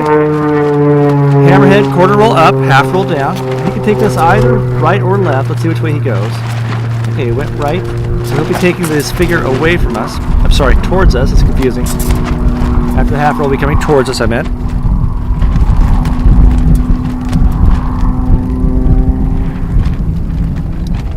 Now coming towards us on the y-axis, figure 6, which is a Humpty Bump with a quarter roll down. Very close to the front of the box.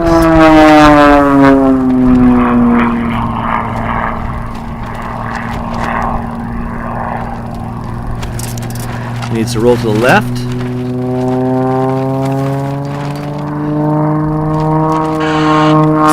Figure 7 is a tail slide.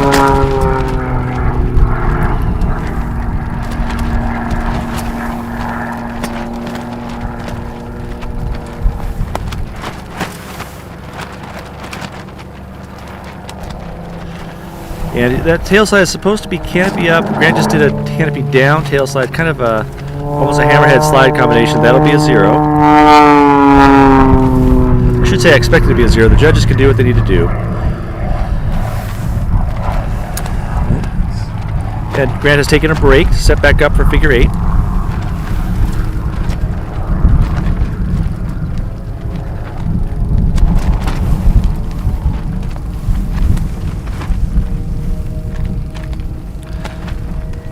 There are 2 types of tail slides. One of them is canopy, we call canopy up, the other we call wheels up, or sometimes people say canopy down or wheels down or positive or negative.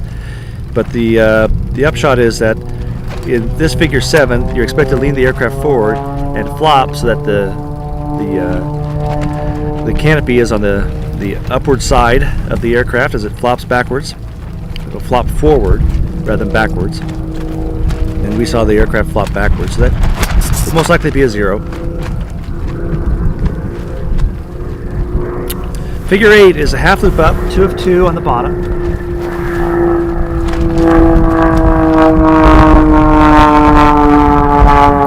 Full half loop, half snap on top.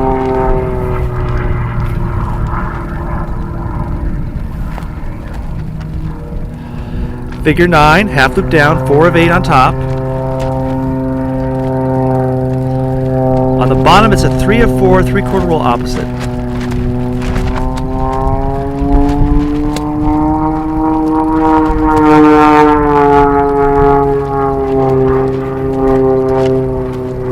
Figure 10. This is a connecting figure. It's a 5/8 loop, no rolls on it at all. You'll just pull a 5/8 loop to an inverted 45 down and then push to level, setting himself up for the square loop.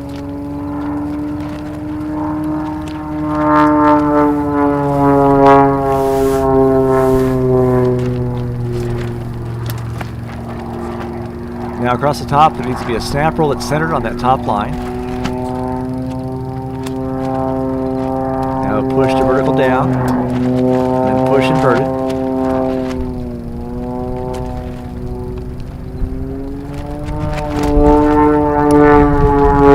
This will be a half Cuban with a half roll at the beginning.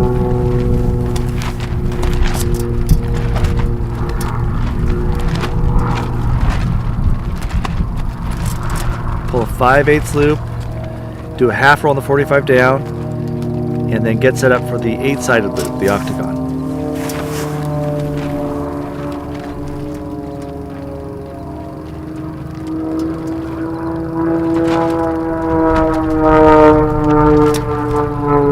There's 1, there's 2,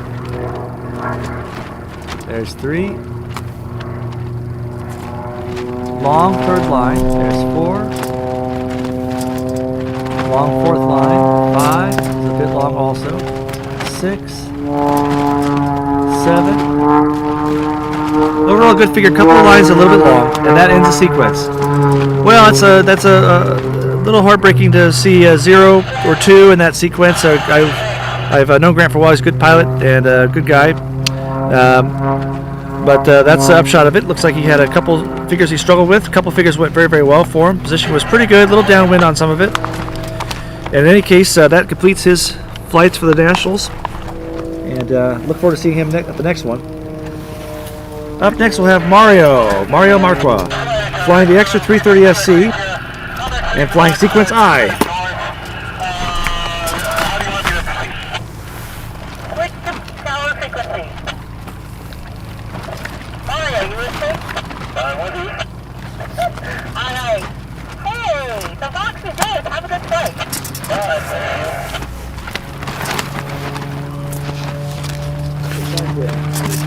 Shut off. The car shut off. I don't want it.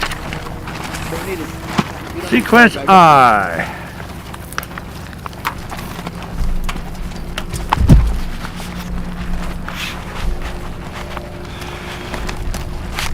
In a situation where a pilot zeroes a figure and they take a break, if they take the break right after they zero the figure, they can come back in and try the figure again, but they don't get scored. That question came up, and I think I answered it, but I want to make sure. They don't get scored for the second try.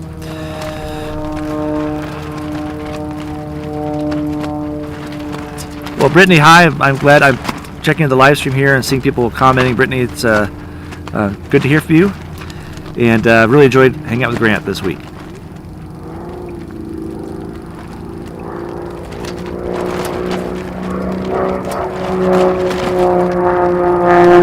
Mario doing his warm-up figure now. Half roll. Pulling vertical. Be either a hammerhead or a humpty. Hammerhead. Very strong wind. We haven't seen a competitor really work the box to the best of their ability yet. A lot of competitors are flying on the south side of the box. Pretty much everyone's taking their connecting figures and their y-axis figures towards the judges because the wind is pushing them away from the judges, which is really ideal for competitors. We like it better when the wind is off the judges rather than on the judges.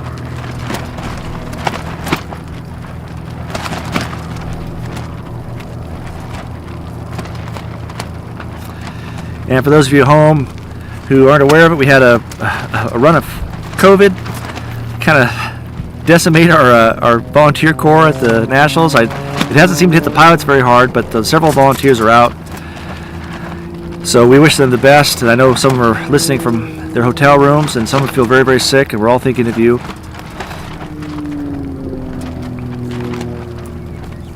Mario set up on base. Looks like he's going to be diving in now.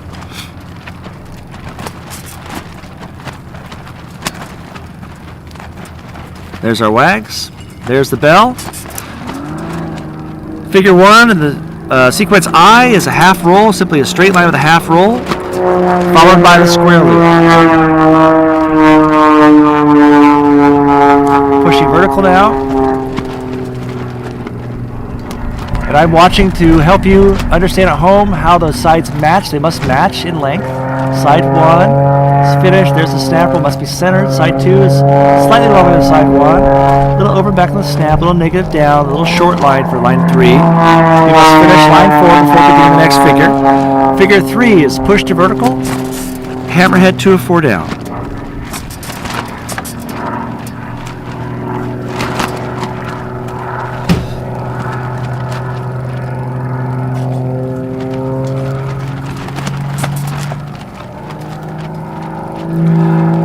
Now going downwind for figure 4, and if I get offered advice right now, it would be to go right away because there's so much wind. He's done a good job here, but there's so much wind it can blow the competitors out.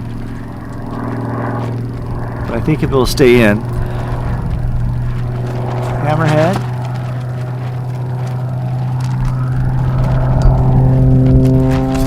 It's going to be close. I think he'll be in.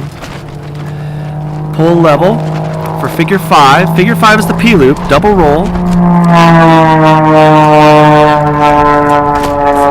Pull 3/4 loop. Now this is the figure that's been challenging a lot of pilots. He has to do a half snap on the vertical down line and then push out negative.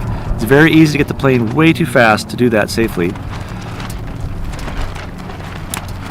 It's your half snap and then push. Figure 6, push vertical.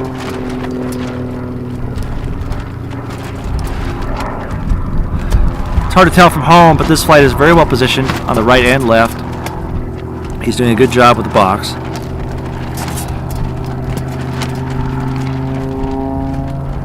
The last few figures have been centered nicely. Figure 6 was a connecting figure. Figure 7 is a half cubic. 1.5 roll, half roll opposite, pull 5/8 loop. And he's well within the boundaries of the box right now, so he's doing a good job keeping this in. It's challenging conditions. 2 of 4 in the 45. And now really needs to wait quite a while before pulling vertical here. Could have waited a bit longer, but I think he's going to be all right. Quarter roll up. This is the hammerhead. Quarter roll up, half roll down. He'll be taking us to us. And he's drifted very close to the center box by the time this figure's done. But there's just not much more you can do than that, I think. Figure 9, Humpty, pull vertical.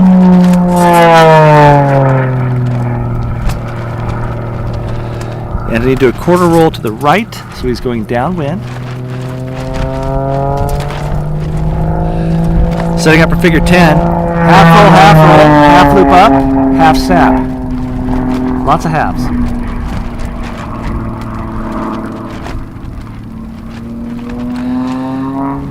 Figure 11 is another half loop. It's half loop down, the 4/8 on top. And this is dropping down right in center box, so definitely going to be working on the south side of the box now. 3 of 4, 3/4 opposite. It's going to be out of the box now for the vertical of figure 12. This is the 3/4 roll, 3/4 snap, Humpty. 3/4 roll to the left. They'll do the 3/4 snap to the right on the down line. Definitely out of the box on the south side now.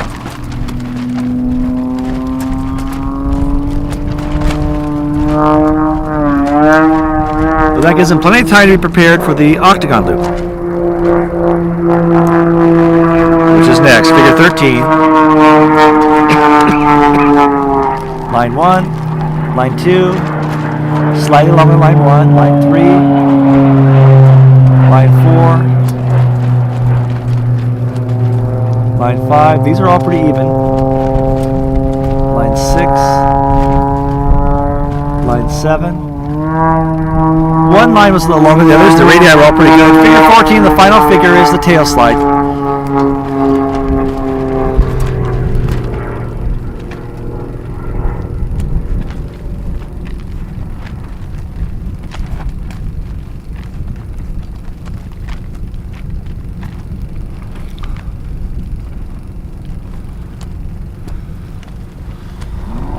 All right, nice flight from Mario.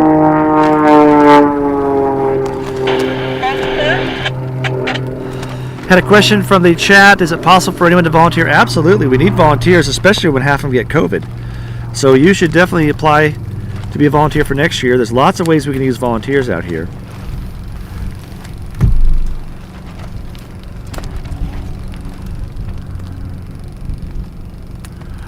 Another question, will the results of the advanced team selection 4-minute freestyle be posted at the same webpage all the other results? Yes, they will. I'm surprised we don't have any. I don't think we have any results yet. I'll take a look.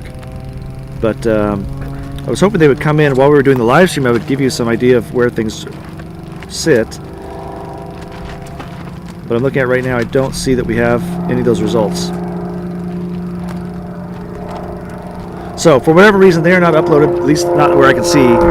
So we can't provide you that information, but I'm sure we post it later. Tom Thomas will be flying sequence L in the Giles 202.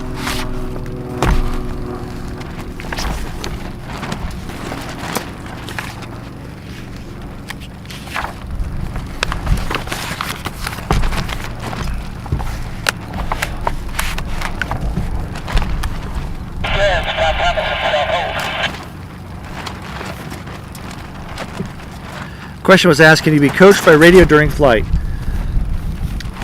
That would be unethical, and also would result in disqualification if you were caught. No, you can't do that.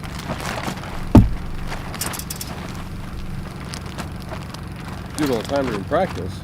You can, yeah, in practice we do it all the time, yes. But I don't think that's what the question was, but...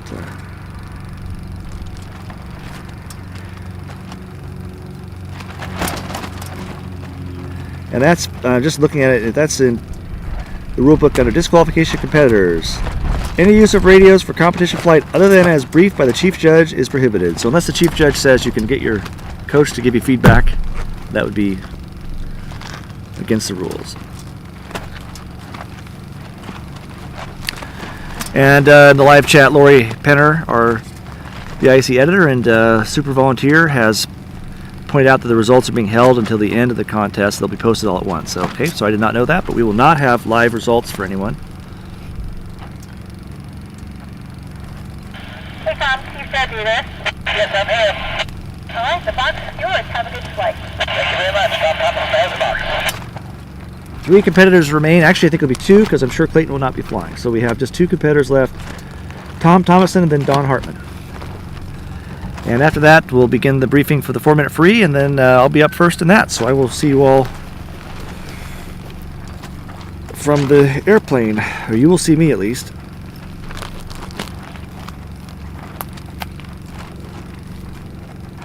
That'll warm you up. Yeah, I'll be warmed. No, it'll probably not. Yeah. I'm not sure how much of this gear I can wear in the airplane. I usually don't wear very much because it's tight in there.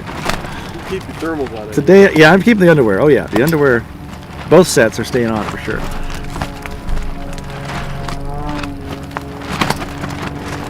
But it's only 4 minutes. I can tough it out for 4 minutes. Suck it up. Yeah, suck it up. Force is panning the skies for a glimpse of Tom Thomason, the Giles G202. There he is.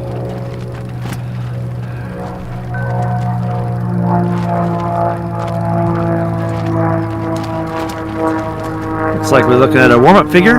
There's a half roll back to upright.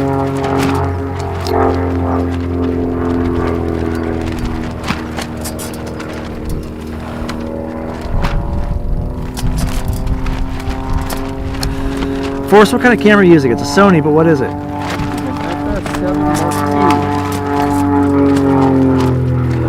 Tell me again. FS7 Mark II. Foxtrot Sierra 7 Mark II. FS7 Mark II. That's the kind of camera. Sony FS7 Mark II.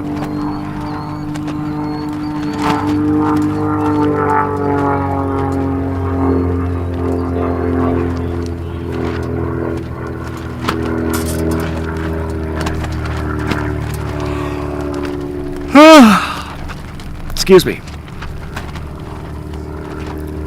I'm cold and I need a nap.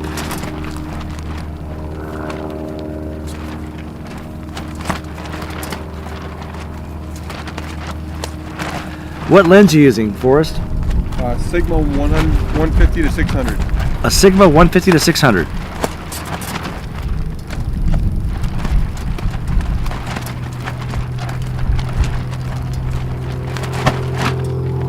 He's got a gun sight, a holographic sight mounted on top of it, which I've used that before too. It's great for kind of capturing, you know, figuring out where the aircraft is generally. Then you switch to the viewfinder to really zoom in on it.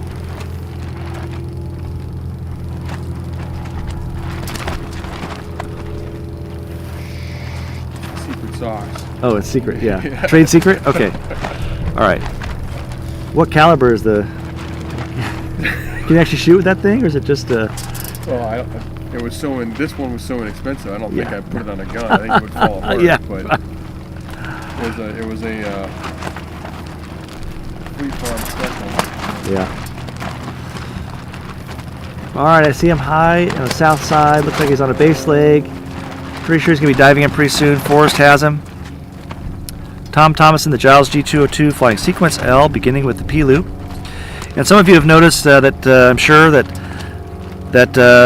these sequences are all different, but some of the figures are the same. Well, that's because that's how it works. The competitors pick the figures. The top 10 competitors get to pick 10 figures, and then all the competitors can combine them into a sequence using up to 4 connector figures, according to their own preference.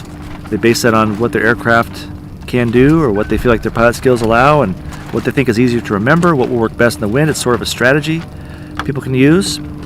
Different ideas about what works the best.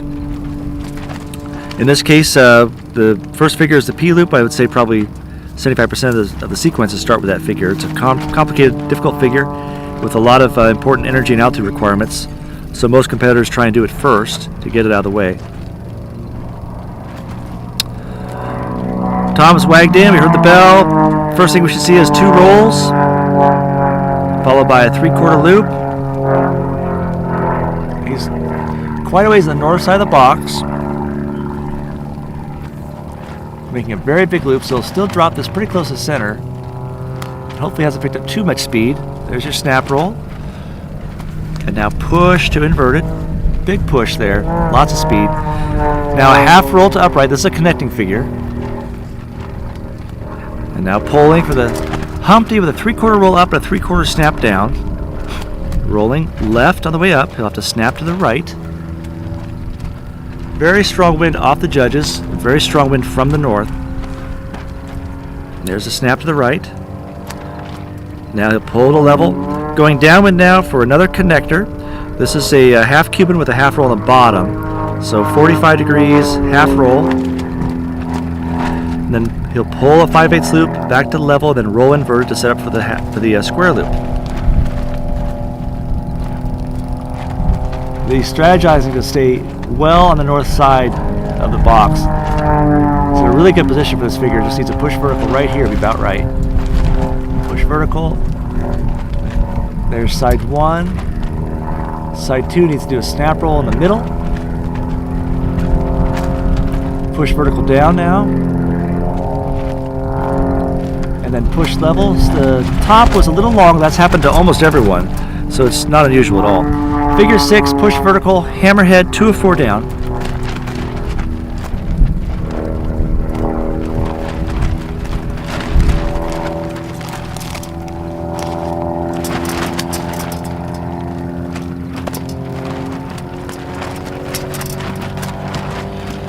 Figure 7, another hammerhead, pull vertical, 1/4 roll, hammerhead, half roll down.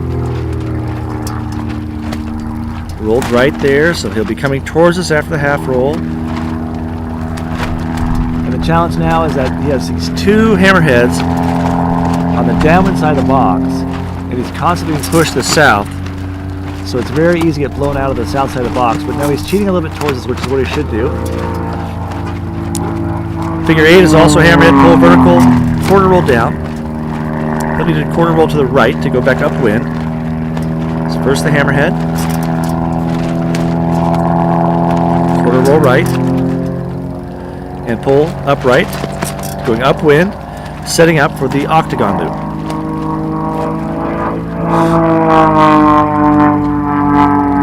This is well placed, pulled just past center, which is exactly where you need to do it.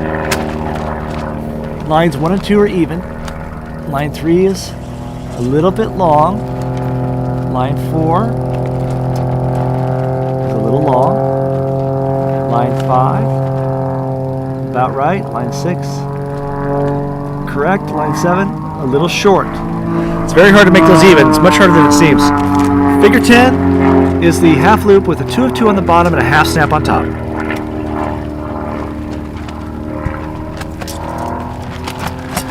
Little heading error at the top of that. Figure 11, 4 of 8, half loop down, 3 of 4, 3/4 opposite. And he needs to go. He'll be out of the box. Probably going to be out. It's very close.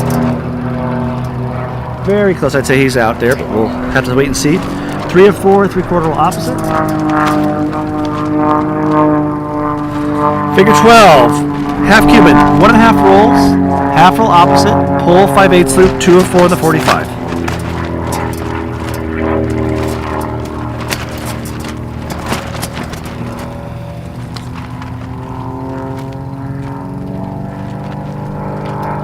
Shallow on that line, I would say for sure. Figure 13 is a simple hammerhead. And let's see if he can stay in the box during this. It's going to be pretty close. He's drifting a lot to the south. I think he's going to be all right. It's close.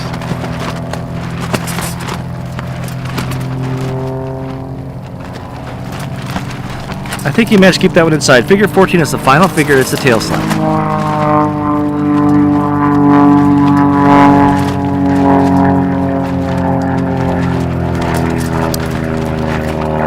We should see him lean the aircraft slightly forward.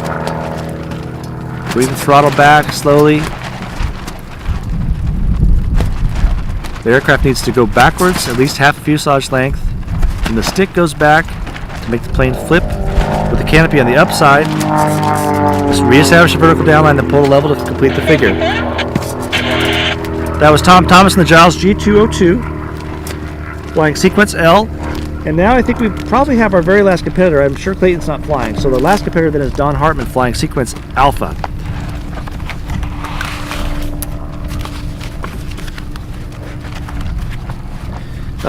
Question about where we are. We are at the Salina Airport, and hangar 606 is the HQ for the aerobatic contest. It's pretty much right in the middle of the airport. The tower is south of that building. Could be a good landmark for you. I'm not sure exactly how far, but not a quarter mile even, probably. I don't know. What's that from here? Yeah, where would... There's some people trying to find us, find the hangar that we're in. Essentially next to the National Guard hangar. Next to the National Guard hangar is a good way description. to look at it. Oh, well, actually, what's the name of the FBO? Av fuel. No, is Baby it? fuel. Well, we're just south of the FBO. That might help. Whatever it's called. Av flight. Av flight. Av flight. We're just south of Av flight. Hangar 606 is just to the south of Av flight. Hope that helps you out. And the pallet builder. Okay. John, are you with me? Yes, I got you loud and clear. Boxer yours, have a good flight. Thank you, understand the box is fine. I'll do my safety seatbelt check on base flag, and then I'll do my safety on my warm-up figure. Chief Judge Piggy Riedinger has just allowed Don Hartman to enter the box. We'll see a warm-up figure from him, we heard. And after that, we'll see the final flight of this program. Don is flying sequence Alpha in an extra 300. If there's any questions, this would be a good time to ask them. We'll be closing down the live feed as soon as the flying is over. I have to prepare to fly the 4-minute free. So if there's any questions, just go ahead and get them out right now. Have you mentioned that once they submit a sequence, they can use it or not use it? They can steal other. They can use. Oh yeah, Forrest. I mentioned earlier that the competitors create their own sequences, but he pointed out I should mention that they don't have to use the sequences they create. So the system is that the top 10 competitors select figures, then everyone can submit a sequence or not, and then after all the sequences are submitted by the deadline, they're all posted, and you can choose whichever sequence you want to fly. So people are not necessarily flying sequences they themselves designed, and sometimes it could be a good strategy to make a bad sequence and encourage other people to fly it, I guess. Lori's provided in the text chat an address for public viewing, and maybe I should have thought about it, but the hangar is maybe off limits to the public. So I would go to the address she recommended. Don's now setting up for his warm-up figure.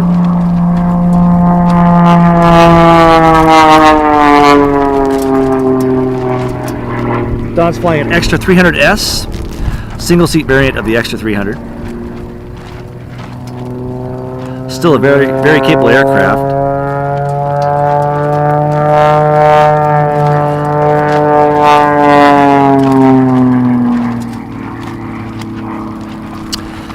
If there are any last questions, stack them up, send them in before the end of Don's flight, and I'll answer them before I sign off.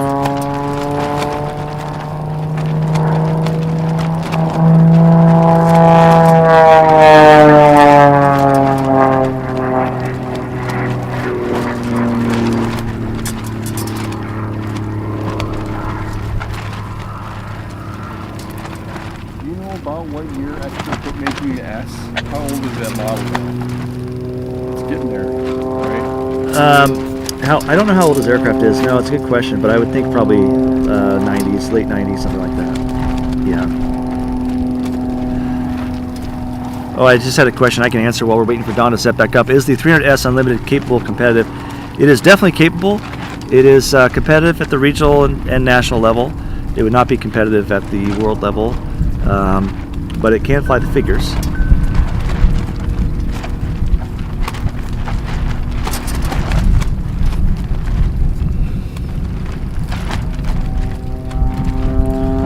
Had a question about the 4-minute free. What time do we expect it to begin? It's impossible to say. We're going to have a delay of some kind. I think the judges want to warm themselves up a little bit too. and we may have some more rain coming in. It's just up to the chief judge of the category. We'll have to see what they say. Okay, I see Don is diving in. If you have other questions, just go ahead and send them in. I'll answer them when we're done with Don's flight. He's wagging in now. Sequence Alpha, the very first figure is the P-loop. Double roll.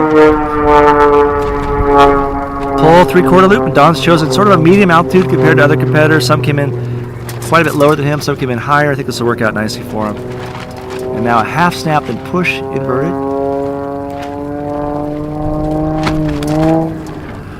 Figure 2, push vertical. Hammerhead, 2 of 4 down.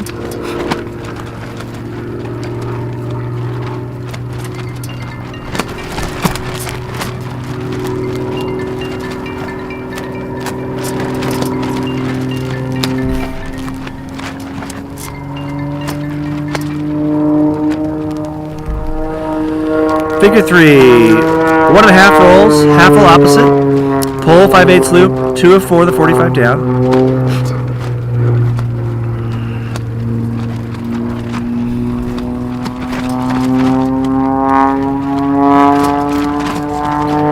Figure 4, this is the hammerhead with the 1/4 roll up, half roll down. Expect him to roll left here. That will bring the figure towards us. Set about center, just slightly right of the center box. And he has to do the octagon loop going downwind after this connector, which will be challenging to fit in the box. Figure 5. 1/4 roll down, he'll have to do the 1/4 roll to the right, and then he'll be pulling for the octagon loop. He should try and pull right away because he's right at center box right now, and he has to do another figure on the downwind side of the box after this.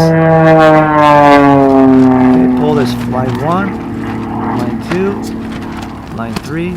This is very strong. Very, very even. Very nice lines. The radii look to match really well. It's a very good figure. Figure 7 is the Humpty, and I would think he might just be out right there. It's very close, but he might have made it work out.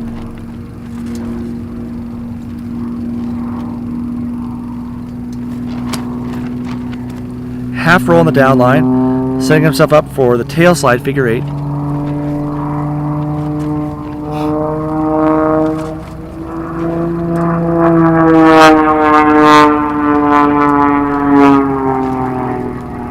Should see him lean forward a little bit. It'll bring the throttle back, and as the plane starts to go backwards, stick comes back to make sure the plane flips in the correct direction. Flipping the other way would be a hard 0. Reestablishing the vertical line down, and then pulling to level. Figure 9 is a Humpty, and he's on the left side of the judges. Now he's on the right side, but not very far. We'll see if this will work out for him. 3/4 roll up. Challenging day for positioning. And a 3/4 snap down. He'll do that snap to the right so we can end up downwind.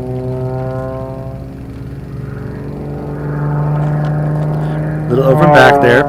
Figure 10 is the half loop up, 2 of 2, half loop, half snap. He's well within the box. This is working out just fine for him. Half snap. Some competitors have drawn a lot longer lines. Don's moving quickly from figure to figure, which really helps with positioning. Figure 11, 4 of 8, half loop down, 3 of 4, 3/4 roll opposite.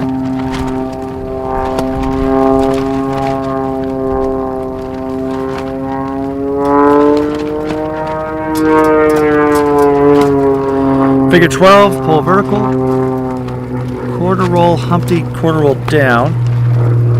Now I think we might see him out of the box. You can see him, looks like he pulled the line a little negative to try and stay in, but and then he did the 1/4 roll a little late because of that. 1/4 roll to the right now. Oh, I'm sorry, left because he's pushing negative.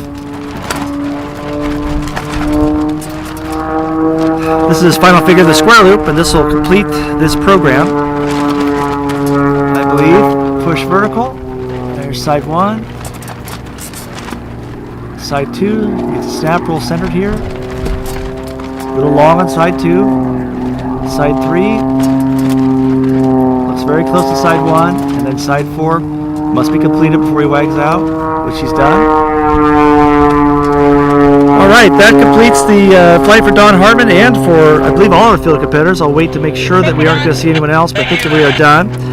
Overall, a very strong flight from Don. One of the strongest flights we had. A lot of good positioning in there. It's just a challenging day for everyone. I would say that's the biggest story from today is really hard time for everybody to position themselves well. A lot of flying on the south side of the box. A lot of impatience. It's very hard to wait, but people need to wait until they're well upwind on a day like today. And some competitors did better with that than others. We had some over rotations, some over and backs. We had all the normal errors people make, but I didn't see anything that was dramatic. The standings seem like they're probably about the same as they were before this flight, I think, with maybe some shuffling, because some of the competitors were so close. We had 5 or 6 competitors that were within 1.5–2% of each other. So even without big mistakes, it's possible someone moved up and someone moved down. The final 8 will be chosen for, the top 8 will be chosen for the team that will compete in Jean, Nevada next year near Las Vegas at the World Advanced Aerobatic Championships in, I believe, November. So it's a very exciting day for them as they find out they made the team or did not. We will have the 4-minute free coming up in hopefully an hour or two, I imagine. I'll be the first pilot in that, I understand, so I will be enjoying that. You'll be seeing me there. I hope hope everyone had a good time. Let me see if there's any other questions here.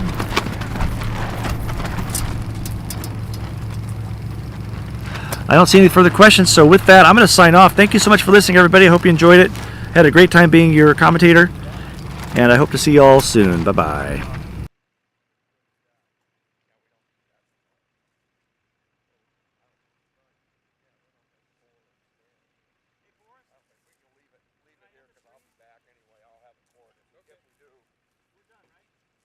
We're done.